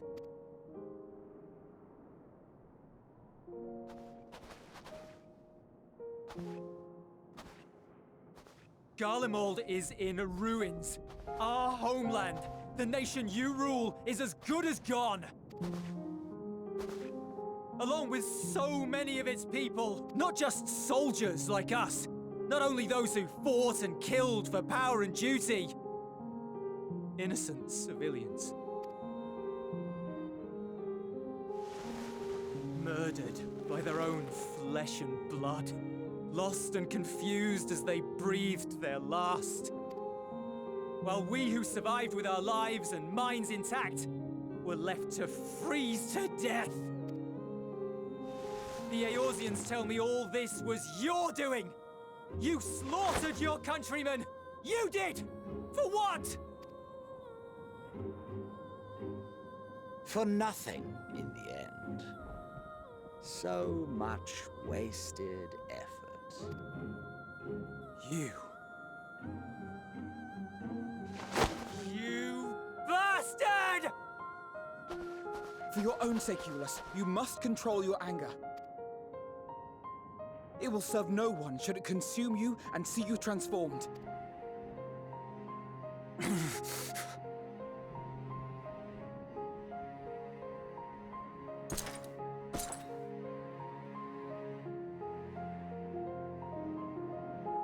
Would you be happier had I a good reason?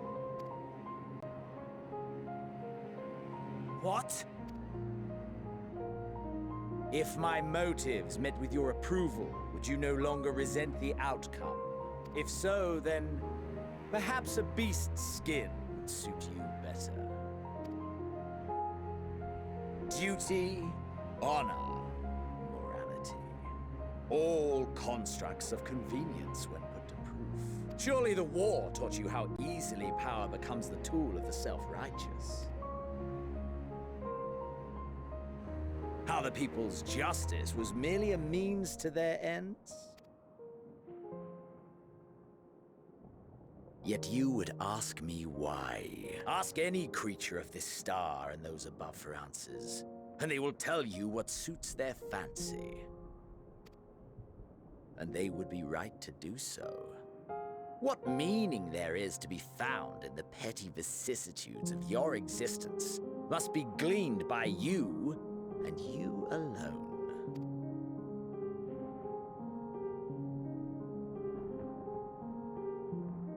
Should you seek it in battle in the fruitless pursuit of my demise, then come. Assume your rightful place as a notch on my blade.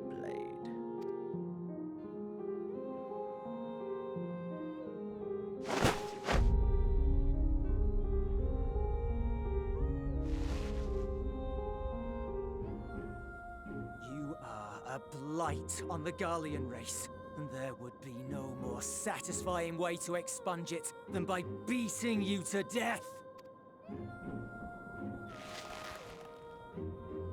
But I will not be party to another tragedy. I refuse to lose anyone else because of you. So go. Go! And may we never suffer your madness again!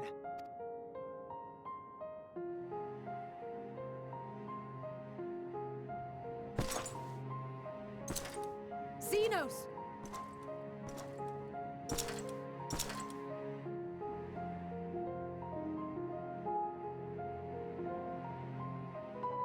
Perhaps you found meaning in living this way. I cannot deny you found strength. Yet if you only pursue your hedonistic pleasures and pay no heed to the plight of others, then no one will give you the time of day. You will never get what you want.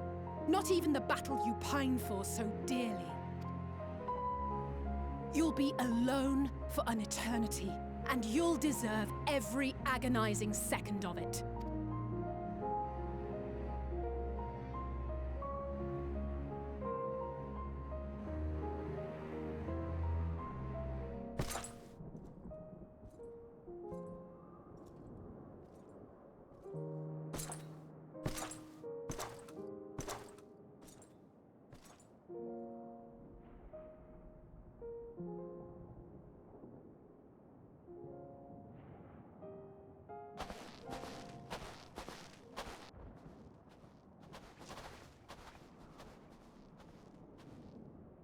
We're ready to depart. The refugee ships will be leaving shortly, but I've asked mine to remain for the time being. There's room enough for you to join me on it, if you wish.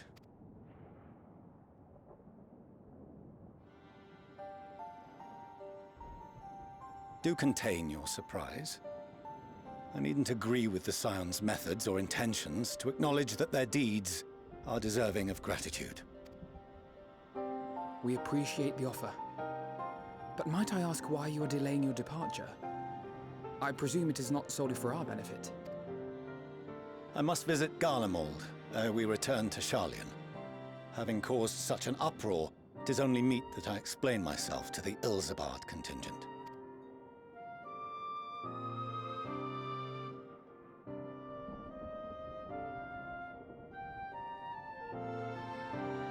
Allow us to accompany you then.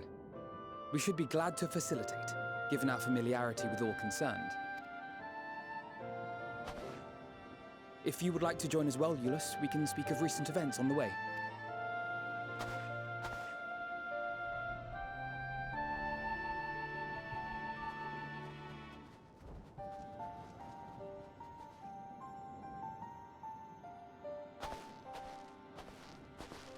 He'll be after your seat on the forum next.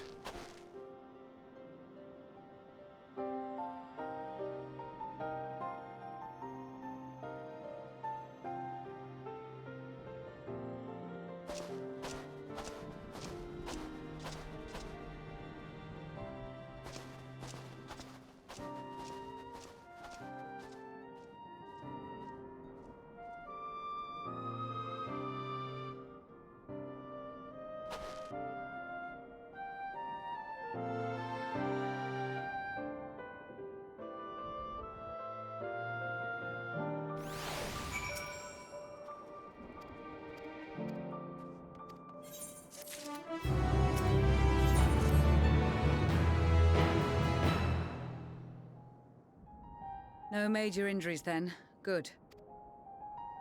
I briefed the recovered soldiers and sent them on their way as quickly as I could, but nevertheless feared they would not make it in time.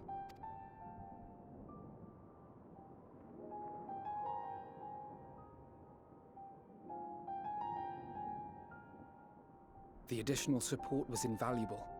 Your men saved more than a few lives.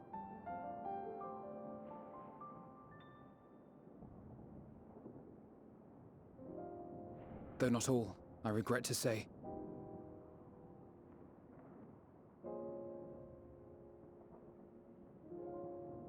I take it that I'm addressing Lucia Junius. I'm the Forum's envoy, Fortuneau Leveilleur. And you are owed an explanation for these most dire developments.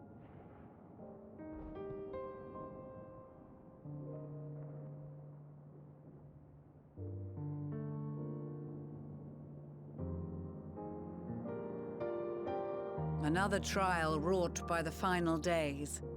I was beginning to suspect as much. You doubtless feel some consternation having been forced to abandon your original plan. But trust me when I say you were right to send the refugees elsewhere. Beasts have been sighted within the capital. Perhaps it was a stroke of grim fortune that the population was decimated beforehand, as they've yet to appear in any great number, but in time. In any case, Maxima leads the remainder of the contingent in an effort to cull the creatures and evacuate the populace as we speak. Once the airships have taken to the skies, I pray your men can be persuaded to join him. You'll permit us to retain our weapons? I wouldn't have sent you after the Scions were I expecting you to stab them in the back. And I, for one, would not consider past transgressions more relevant than future contributions. Regardless of the circumstances that saw us at odds before, we need men of courage now, more than ever.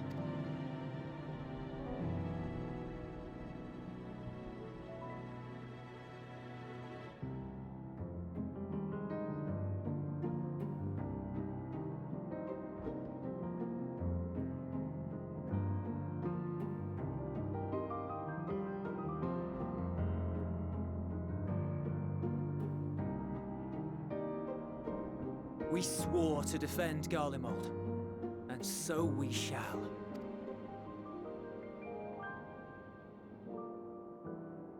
It seems you have everything under control. You will excuse me then, for mine own duties await. A moment, Master Fortuneau. You did desire to express your appreciation for services rendered, did you not? I did. Though if you intend to again ask that Charlian alter its course, you will find my gratitude insufficient. 'Tis nothing so onerous. I wish to hear the details of this grand endeavor of yours.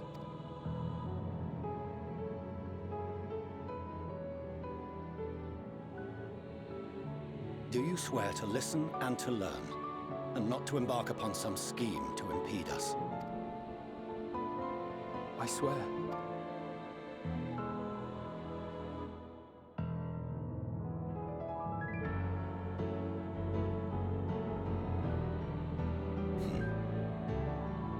Any other, I would doubt.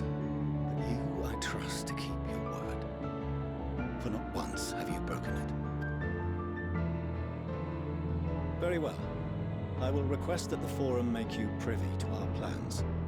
You may await our summons at the Baldessian Annex, assuming the decision is in your favor. Does that suffice? It does. You have my thanks. Excellent. You can regale us with tales of your most recent sojourn to the First while we wait.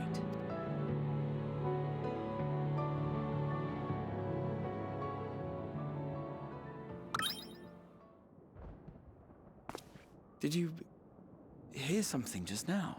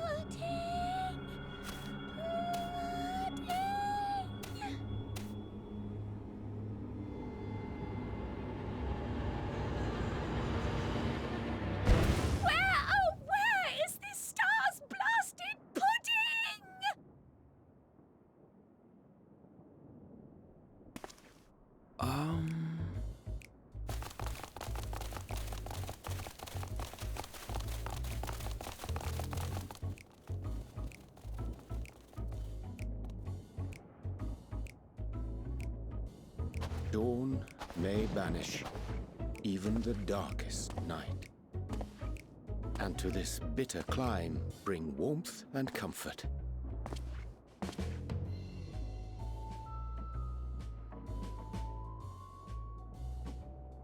'Tis heartening to see such an assembly upon my return.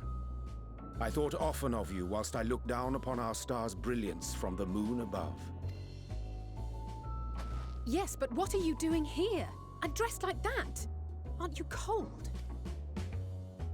Verily, I fear for my health should I proceed to expound upon our purpose ere I procure more suitable garments. Then allow me to summarize. We're here because none of you lot are up there. Nor has anyone deigned to send word about any changes in the plans. It's rude, is what it is. At least that's what I thought at first, but then folks got to wondering if you weren't in a spot of bother, so we decided to take matters into our own hands. Come down here and help, if our help be needed. So she says, but it's also something of a convenient excuse to visit Aetheris. Urianger made it sound absolutely marvelous, more so before the impending doom, but still. And it's not like there will ever be a better time. What with the aforementioned doom? Marvellous, they say, yet not an ounce of pudding to be found. I must suffer Urianger's inferior works no more.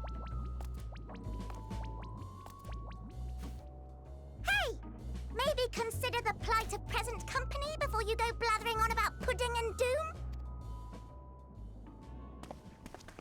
Ahem. As I was saying, should you require any assistance with whatever, we are at your disposal. We were born from Hydaelyn's love for the lives of this star, so naturally we would much prefer to see them continue. Twiddling our thumbs up on the moon is hardly conducive to that, though, is it? Not when you've all got such precious thoughts and feelings and hopes for the future deserving of more active preservation. Speaking to Urianger made us realize that while we've carried out our duties to the letter, we've failed to fulfill them in spirit. From there, it was just a hop, skip, and a jump towards resolving to do better. So please, show us how. Help us help you.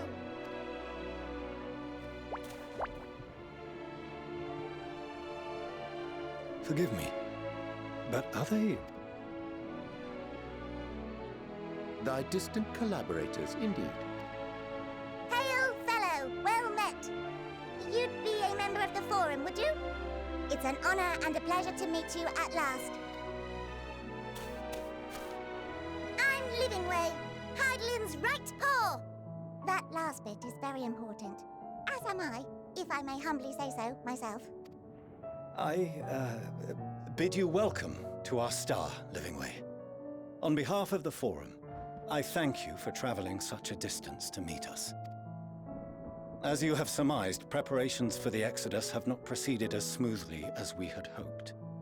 I should be happy to personally escort you to our headquarters in Sharlayan, where you may advise us as you deem fit.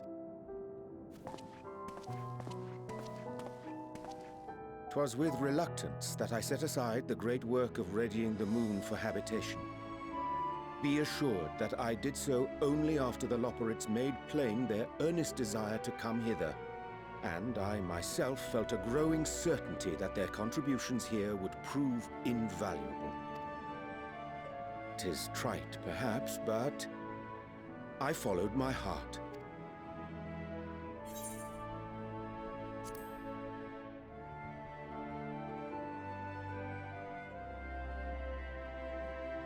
For a time, at least. Nevertheless, 'twas worth the journey to find present company well. Wilt thou attend us at the Forum and lend thine own wisdom?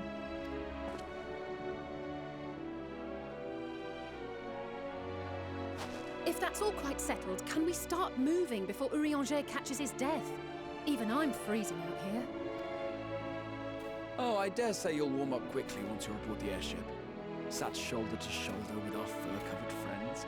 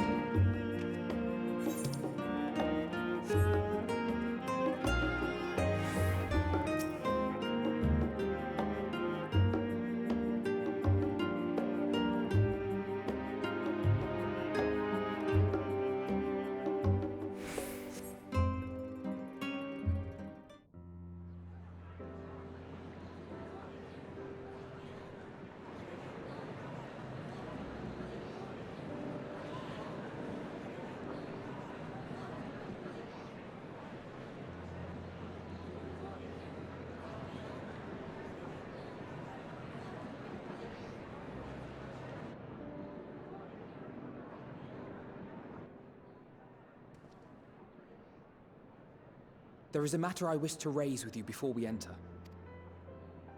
We are here to listen and to learn. But if the Forum's plans are more or less what I expect, then I should like to make a proposal that will serve our ends.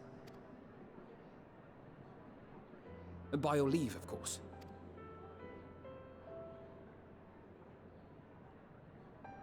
I don't see why not. Your words and wits have gotten us this far. Agreed.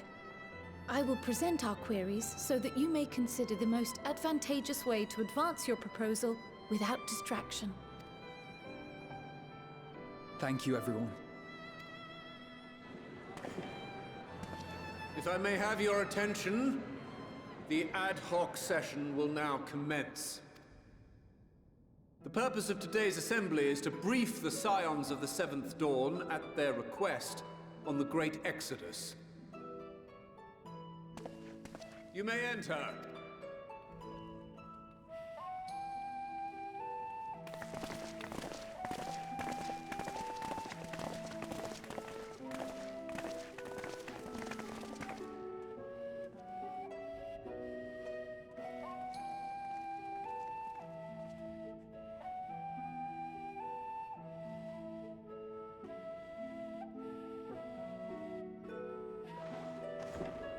On behalf of the Forum, I commend your heroic actions on the Magna Glacies.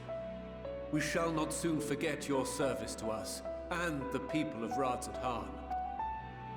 The Satrap, whom we have informed of the refugees' new arrangements, sings your praises as well. As an expression of our gratitude, we will endeavor to answer your questions as fully and openly as we are able. Then let us begin. First, it is the Forum's objective to ferry the life and knowledge of this star to the moon. Am I correct? You are. It is for this purpose that Sharlayan has labored these many long years. We have collected biological samples and scientific records from across the star. When the time comes, they will be moved from their places in Labyrinthos and Numenor and conveyed to safety. Once that critical task has been accomplished, we will begin transporting the Sharlayan citizenry, which has been categorized into groups. The earliest arrivals are to ensure hospitable environs for those who come after. Following our people, we will send those of other nations in turn, beginning with our allies. Radzat-Han was foremost among these. But since the final days have already come to Thavnair, we saw fit to include the refugees with earlier groupings. An ambitious plan. You have accounted for the safety of all nations and tribes, then? As many as we can. And how, pray tell, do you decide who to leave behind? To journey beyond the sky is an unprecedented and immeasurably difficult endeavor. Introducing sources of inevitable conflict would condemn all to certain death.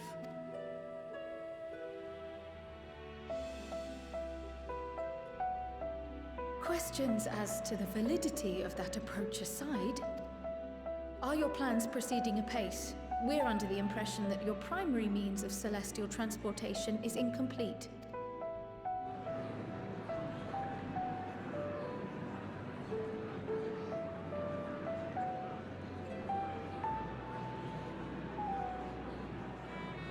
If only in that it does not meet our optimal parameters, that is correct.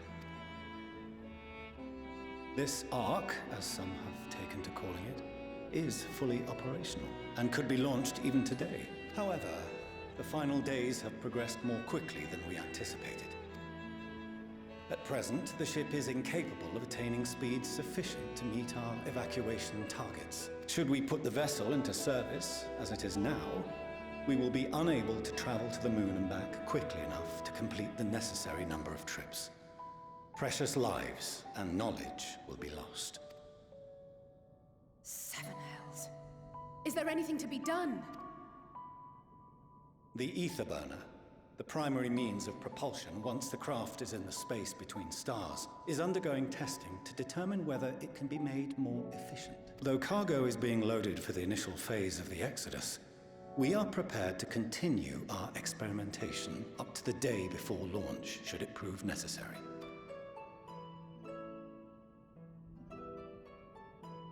What if the Scions were to solve your problem?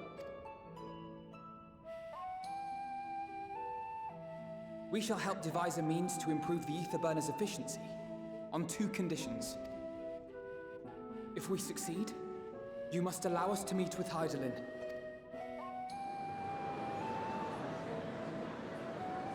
'Twas simple enough to deduce. You have a Concord, and so you would never have abandoned the anti-tower had you no other means of communication. One far more convenient, I suspect.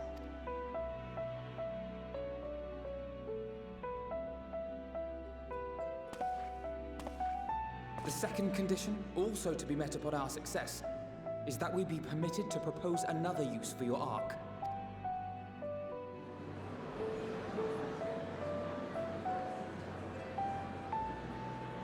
We would be at liberty to refuse this proposal. Of course. If we cannot prove its merit to the 99 here, who are we to stake on it the lives of all peoples of this star?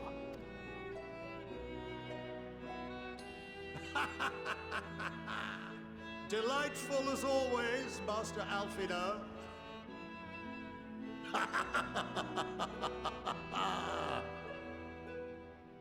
Oh, we couldn't have asked for a finer plan. Allow us to solve this complex engineering problem of which we were entirely unaware until moments ago. What could possibly go wrong? The satire writes itself.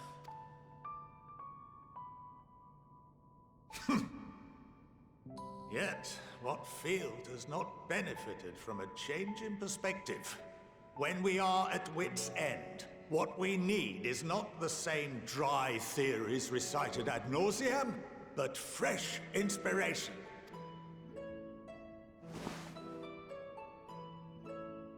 I, for one, have faith in my erstwhile students to provide it, and I find their terms to be perfectly acceptable.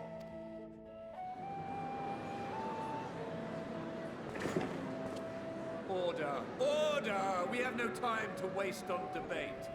I call a vote. All in favor of agreeing to the Scion's terms?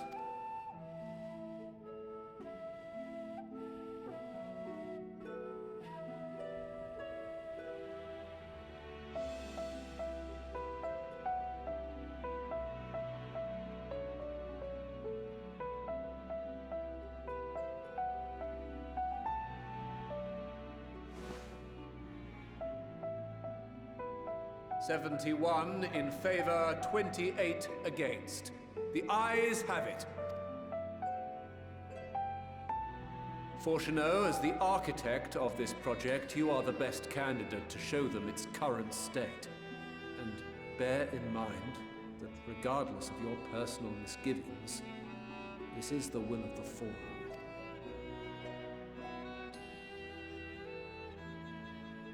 Very well. Call this session to a close. Return to your tasks with urgency. The final days wait for none.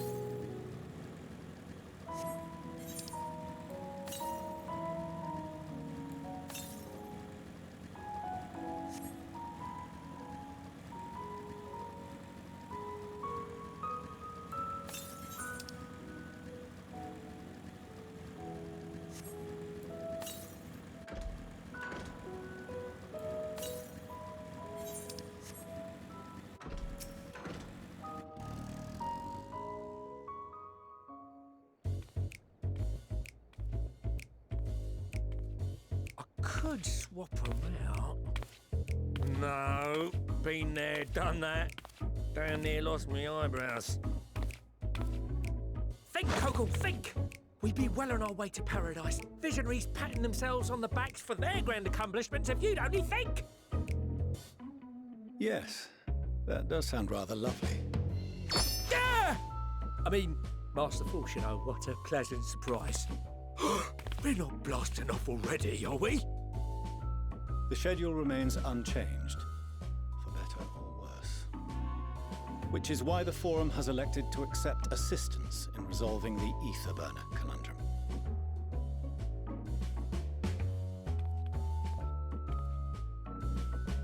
Huh. Not seen you lot down here before. There are Archons among their number, but engineering is not their expertise. Nevertheless, the Forum concedes the slim possibility that they may have insights to offer. If not, you are at liberty to return them to the surface, by whatever means you see fit. I assure you that won't be necessary. Now, about your troubles with the ether burner. Aye, I'll walk you through it. Suppose I could do with a change of pace. As the name ought to tell you, the ether burner burns ether, ambient or otherwise, and transforms it into motive force. Think of it like a giant bomb that never stops exploding. Even out in that black void where the ether's right sparse, it's strong enough to move our arc. And it probably won't kill you like an actual bomb.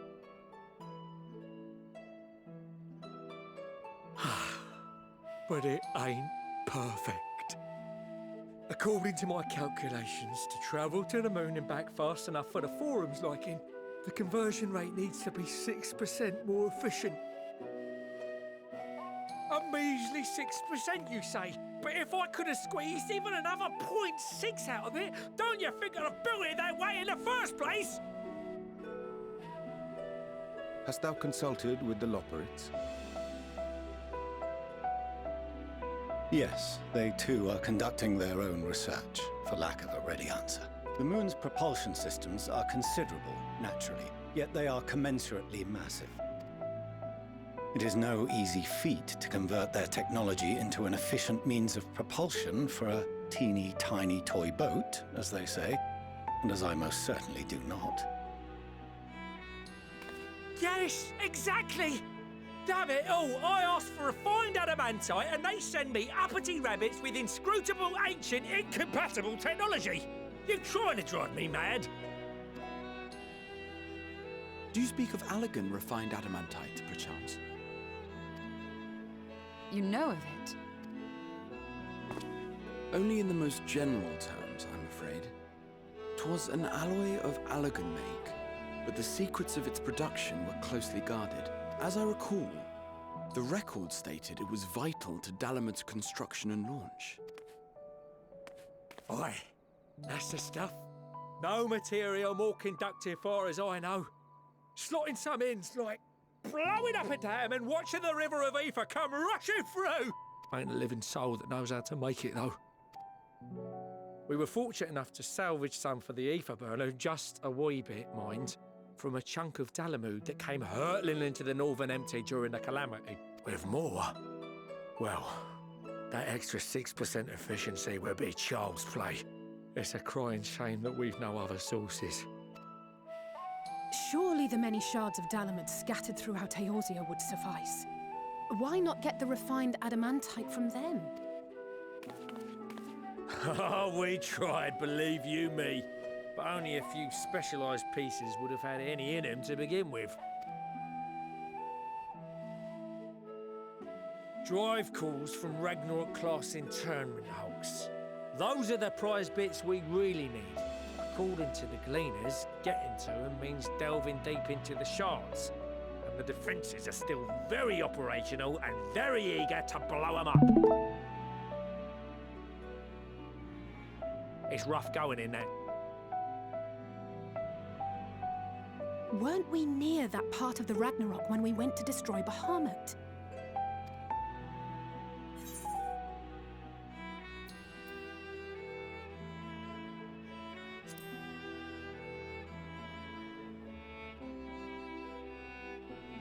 That may be for the best, though you doubtless find the task too dull for your liking.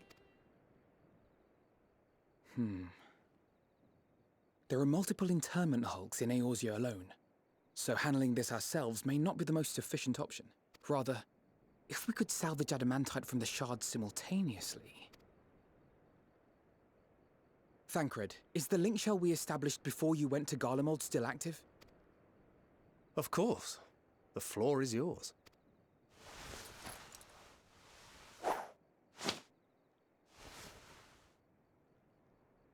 What's all this?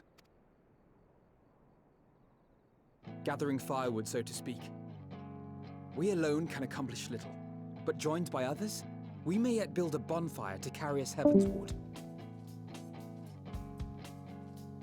This is Alphino. The Scions have need of you.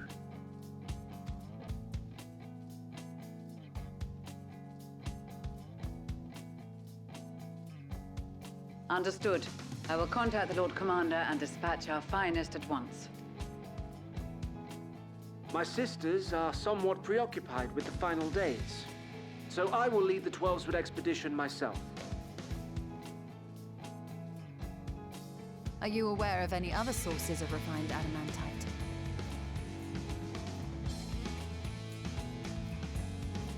Logically, such an invaluable alloy would have been utilized solely where absolutely necessary, in components intended to conduct or collect surpassing amounts of ether.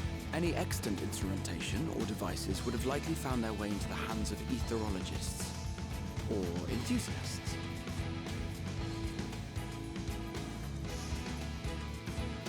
Magical artifacts of Allagan design? The Eastern Alliance will send word to one and all. Are there other ways we may offer aid? No shards of the Lesser Moon scar our soil, but our stake in this cause is no less for it. Is there anything in Othard that might be of use to you? What did you say? Oh, you got friends in far places, lad. Anyway, if you're offering, I wouldn't say no to one of those Far Eastern sacred relics. Some of them could hold enough ether to summon a whole damn primal. Combine a source like that with the ether burner, and 3, 2, 1, kaboom! I gather you heard his explosive enthusiasm. Might you secure us a suitable relic? It shall be done. I know little of machines, but I promise we will do our utmost to gather the materials you need to finish your starship. I am glad for the work, in truth. Better to busy oneself than wait and fret over disasters foretold. Then why are we all still standing about yapping? There's plunder for the taking. And I'm a born plunderer. I'll be an old Charlian before you know it. Start mixing the grog! I'm certain that can be arranged. Thank you all, and do be careful. Just like that. Aye, just like that. Our refined adamantite is on its way. Now let us consider our next steps, shall we? There's yet much to be done.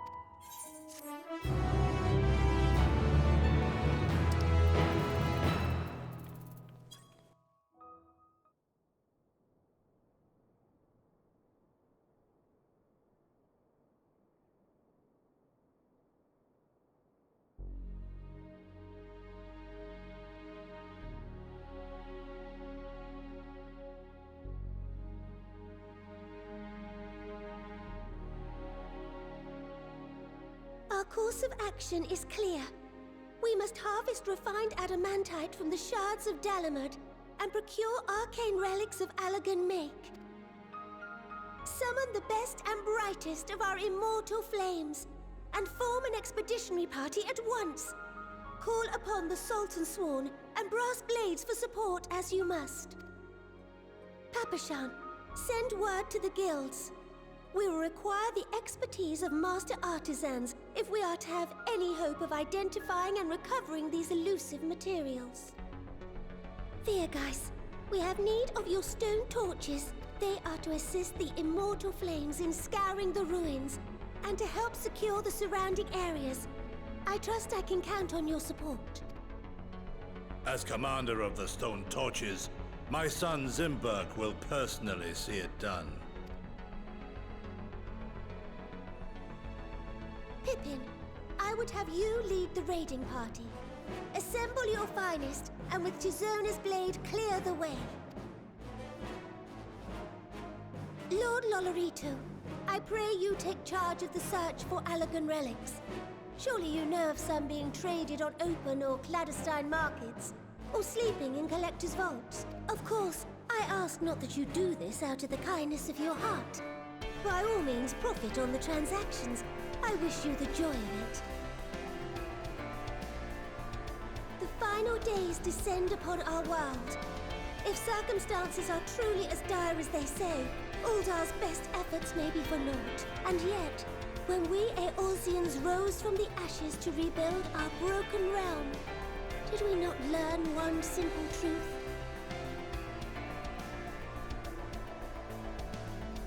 That which seems all but impossible to overcome alone may yet be possible if we stand together. It was the Scions who united us then, and it is the Scions who call upon us now. Uldar will answer that call. We will summon our courage and join the fight for our world's future. You know your duties. I, Nanamo Ulnamo, 17th in the line of Ol, bid you good luck and Godspeed.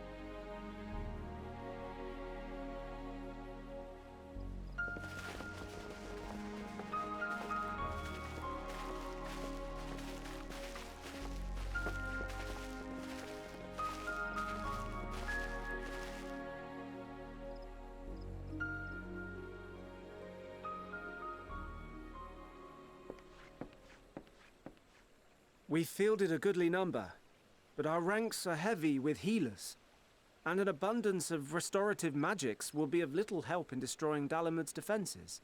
Still, it has ever been thus with Gridania. We must steel ourselves for a protracted engagement.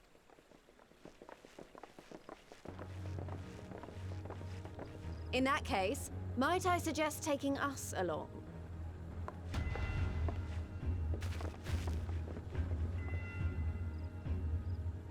Commander Hext, what are you doing here? None of the shards in Girabania are big enough to hold an internment hulk. So we said to ourselves, why not lend our neighbors a hand? We thought you might be short on people with a talent for breaking things. While it pains me to admit it, you are right. Our deficiency so plain to see. It might have been a lifetime ago, but I was once one of the Scions assigned to the Shroud. I know this forest well. I know your people. And I know we will be stronger if we fight this fight together.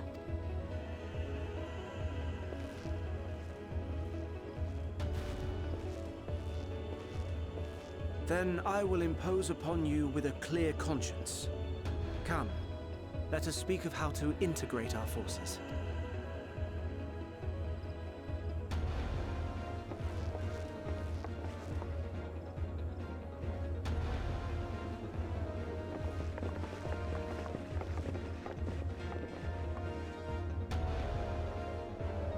I won't let it all be for nothing. promise you, Papalimo.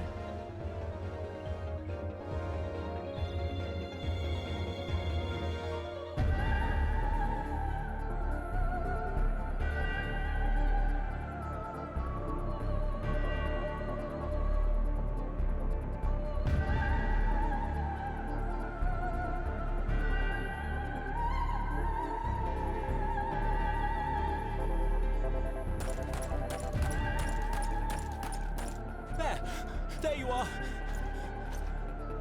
We've no time to waste, brother. Everyone has already... Ah.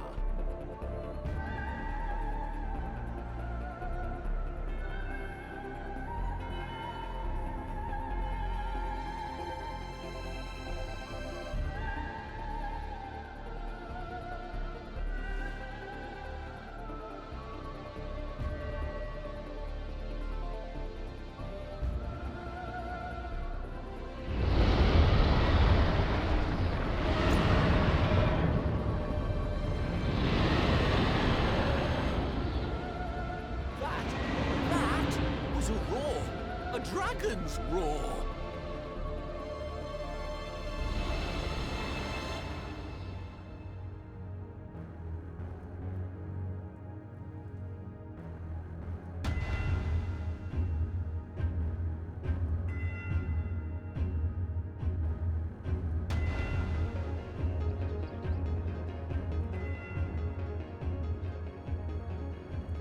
And so, in summation, the Eastern Alliance, as well as the Honourable Lord Lolorito himself, reached out to me for assistance in procuring these treasures of the divine, and I, in turn, do beseech the Confederacy for aid.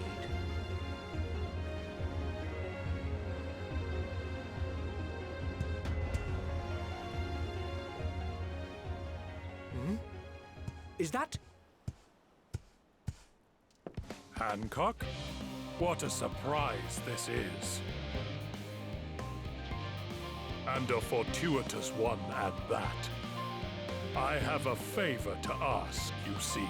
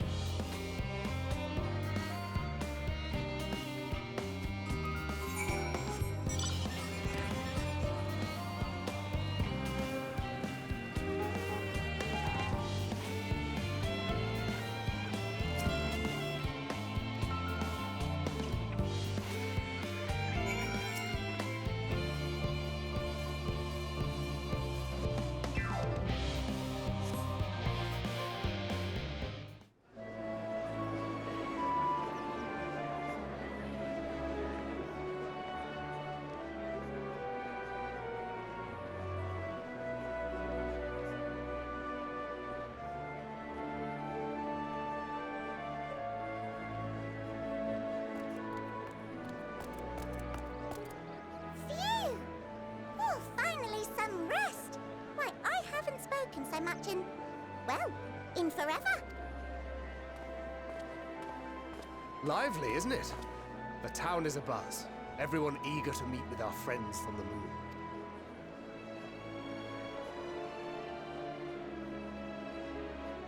Twould behoove you to consult with Sleeping Way. As our moon's pilot, his advice should be most pertinent. I'm impressed. Truth be told, I struggle to tell one from another. No offense intended, of course. None taken. After you and your friends left Mare Elementorum, we spent no small amount of time with your Urianger. Oh, the conversations we had. He told us all about Atheris, answered our every question, no matter how trifling or trivial. Look! Every page filled to the margins with knowledge. When I first arrived, I was struck by how little I knew. It was daunting. But then I realized that, were it not for Urianger and his teachings, we'd still be stuck on the moon, gazing at your world and wondering what we've been missing.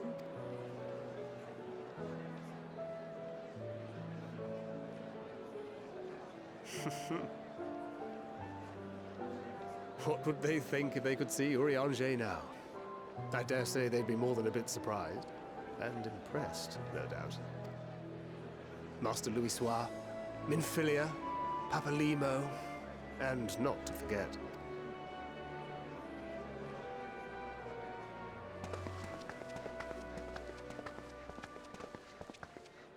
Oh there. Heard there was a visiting expert who we might bother with a few questions. I take it you'd be the one.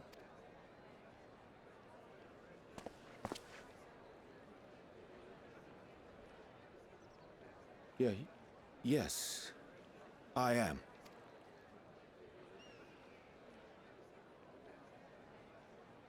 Wilson and Blovida, Sharlayan's foremost researchers in the field of teleportation magic, and Moonbreeder's parents.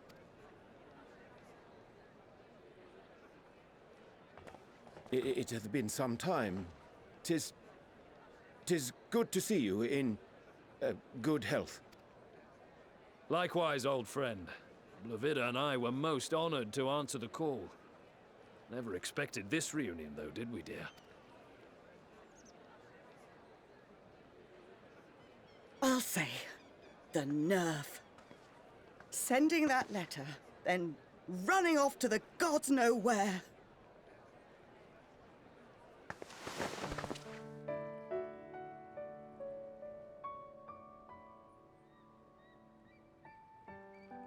Do you have any idea how worried we were?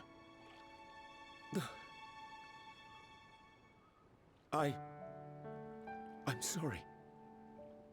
'Twas remiss of me not to deliver the news in person. No, more than that. 'Twas I who... Our daughter was disillusioned after Master Louisoix left her behind. The day the Scions called upon her was the happiest I'd seen her in years. She made her every choice of her own free will. No one could have ever forced her to do otherwise. Don't blame yourself for her death. Celebrate her life. You know that's what she'd want. If there is one thing we resent you for, it was that we could not be there to mourn her with you. Reading the words you penned in that shaky hand, we must have cried as much for you as we did for her.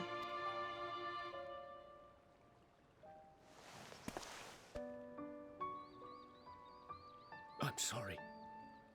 I truly, truly am. I knew not what to say. Knew not how to express my feelings. The poems and platitudes of wiser men, musings on sadness and loss, studied and memorized, and meaningless in the moment. Silly boy.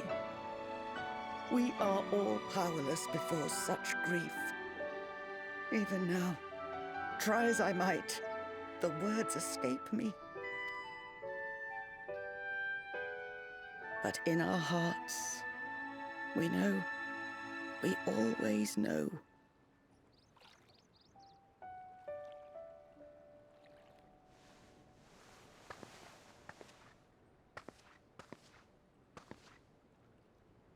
I remember when you were young, how the lads teased you for choosing the company of books over others. Our moon didn't take kindly to that.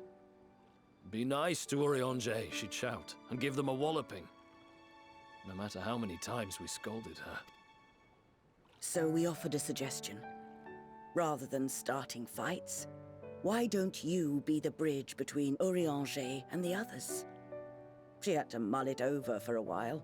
Arms crossed, brow furrowed in intense thought. But from that day on, she never let you be alone.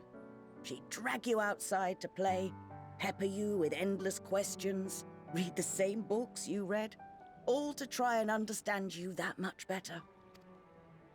I'm sure it was annoying and exhausting at the time, but she only ever had the best of intentions. And look at you now, at the center of the crowd.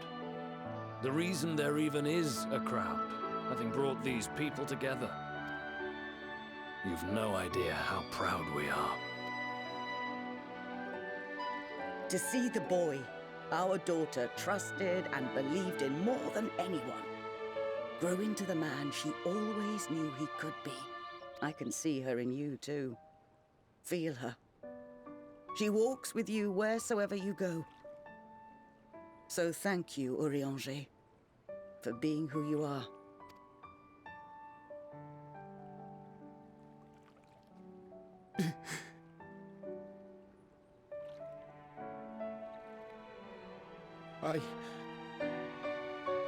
I think I can feel her too.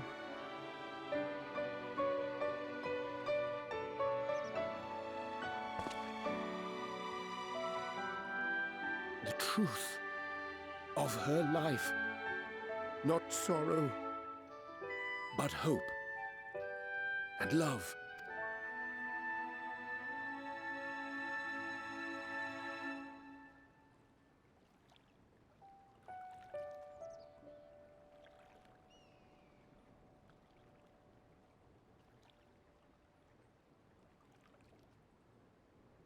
This moon breeder. She was important to him, wasn't she? You could ask the man himself. Oh, no. But watching this exchange reminds me how much I've yet to learn about your world. And its people. You can live here your entire life and hardly learn a thing. And that's why it's too soon for this to end.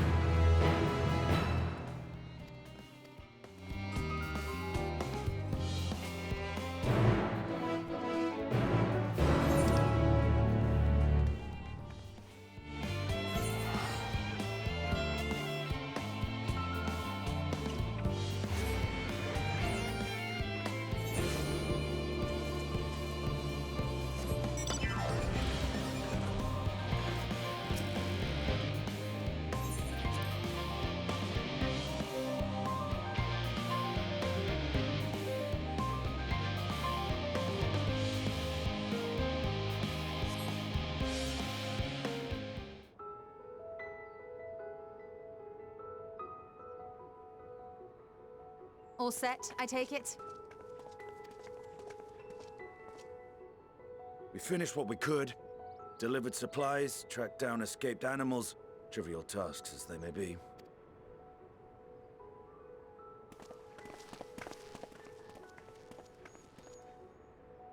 That's enough, don't you think? If there was anything more important still undone, that would be a problem in itself. The vessel is essentially ready for departure. All that remains is to load the final batch of supplies and see everyone on board. Once we've readied the ether burner, that is. Ah, had a feeling we might find you all here. Our consultations with the Loperites, too, have run their course.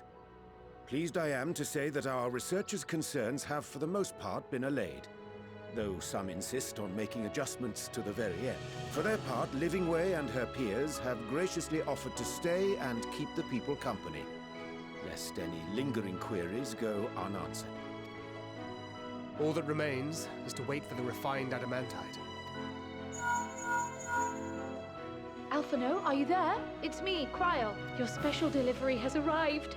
Round up everyone and come to the harbor at once. Speak of the devil. Let us go at once.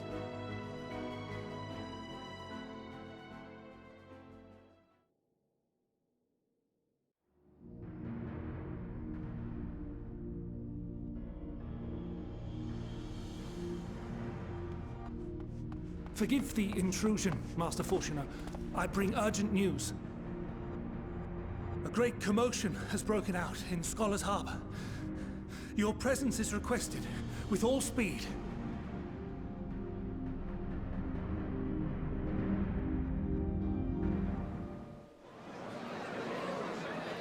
Now, where might this delivery be?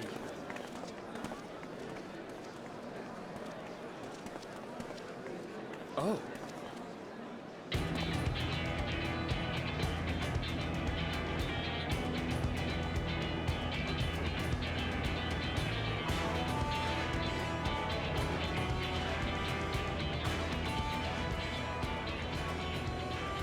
I'm sure it's very important, but we cannot accept these without the proper permits. By the 12! Surely, these can't all be.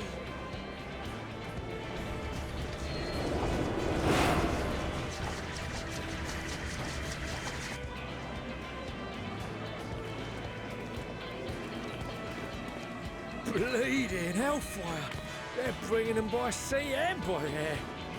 All these folks in these crates.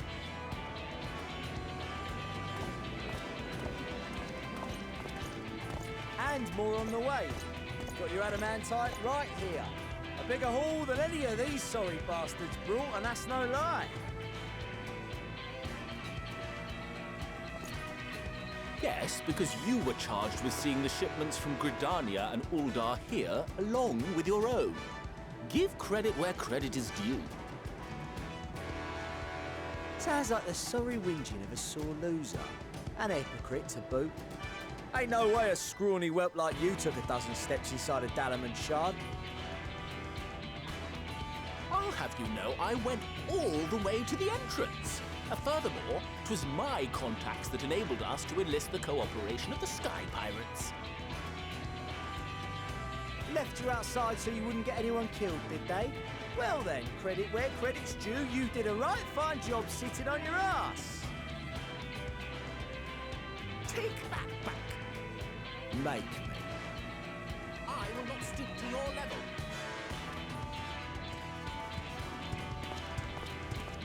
My, what a grand welcome party. Hancock and Saraban. We come bearing relics both sacred and elegant, as well as a few other gifts that may be of help, to be presented with best wishes from the Eastern Alliance. Our friends in Bosnia, for instance, have sent along a few artifacts for the brave allies of the Resistance. That's you. And we brought a number of items from Eureka as well, courtesy of one Ejika Sunjika. He says a little advance warning would have been appreciated by the by. I myself have come with a sacred relic of Rayson Temple. 'Twas passing fortunate that Senri's dango craving brought us to Kugane. We arrived precisely as Hancock was making his arrangements.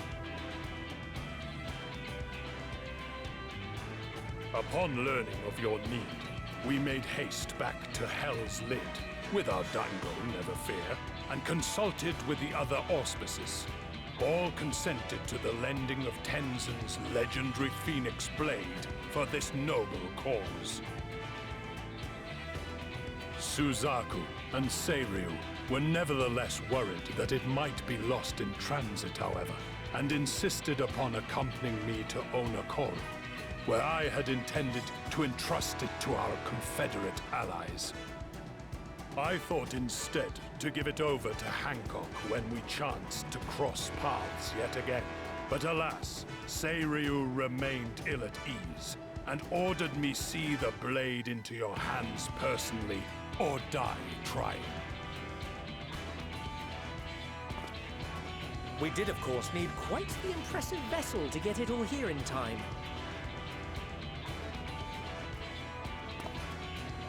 Fortunately, our majestic associates have been more than helpful. 'Tis an honor to join the Warrior of Light on another adventure, they tell me.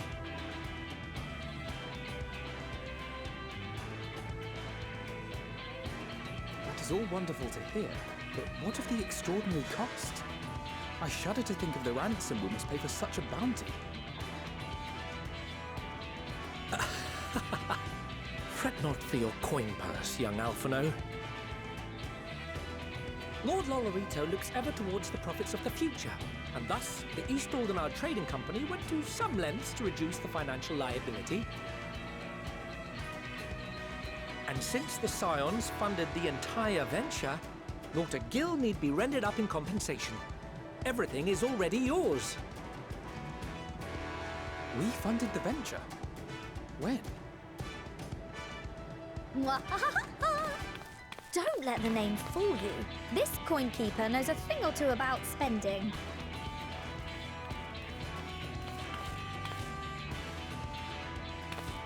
When it comes to capital investiture, a sprinkling of gil here and there will not do. You need enough savings to make waves when it really counts, which is why frugality is paramount. We also have the benefit of a generous patron. Generous being rather an understatement. She has supported us from the shadows since the very founding of the Scions. Ere we even had coffers to fill. Mother! Millions. I remain, of course, an entirely neutral party. I simply thought our family's coffers were needlessly full. We can hardly take them with us on your teeny-tiny toy boat, now can we? And would be ashamed to leave all that hard-earned wealth unspent.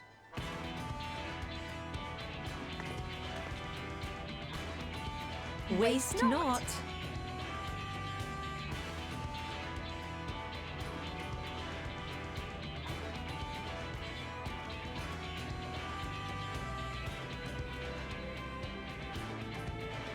However did you manage so much in so short a time, then? We expected word to reach only a fraction of our allies. Did I not tell you I have my ways? Erenville, you were involved too. I received a letter from Cryle after we parted ways in Labyrinthus. She explained what the Scions were trying to accomplish, and why you might soon require the services of the Gleaners, spread across the world as we are. I pray you do not interpret this as a betrayal of Charlotte. I accept that the Forum's aim in pushing us to our limits was to preserve what knowledge we have, and I bear you no ill will for it.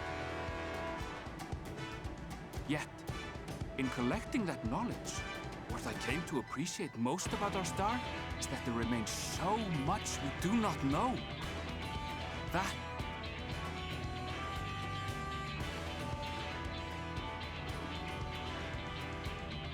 To make a long story short, the whole of the guild ship cooperated to ensure your call was heard far and wide.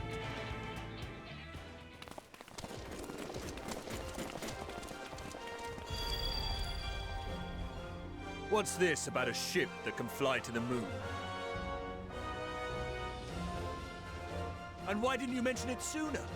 The one time you don't beg my aid, your problem's a bloody ship that can fly to the moon. See it! You brought the team. Of course. Garland Ironworks' finest. You need only point us towards my new favorite ship. Oh, I nearly forgot.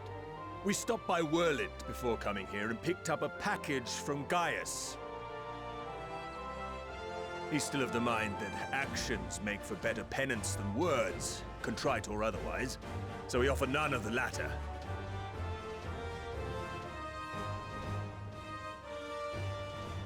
What he sent is an Allegan relic Valens used in his weapons experiments. Has a fair bit of refined adamantite in it, too.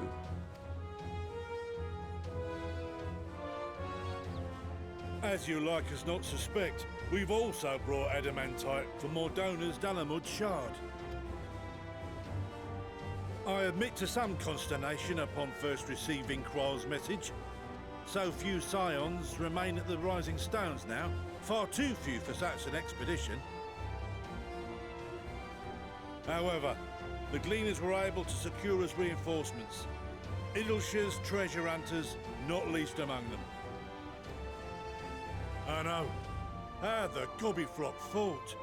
Slowfix's gratitude for the safe return of his daughter has not waned, and he gathered his kin to our side with an astounding quickness.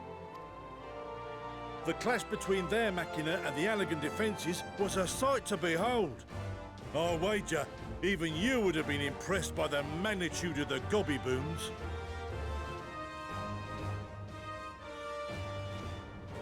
Fascinating as all this is, I fail to see how it explains your presence here. Does Razat-Han not have more pressing concerns?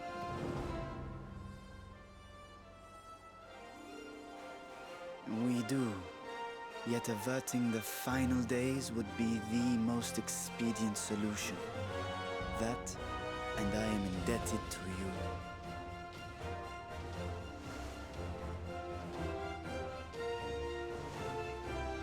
Though they chose to take their leave of Thavnair, those you saved in Garlemald remain my people. My gratitude is beyond words. 'Tis appropriate that I aid you in kind. If in the doing we bring salvation to others of this star, so much the better. You will recall that I spoke of my father, Midgard Sommer, and his journey across the great expanse. As he traveled betwixt the stars, his resplendent scales drank of the ether in those nigh empty surrounds, and imparted to him the strength to persevere. Thinking they might further your cause, I called out to my kin for consent. Ajdaya's answer was silence, as ever. Tiamat and Chrisvelgre, however, responded favorably to the suggestion. My sire, too, stirred from his slumber long enough to speak and say, "Very well." Thus have I brought you his own worm scales. Fit them to your purpose, and seek a worthier fate for us all.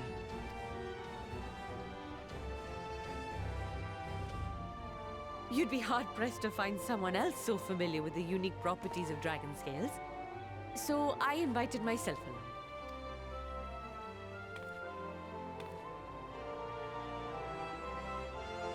Bugger me, this is so unbelievable. I've gone right back round to believing it again. Forget a 6% gain, if we should say. With all these goodies, we could get 7, no, 10, no, 14 bleeding %. think of how far we could go! What we could do with that much power! What we could blow up! If Kokol is duly convinced, then it must be true. In which case, the Scion's end of the bargain has been fulfilled. Would you not agree?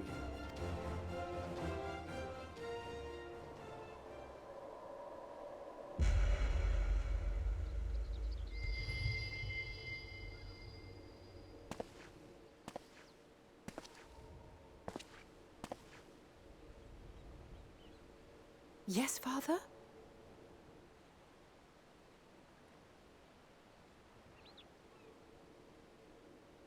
I know not what you seek of Hydaelyn, nor for what purpose you would take command of our ship. Yet this much is certain. To do so will be to dictate the fate of this star and the lives upon it, the lives of each and every creature, in their magnitude and their fragility. Do you understand? And are you prepared? We have seen and we have felt how much each life shapes this world. And so we are determined to abandon none. We understand what is at stake, and we are prepared to bear this burden.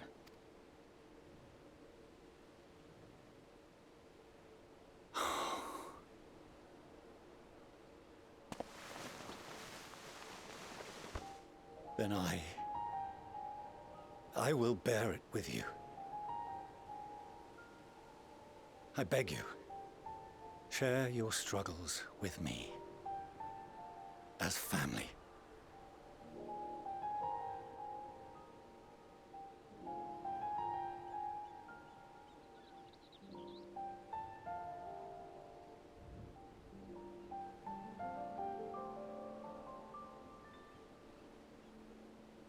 You grasped my fingers with such tiny hands the day you were born. I thought my heart might burst. 'Twas love and happiness beyond expression. Overwhelming, and a conviction so powerful that I trembled with something close to rage. I had heard the final days foretold. I swore to myself then and there that I would not let them steal your futures.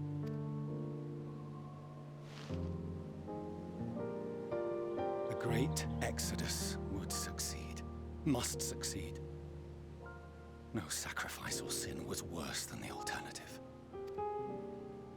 If anything gave me pause, 'twas mine own father. The Archon Louisoix openly decried Charlian's policies, a perspective which I regarded with increasing disdain as I grew older. Yet even as part of me thought him a fool. Perhaps I also hoped that he, of all people, would devise a brilliant means to save my children.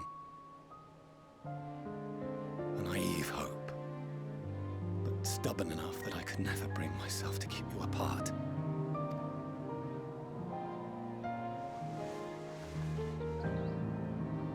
No, that was his doing.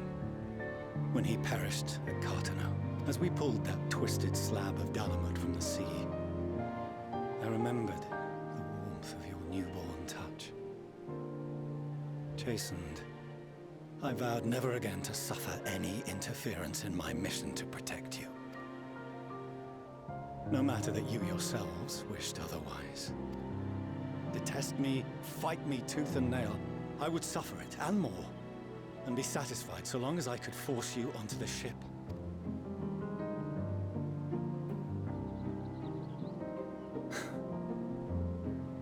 I was wrong. You two have grown so much stronger and so much wiser than I dared dream. You have earned the right to walk your own path, and already begun to do so. Good. Because there are things we care about, and people we love, and none of them is replaceable. Not a one. It cannot have been an easy journey for you to have come so far. we shall be glad to acquaint you with the finer details someday, once this danger has passed. All that we have seen and heard, that we have felt and learned in our travels. Ours is not a kind world, but it is beautiful. Always. Oh no. Are you quite sure that's wise? After all, someone turns pale and flees the room when he sees so much as an envelope containing word of your adventures. Whatever will happen if he learns what you were really up to? Millions.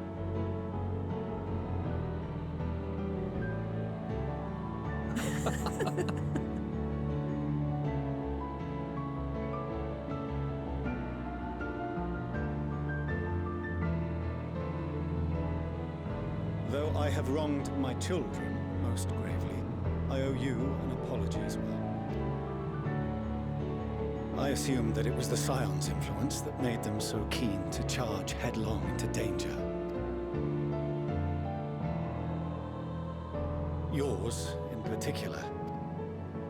I see now that said influence instead brought them together with the many fine people gathered here today. In which case, I hope you continue to guide them.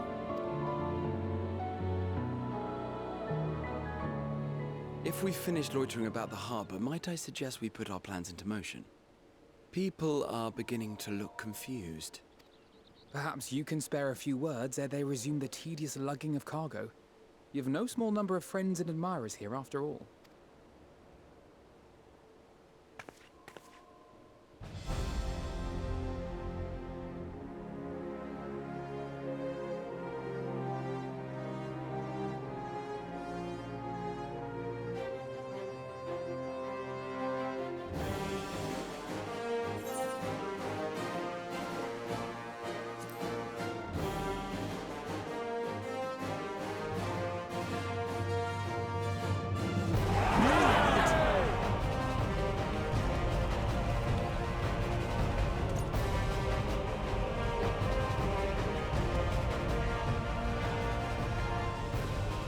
Your assistance is appreciated.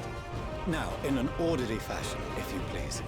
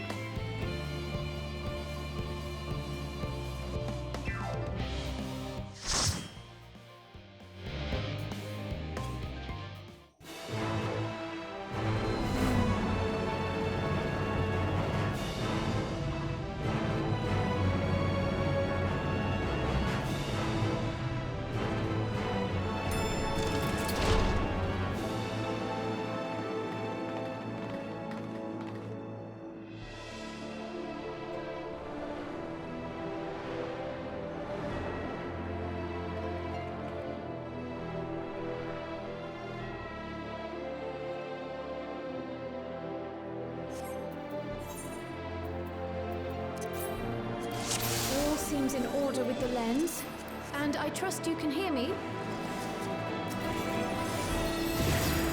Those things are pure malcontent, the residue of lives unfulfilled.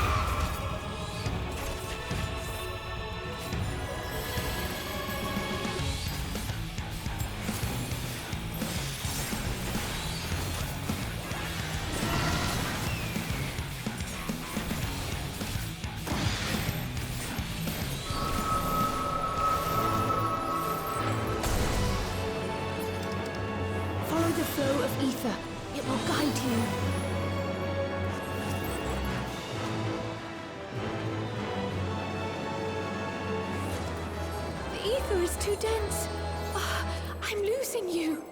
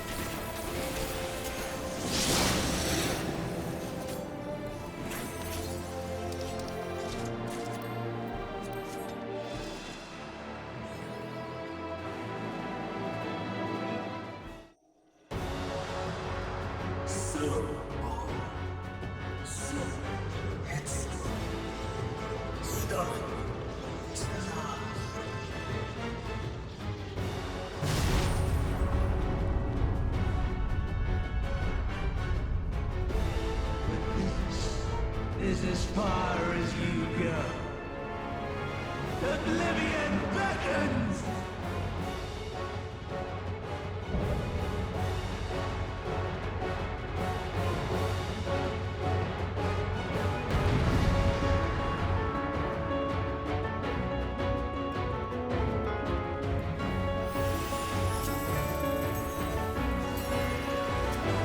Many faces have I worn, but this is my favorite by far!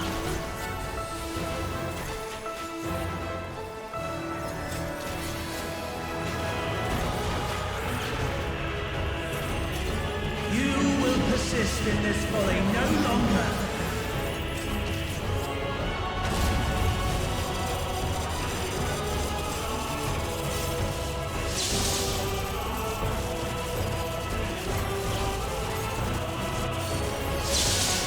The stage is set!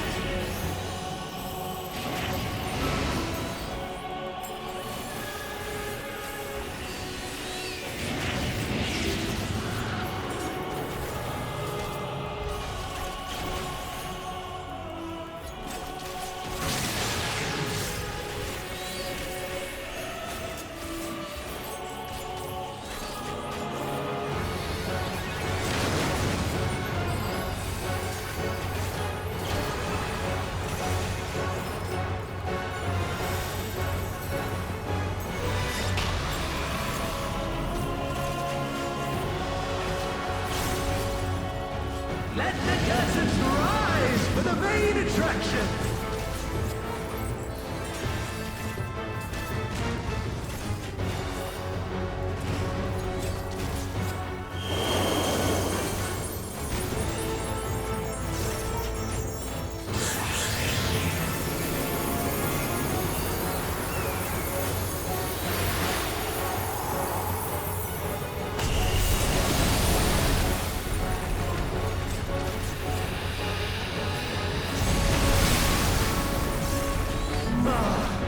What a boorish audience you are!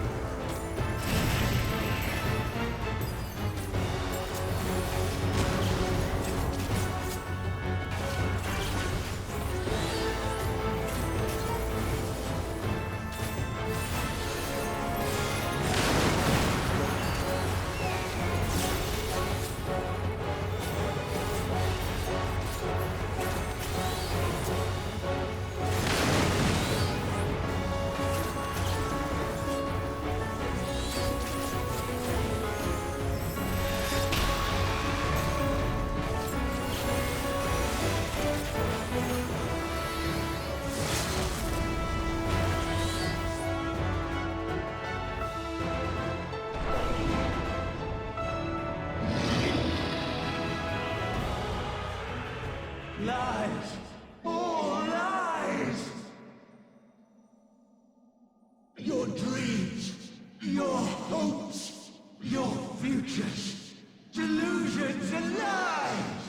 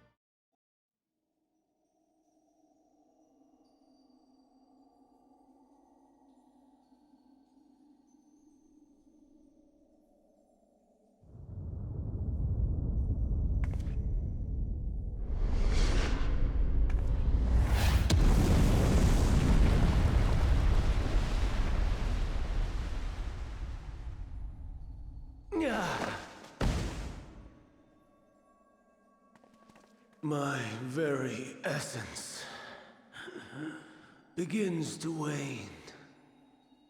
Sweet, sweet agony.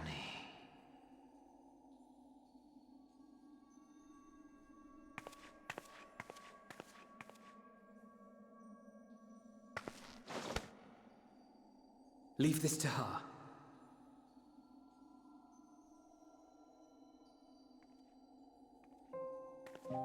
Come to deal the coup de grace. Good. Watching you struggle against the inevitable is bad comedy. Erase me from existence, soul and all.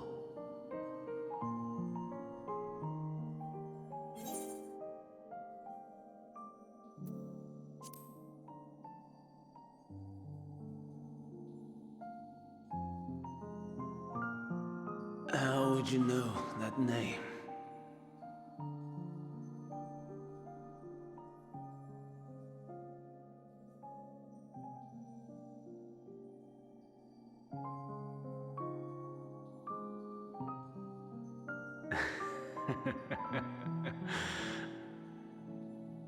Then it was you. In Elpis. With Emet-Selch. The final pieces fall into place. In my halcyon days, as the mortal Ammon, I was haunted by a dream. Night after night, the faceless multitude, the voiceless cries, shards of shattered memories. But slowly, the fog began to clear. This was Elpis. And I was Hermes. Recurring though it was, I paid this dream little heed. It was only when I was granted the seat and memories of Fandaniel that I knew these visions to be true. They were the memories of Hermes that he himself erased using the power of Kairos. Or so he thought. In his attempt to burn away the events of that fateful day, he succeeded only in searing them more deeply into his soul. My soul. Death failed to expunge them. No matter how many times it came. Rebirth after rebirth, from one Fandaniel to the next. I wonder, is Emet-Selch adrift somewhere in this ethereal sea? In defeat, finally remembering your time together in Elpis? How it must gall him to be entrusted with knowledge of the final days, only to be rendered powerless to act upon it.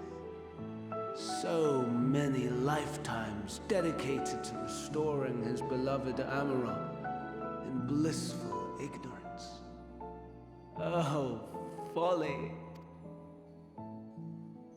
But make no mistake, my life as Hermes is not the reason I invited the world's end.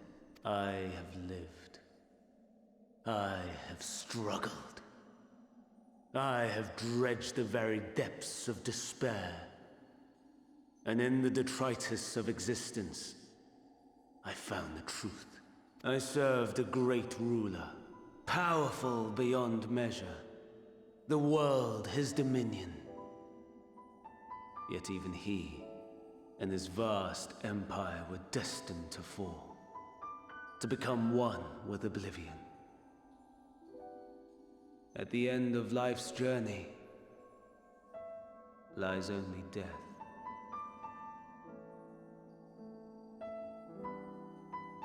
So I ask you, why live at all?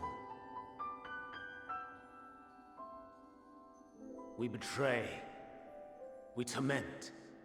We murder. We are wicked, spiteful creatures, without exception.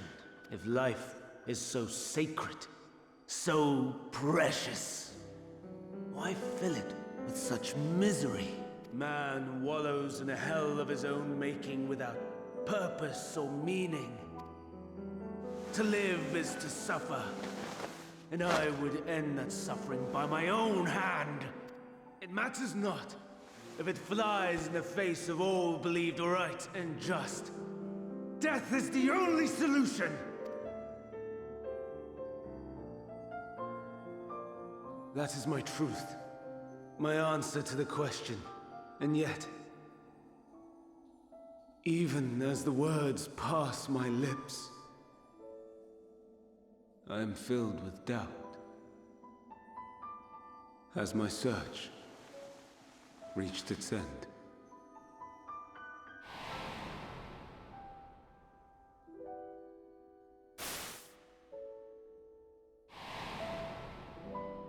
Was this the only way?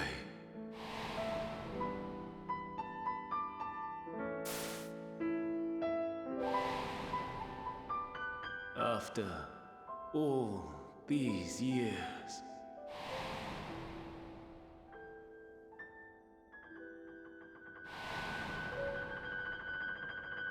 is this the answer I was hoping for?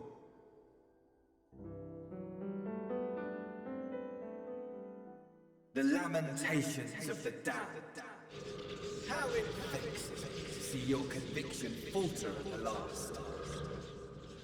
Van Damme, still clinging to existence, I see.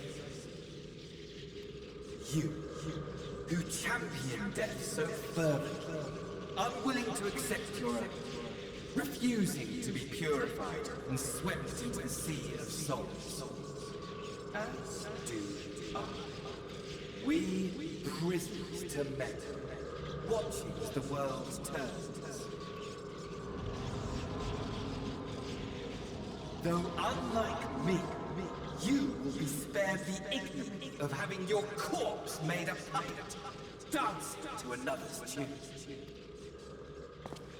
Is that Arsahi? How very astute. But let me be clear, I have not come to consort with the likes of you. Nor have I come to bemoan the state of the world following my untimely demise. In fact, I delight in mankind's downfall, and the anguish it brings the savior of the savages. If I played some small part in the chaos, all the better. Not that I was in any position to resist. But to be made accomplice to the betrayal of Lord Xenos. I would die 1,000 deaths to exact my vengeance.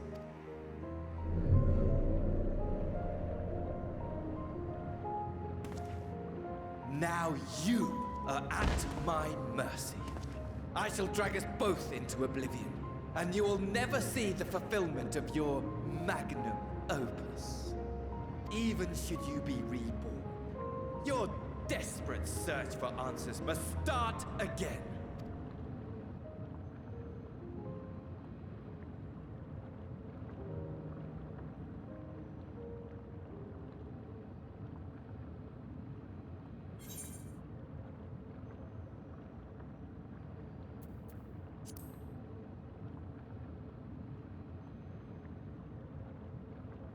Even here, even now, you have every right to hate me.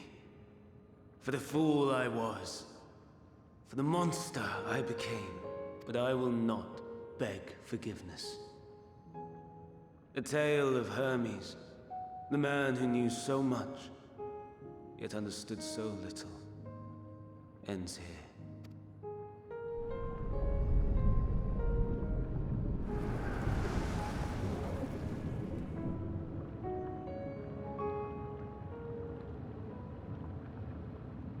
Don't try to follow me.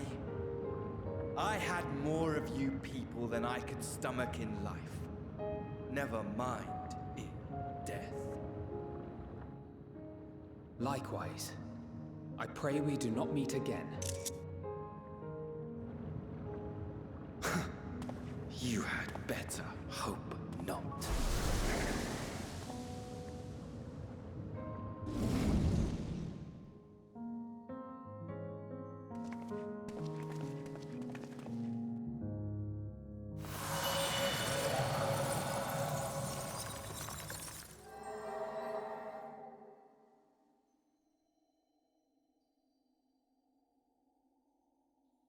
Come.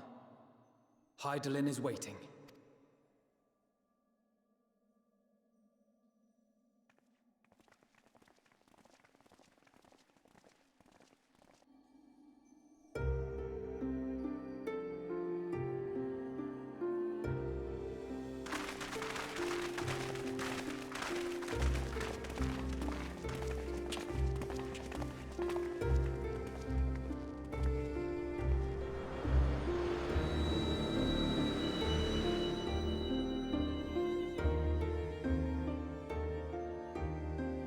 Brave travelers, I welcome you.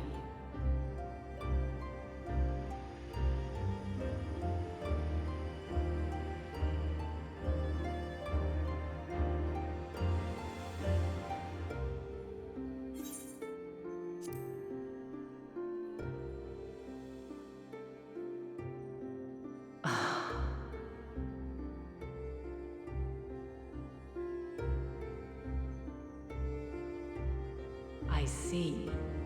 Thou didst journey under Elpis. And now, the rivers of time converge.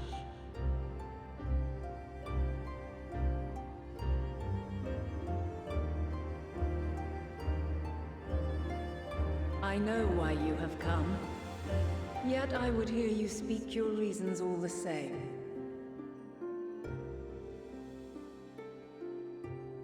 You created the moon to deliver mankind from the final days. But is that really how it has to end? We do not wish to abandon this world. We want to protect the source and all of its shards. To flee is but one of two paths. The other leadeth to Meteon, far beyond the stars, where she doth chant creation's requiem.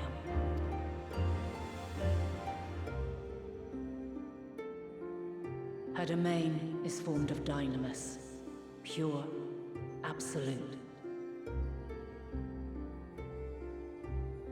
Where emotion and memory govern all, ether will avail you naught. Meteon hath gathered the pain and despair of countless stars, and to go unprepared is to go unto your doom. We'll beat her. We'll win. I swear it. Is what I might have said, once. After everything I've seen, all the times I've succumbed to my own anger and fear. I can no longer pretend that courage and faith will be enough. But are we truly so powerless? That our only choice is to flee? Far from it, my child.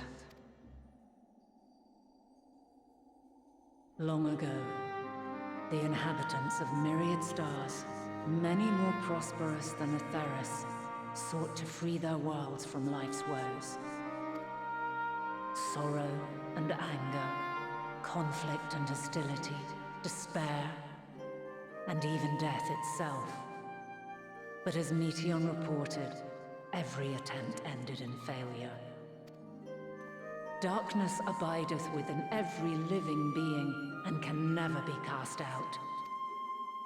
Neither reason nor faith can challenge this immutable truth. To live is to suffer, and in suffering, find strength, and purpose, and hope. As you have done so many times before. Thou dost pursue an impossible dream, yet knowing this, you pursue it nevertheless. And thou hast learned to depend on others as they do thee. Thy yearning for the power to save the powerless hath ever driven thee to greater heights. Thou hast grown strong. Though those closest to thee no longer walketh by thy side, their love remaineth thy guiding light. For duty's sake, thou hast been bound by truths unutterable time and time again.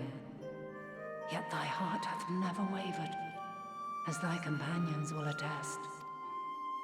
In thy pursuit of mysteries great, all thou believest is brought into question.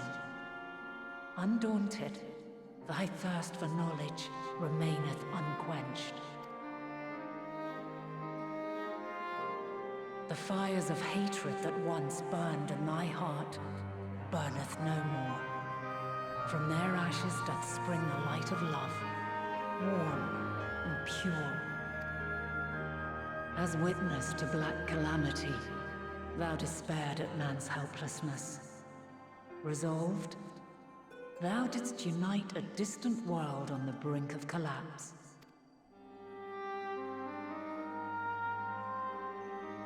And thou, my champion, when all did seem lost, thou never abandoned hope. For every trial and every foe that did bar thy way, thou hast proven equal to the challenge, drawing courage from the many bonds forged on thy journey. You have all known despair, and though the end approacheth, you walk on, heads held high. Therein lieth your power, the strength to silence the song of oblivion. Then there is a means to confront her. Yes, if you should prove yourselves worthy. Hark!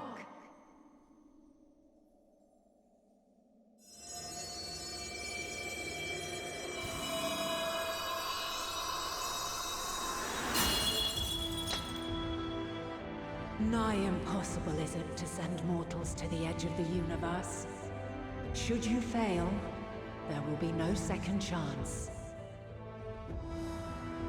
As the will of the star, I ask of you this. Do you possess the fortitude to stand firm when all around you doth crumble? Do you possess the faith to vanquish despair itself?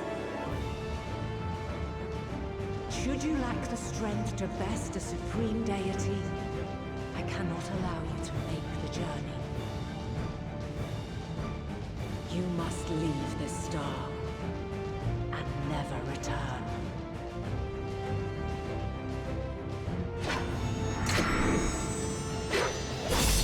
Prepare yourselves. Prove ourselves worthy. Sounds straightforward enough. Aye. No room for confusion there.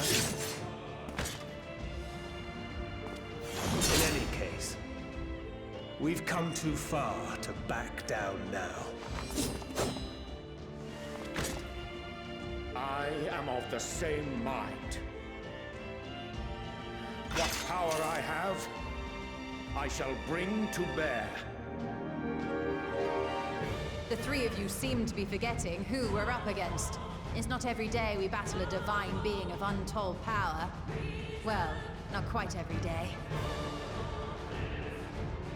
Do try not to get underfoot. Needless to say, there'll be no margin for error. Let us hold nothing back. For the people of this world and those beyond the rift.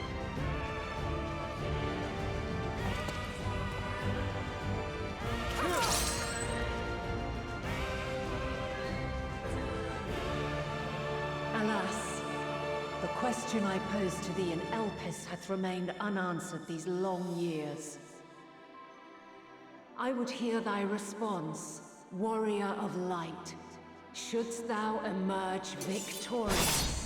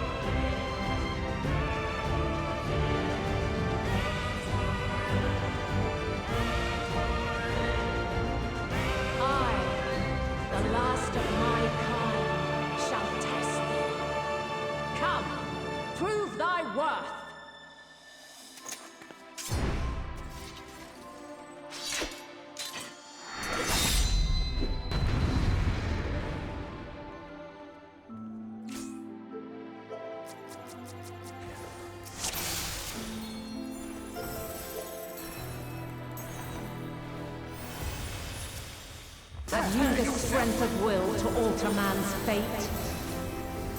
Hold still.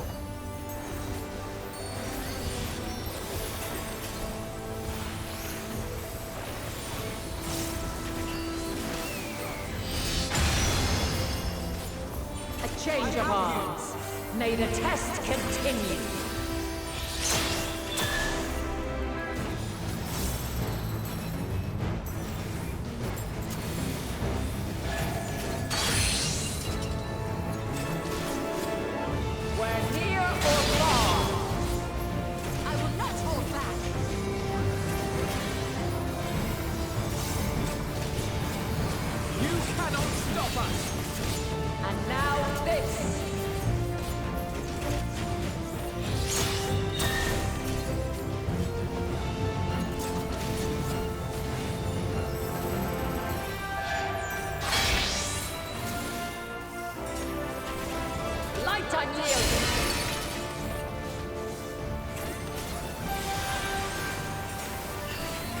Hold still.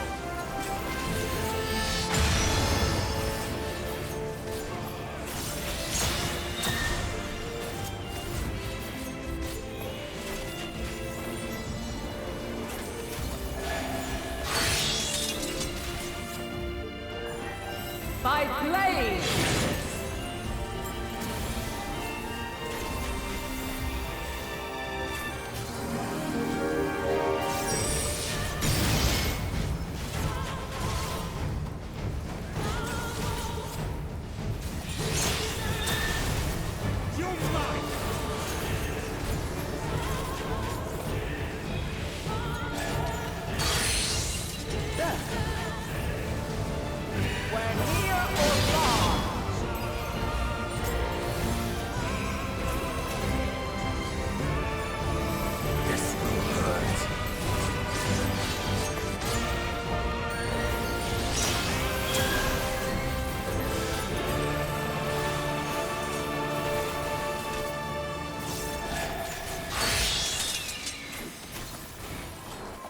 By blade!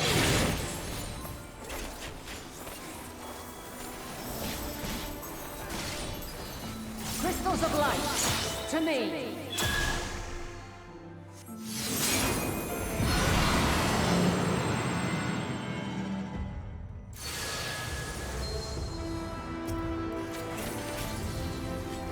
Here!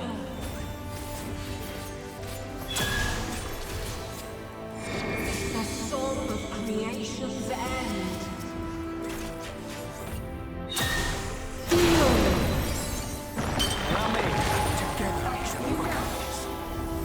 The sorrow at hope's demise.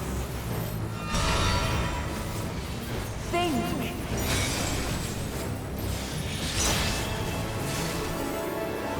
Find your way in the darkness.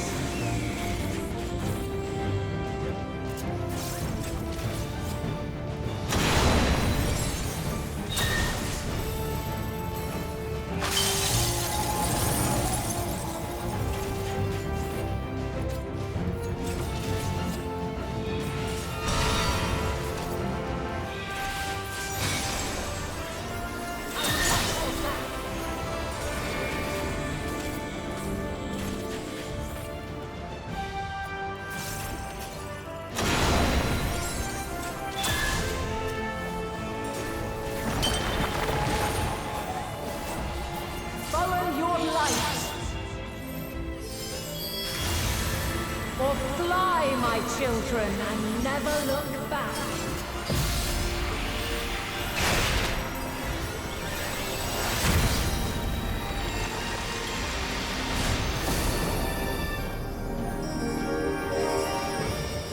Then you are resolved. But this test is far from over. By crystal's light.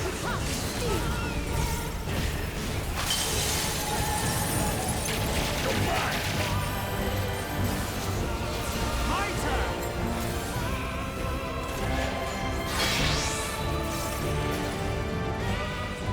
Light unyielding.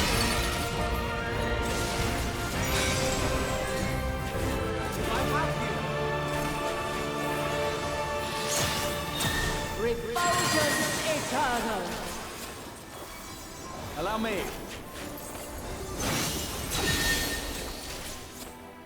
You underestimate me! Be gone! There!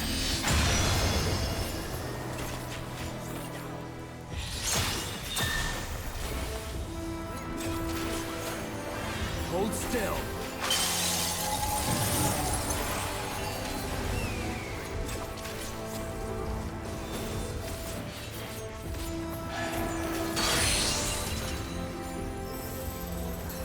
We're near or far.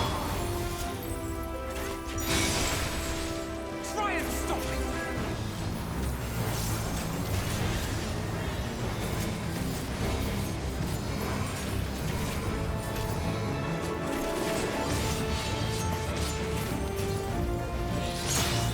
We're high or low.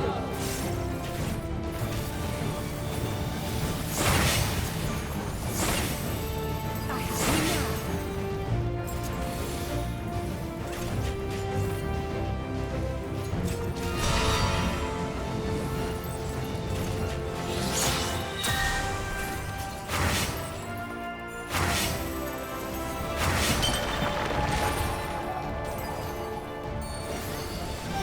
You cannot stop us!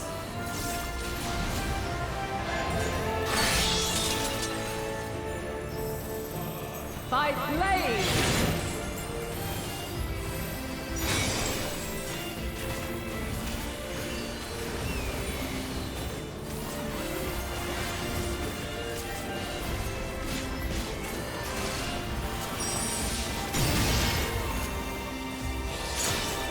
Succumb not to fear.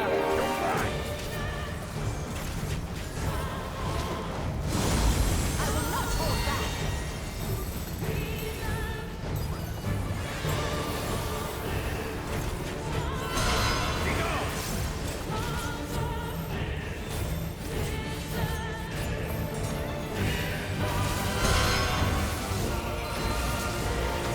Allow me.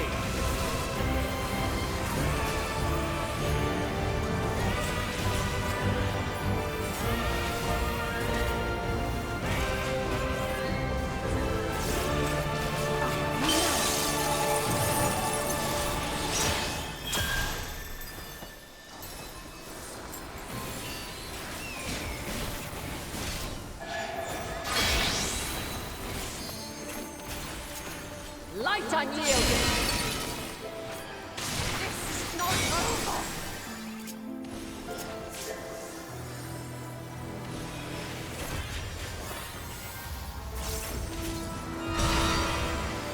Allow me.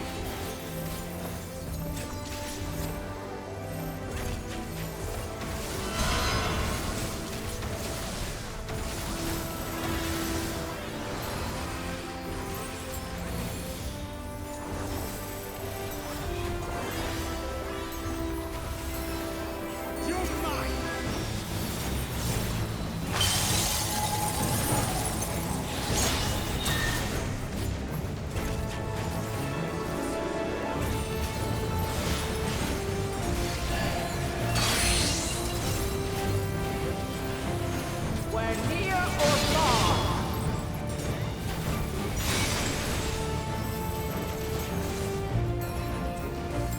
Away with you!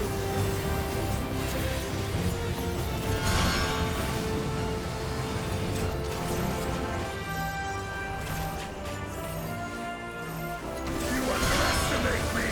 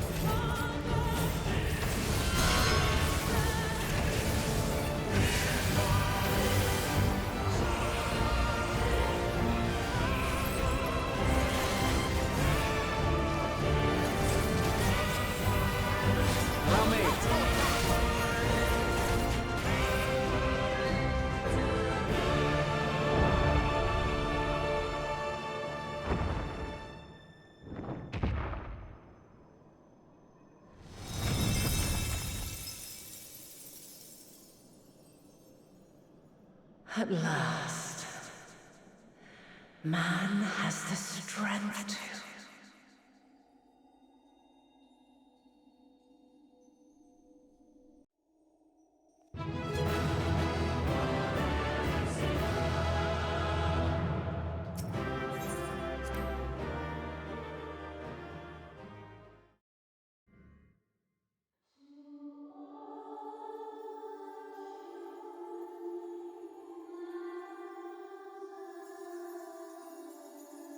No! This can't be happening!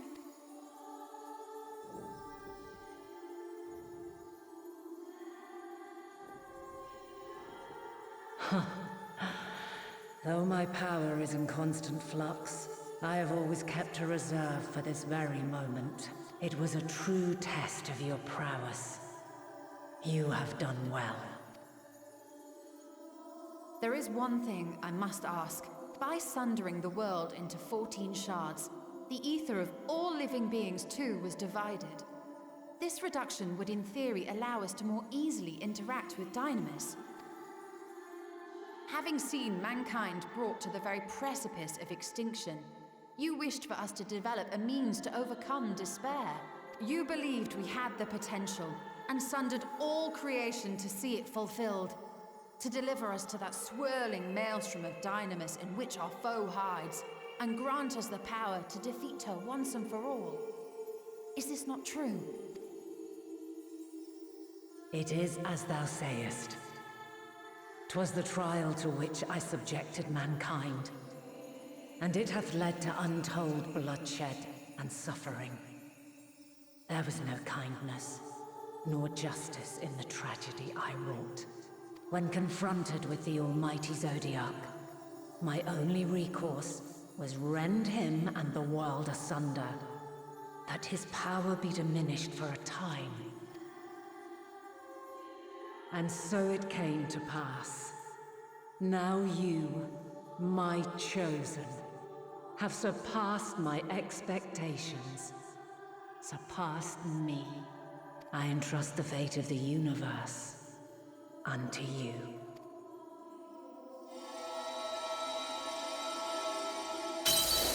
This crystal contains the memory of Meteion's passage through the stars. Deliver it unto the Loperids. They will guide you to her.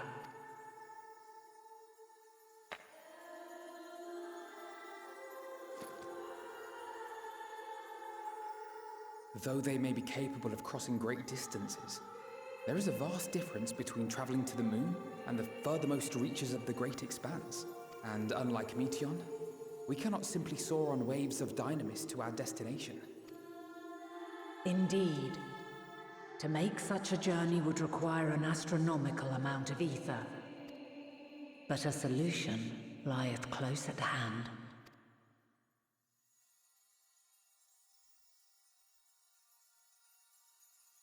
Of course. Yes, my child. Ever since I became the will of the star, the ether drawn here had slowly crystallized. They who have answered my call know it well. While I have remained hidden, it hath become the embodiment of the planet's will in my place. A faceless, omnipotent force of nature. The Mother Crystal, our final hope.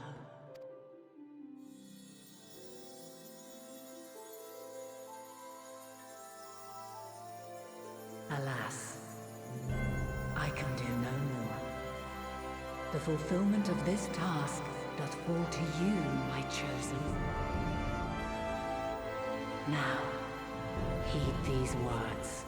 Darkness and light, despair and hope. As goeth one, so goeth the other. Become light, become hope.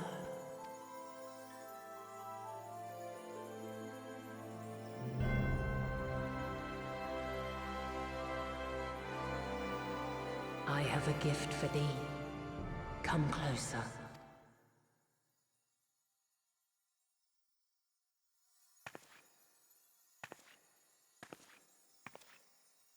Long have I searched for a means to safeguard the future of this star. Though I knew failure after failure, by recalling thy tales and my promise to thee, I found the strength to carry on.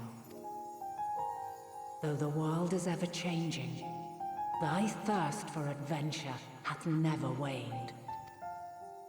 Thine unshakable resolve never ceases to amaze, to inspire. As a mark of my gratitude, I bestow this final gift. Thou dost possess the crystal of Azan, yes? As Heidelin, I reside over the forces of stasis, tranquility, peace. The laws which impart stability to existence itself. I will weave this self-same power into the crystal, granting thee mastery over matter, to give form to the formless. Use it wisely, or it will not last indefinitely. As thou hast seen on thy journey through the ethereal sea, souls are drawn to thee. Mayhap this trait will prove to be a boon rather than a hindrance.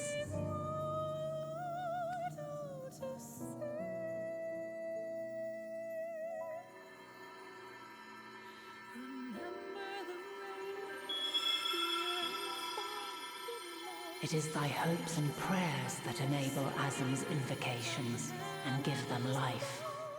So keep them close. But pray, remember this. When the way forward is hidden, even from the mind's eye, look not to the invocation, but within yourself.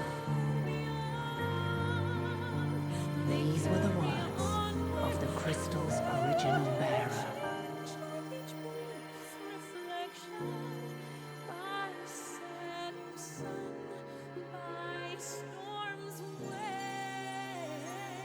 With that, my work is finished.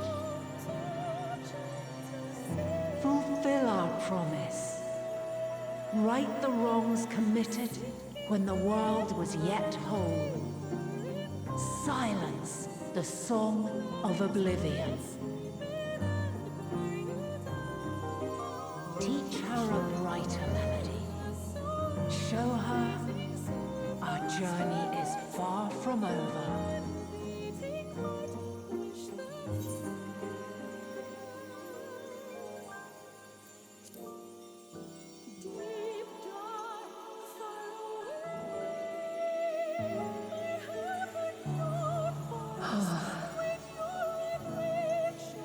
Of this, I have no doubt. For yours is a light brilliant beyond measure. Long after I have gone, though not even my soul remaineth, my love will be with you forever, my dearest children.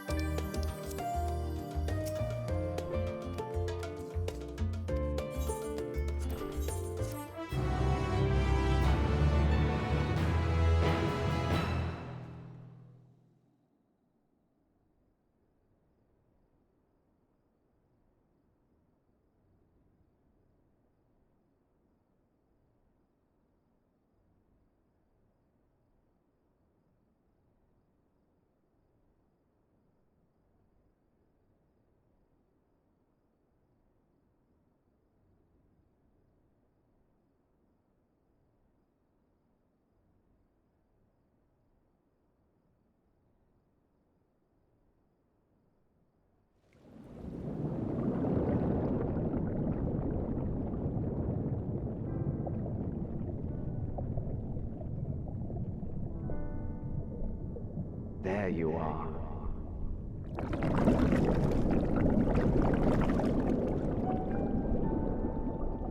Some time, indeed, yes. For you, at least.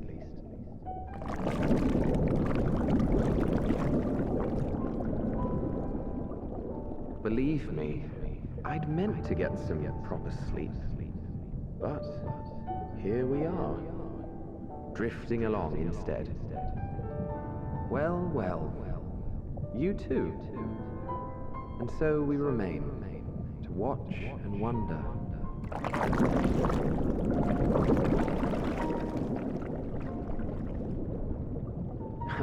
Yes, indeed. To begin, we first must see the end.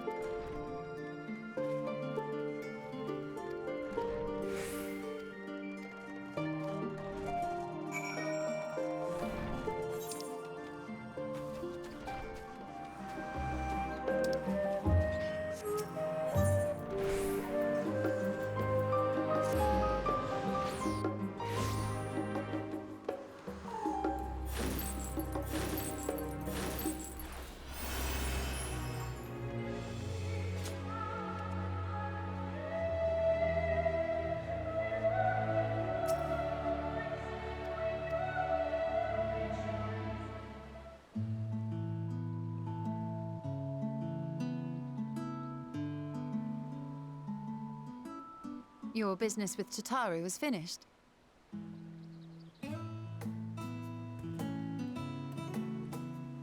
My, what a thoughtful surprise. Whatever would we do without her? Indeed. And she's right, you know. It hasn't been all doom and gloom. Feels like a lifetime ago that Master Louisoix gathered us together to form the Circle of Knowing. Since then, we have experienced much.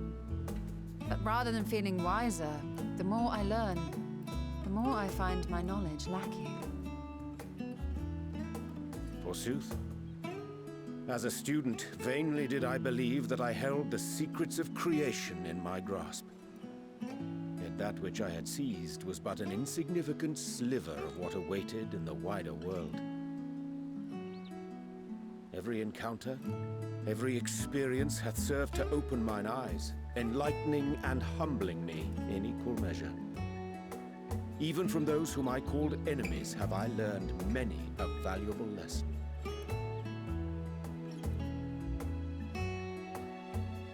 What will we learn at the edge of the universe, I wonder?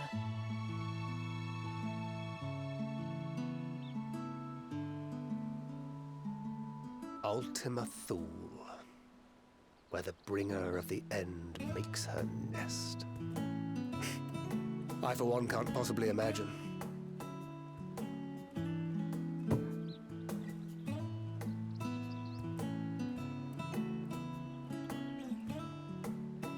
But whatever awaits us there, we will survive. We must.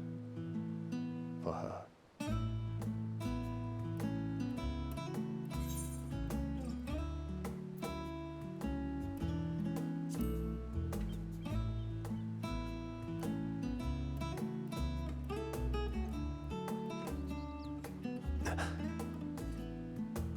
Is aught the matter?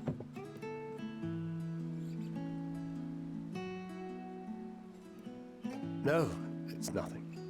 I just... Well, lately I find myself surprised at how much I've changed. How much we've all changed.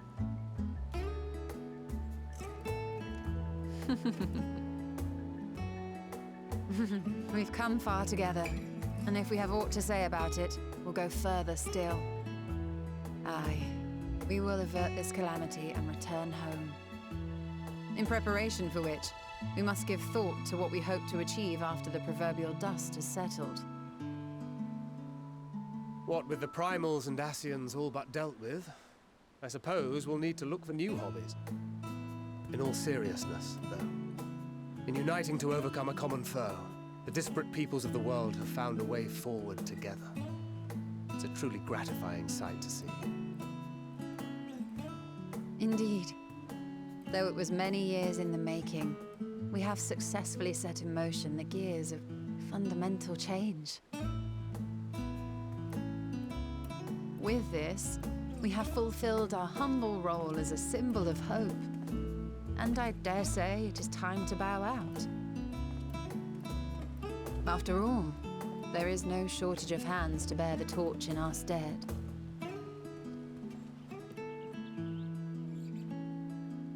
You know, I never really considered I might live long enough to see an after.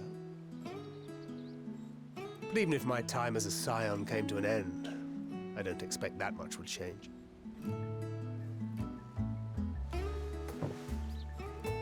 Traveling the world, going wherever the wind blows, lending a hand to those in need.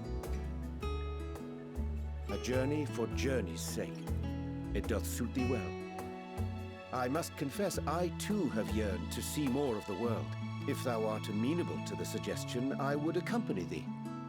Mine ability to affect an air of normalcy through artful disguise is much improved, thou must concede.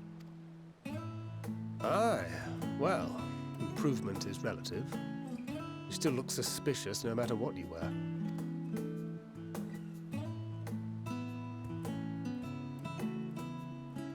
What of you, Ishtola? Any grand plans? Why, continue my quest for knowledge, naturally. To begin with, I wish to know the state of the reflections. To which end I must find a means to travel between worlds.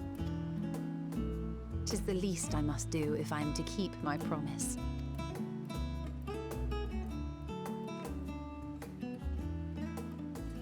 Should my pursuits prove unduly arduous, I won't hesitate to call on you.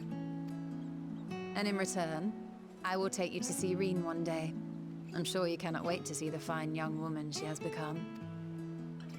Spare me.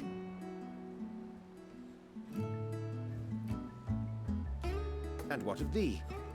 What wouldst thou pursue at duty's end?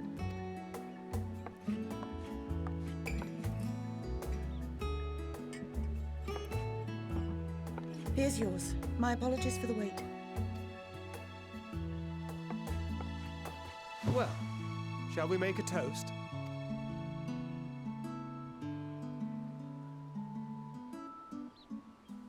To victory. To our comrades. To the future of the star.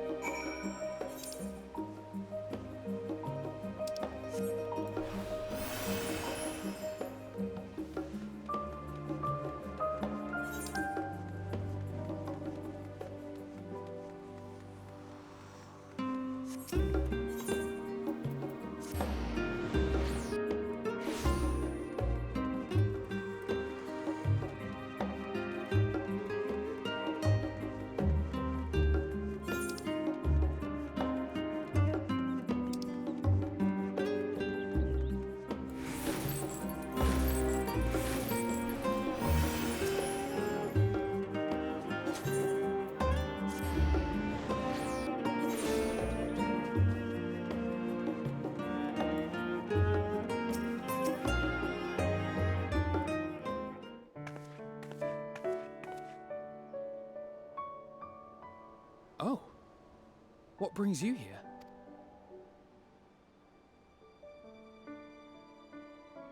Ah, so you were worried that the Levier household might again be gripped by turmoil.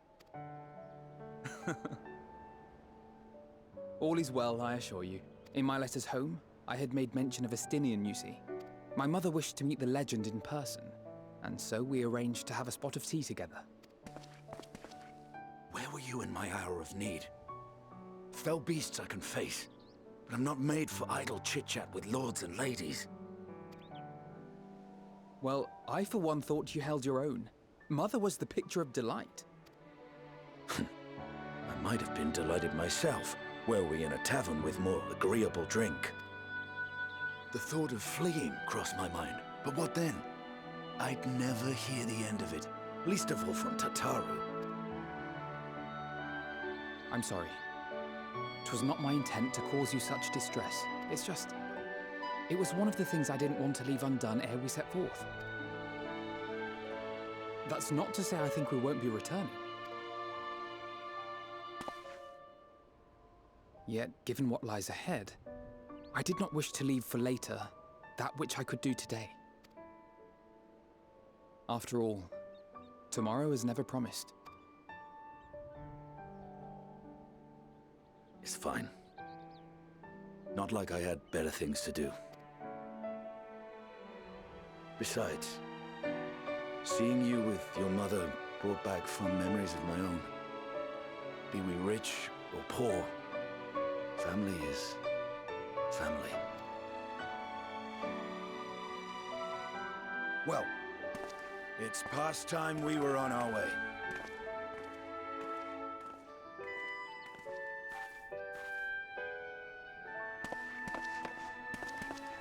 Wait!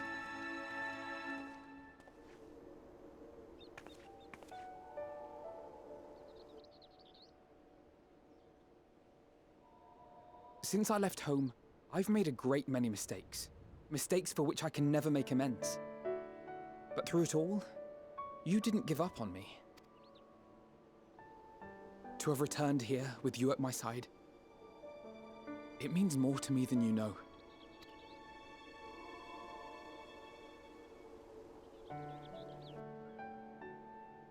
Thank you. From the bottom of my heart.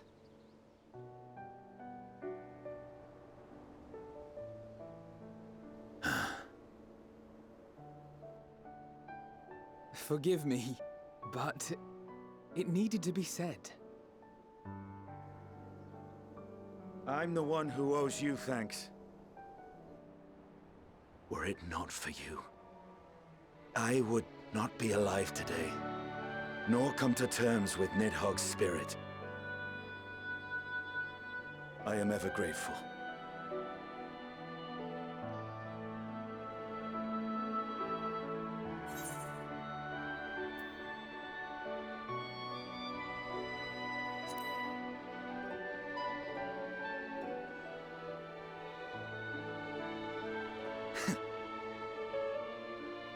I know, and I won't let you down. Together, we'll show the enemy the strength of mortal will.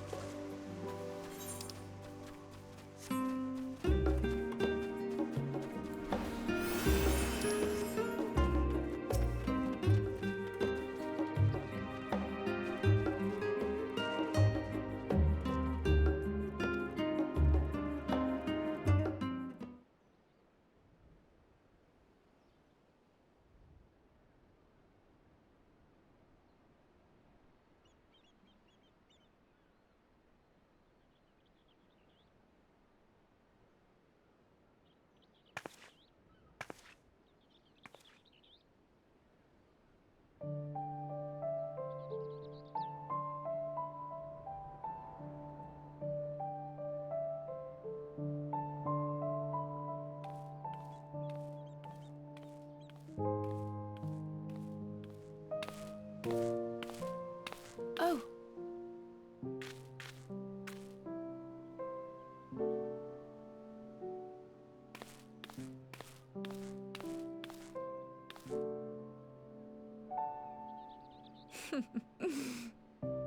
Knowing them, they're probably dreaming about the celestial adventures to come.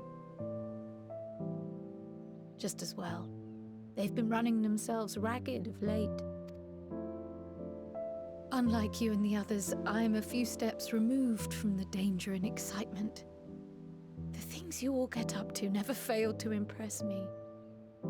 But by the same token, I can't help but worry. Not only for your safety, but for your happiness.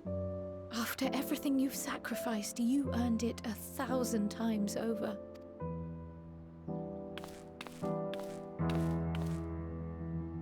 From the simple pleasures of tucking into a hearty meal or collapsing into a comfortable bed, to the grand triumphs of visiting legendary lands or finding true love. You deserve all the joy in the world. There is so much that life has to offer, so much to be treasured and shared with those we hold dear. So promise me this. Come what may, you won't give up on your own happiness. When you're out there fighting tooth and nail, it's all too easy to forget. But in the end, your passions will be your greatest strength of all. Remember that.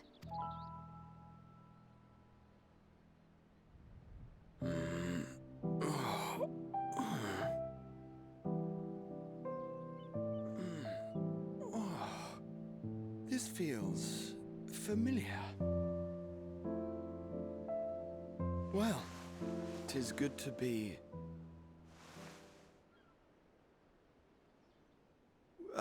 wait! What are you... What am I... Gods, don't tell me I fell asleep. Not that there's any shame in it, but you were sleeping like babies. Oh, how embarrassing.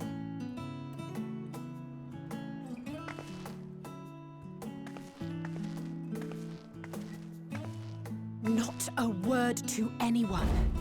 Understood? Not one word.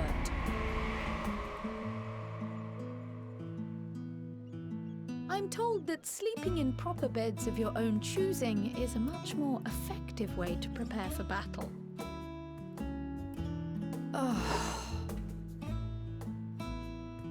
So, what were the two of you doing here?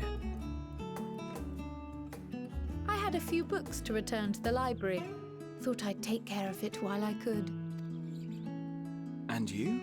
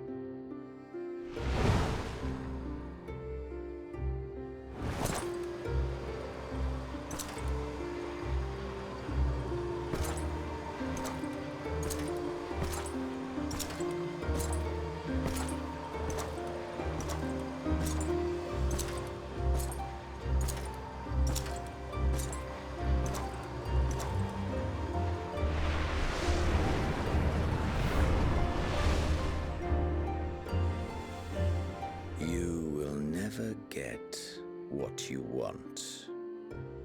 Not even the battle you pine for so dearly.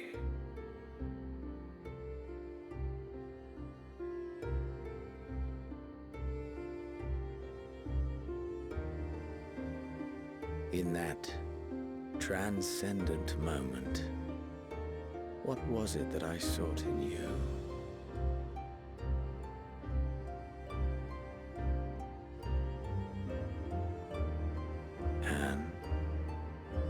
What was it that you sought in me?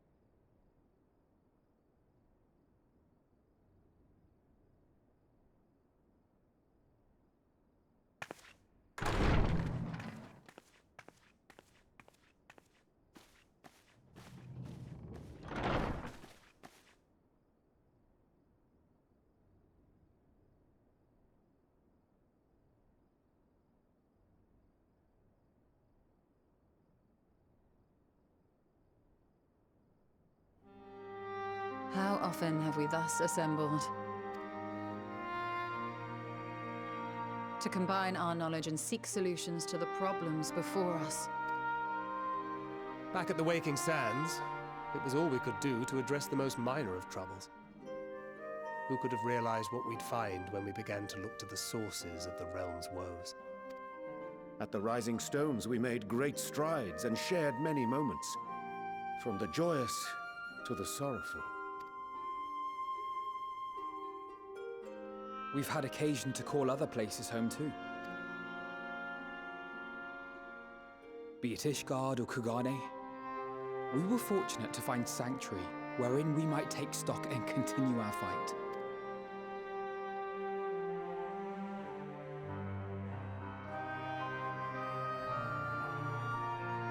I was honored to host this company in the Crystarium, to stand with you all as we confronted the truth of the star itself. And now from this place, we go to fight the most important battle of all.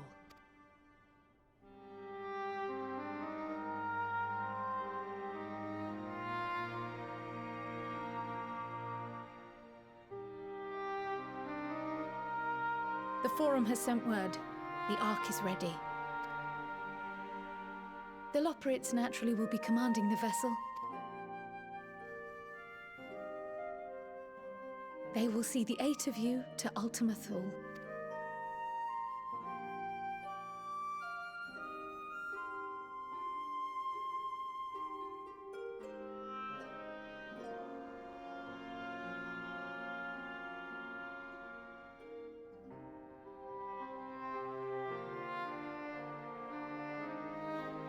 Upon arriving, your objective is to find and vanquish Meteon. As a final formality, the Forum bade me ascertain your resolve. So, are you certain you wish to do this?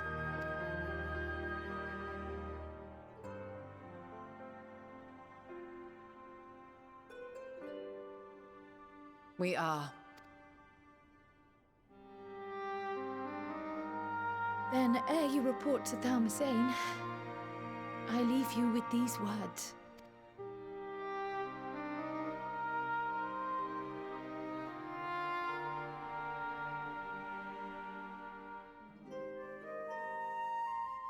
You must triumph. What that means will differ for each of you. To make it back home, or to simply avert doom, or perhaps something else altogether. Yet whatever it is that drives you, I have faith in its power to see you through. So please, triumph.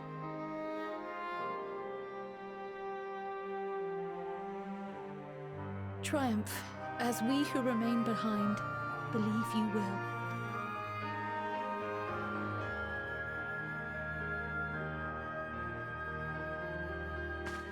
Let us be off then.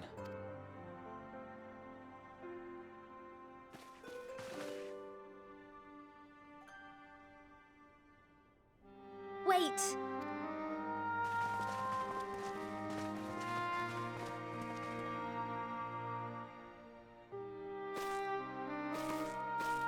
Both Kryl and I will be there to see you off, but as your receptionist, I feel I need to say this here.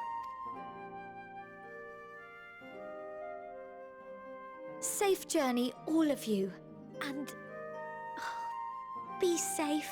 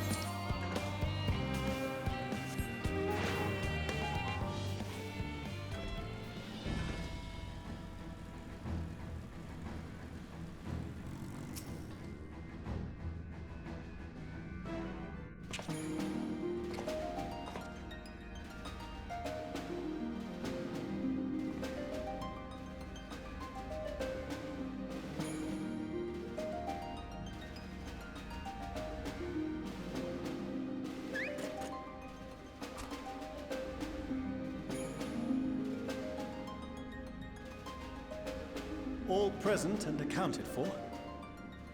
Good. As you will have heard, the Ark is ready. All that remains is to board and be on your way. I've seen my fair share of tight schedules, but this was bloody murder. But we did it. We finished the ship. It's safe, fit for purpose, and looks good to boot.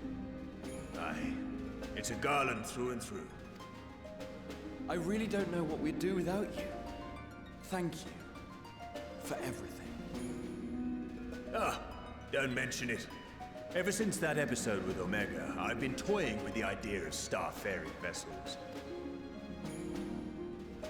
And as they say, necessity is the mother of invention. We've learned a lot, let me tell you. In case you're wondering about payment, the ongoing existence of the world ought to do. But feel free to throw in a colorful recounting of your journey on your return. So, have you thought of a name? A name? Wasn't everyone just calling it Father's teeny tiny toy boat? Well, seeing as its purpose has changed, I thought a more eloquent name was in order.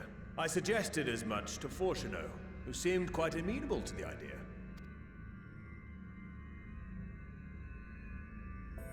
As you know, this vessel is the culmination of heretofore unprecedented collaboration. And though said collaboration is owed to the Scions, there is another whose noble deeds made our work possible.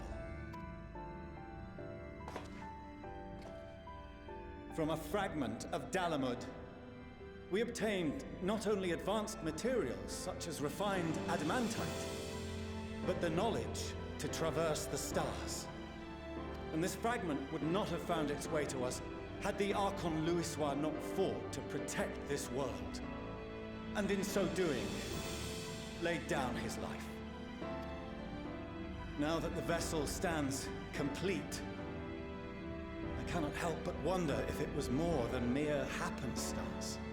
If it was my father's intention to guide us here. In the hopes that his guidance will see you all safely home, I name the vessel after that self-same fragment of Dalamud he delivered unto us.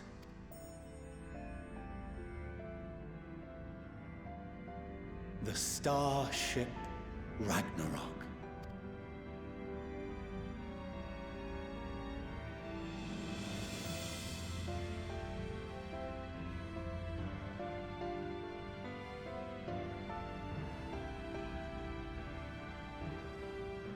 Sorry for the wait.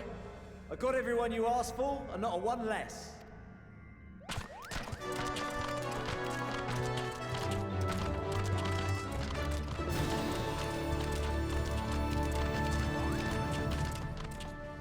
What are you all doing here? Oh, I invited them.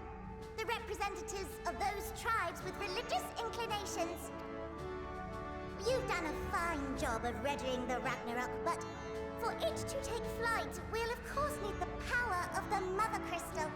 Given its immense size, however, transporting it would be an absolute logistical nightmare, not to mention we'd need to shatter it into tiny shards for feeding to the engines. But a brilliant idea came to me. We convert the crystal's energy into forms that can transport themselves!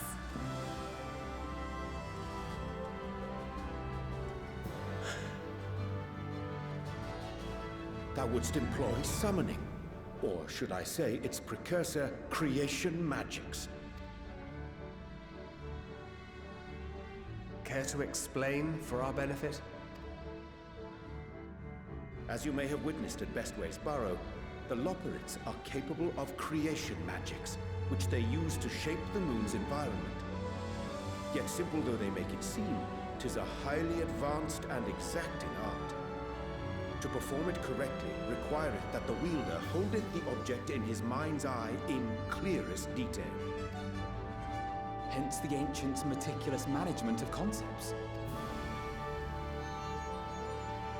drawing upon this art, the Ascians conceived of summoning as we know it, a derivative that replaceth the complexity of concepts with the simplicity of zealotry to make manifest a creation. I see. By combining the Loporrit's magics and the tribe's faith, we convert the Mother Crystal into primals of purer form and greater obedience. Summoning as it was intended, one might say. Indeed! Indeed! While Hydaelyn gave us the ability to use creation magics, she forbade us from using it to make anything possessed of a soul, or similar. She didn't say anything about fulfilling the desires of others, though. So, borrowing our friend's faith, we'll create deities using the Mother Crystal's power and send them to the Ragnarok! Am I the only one here concerned about the risk of being turned into a tempered minion?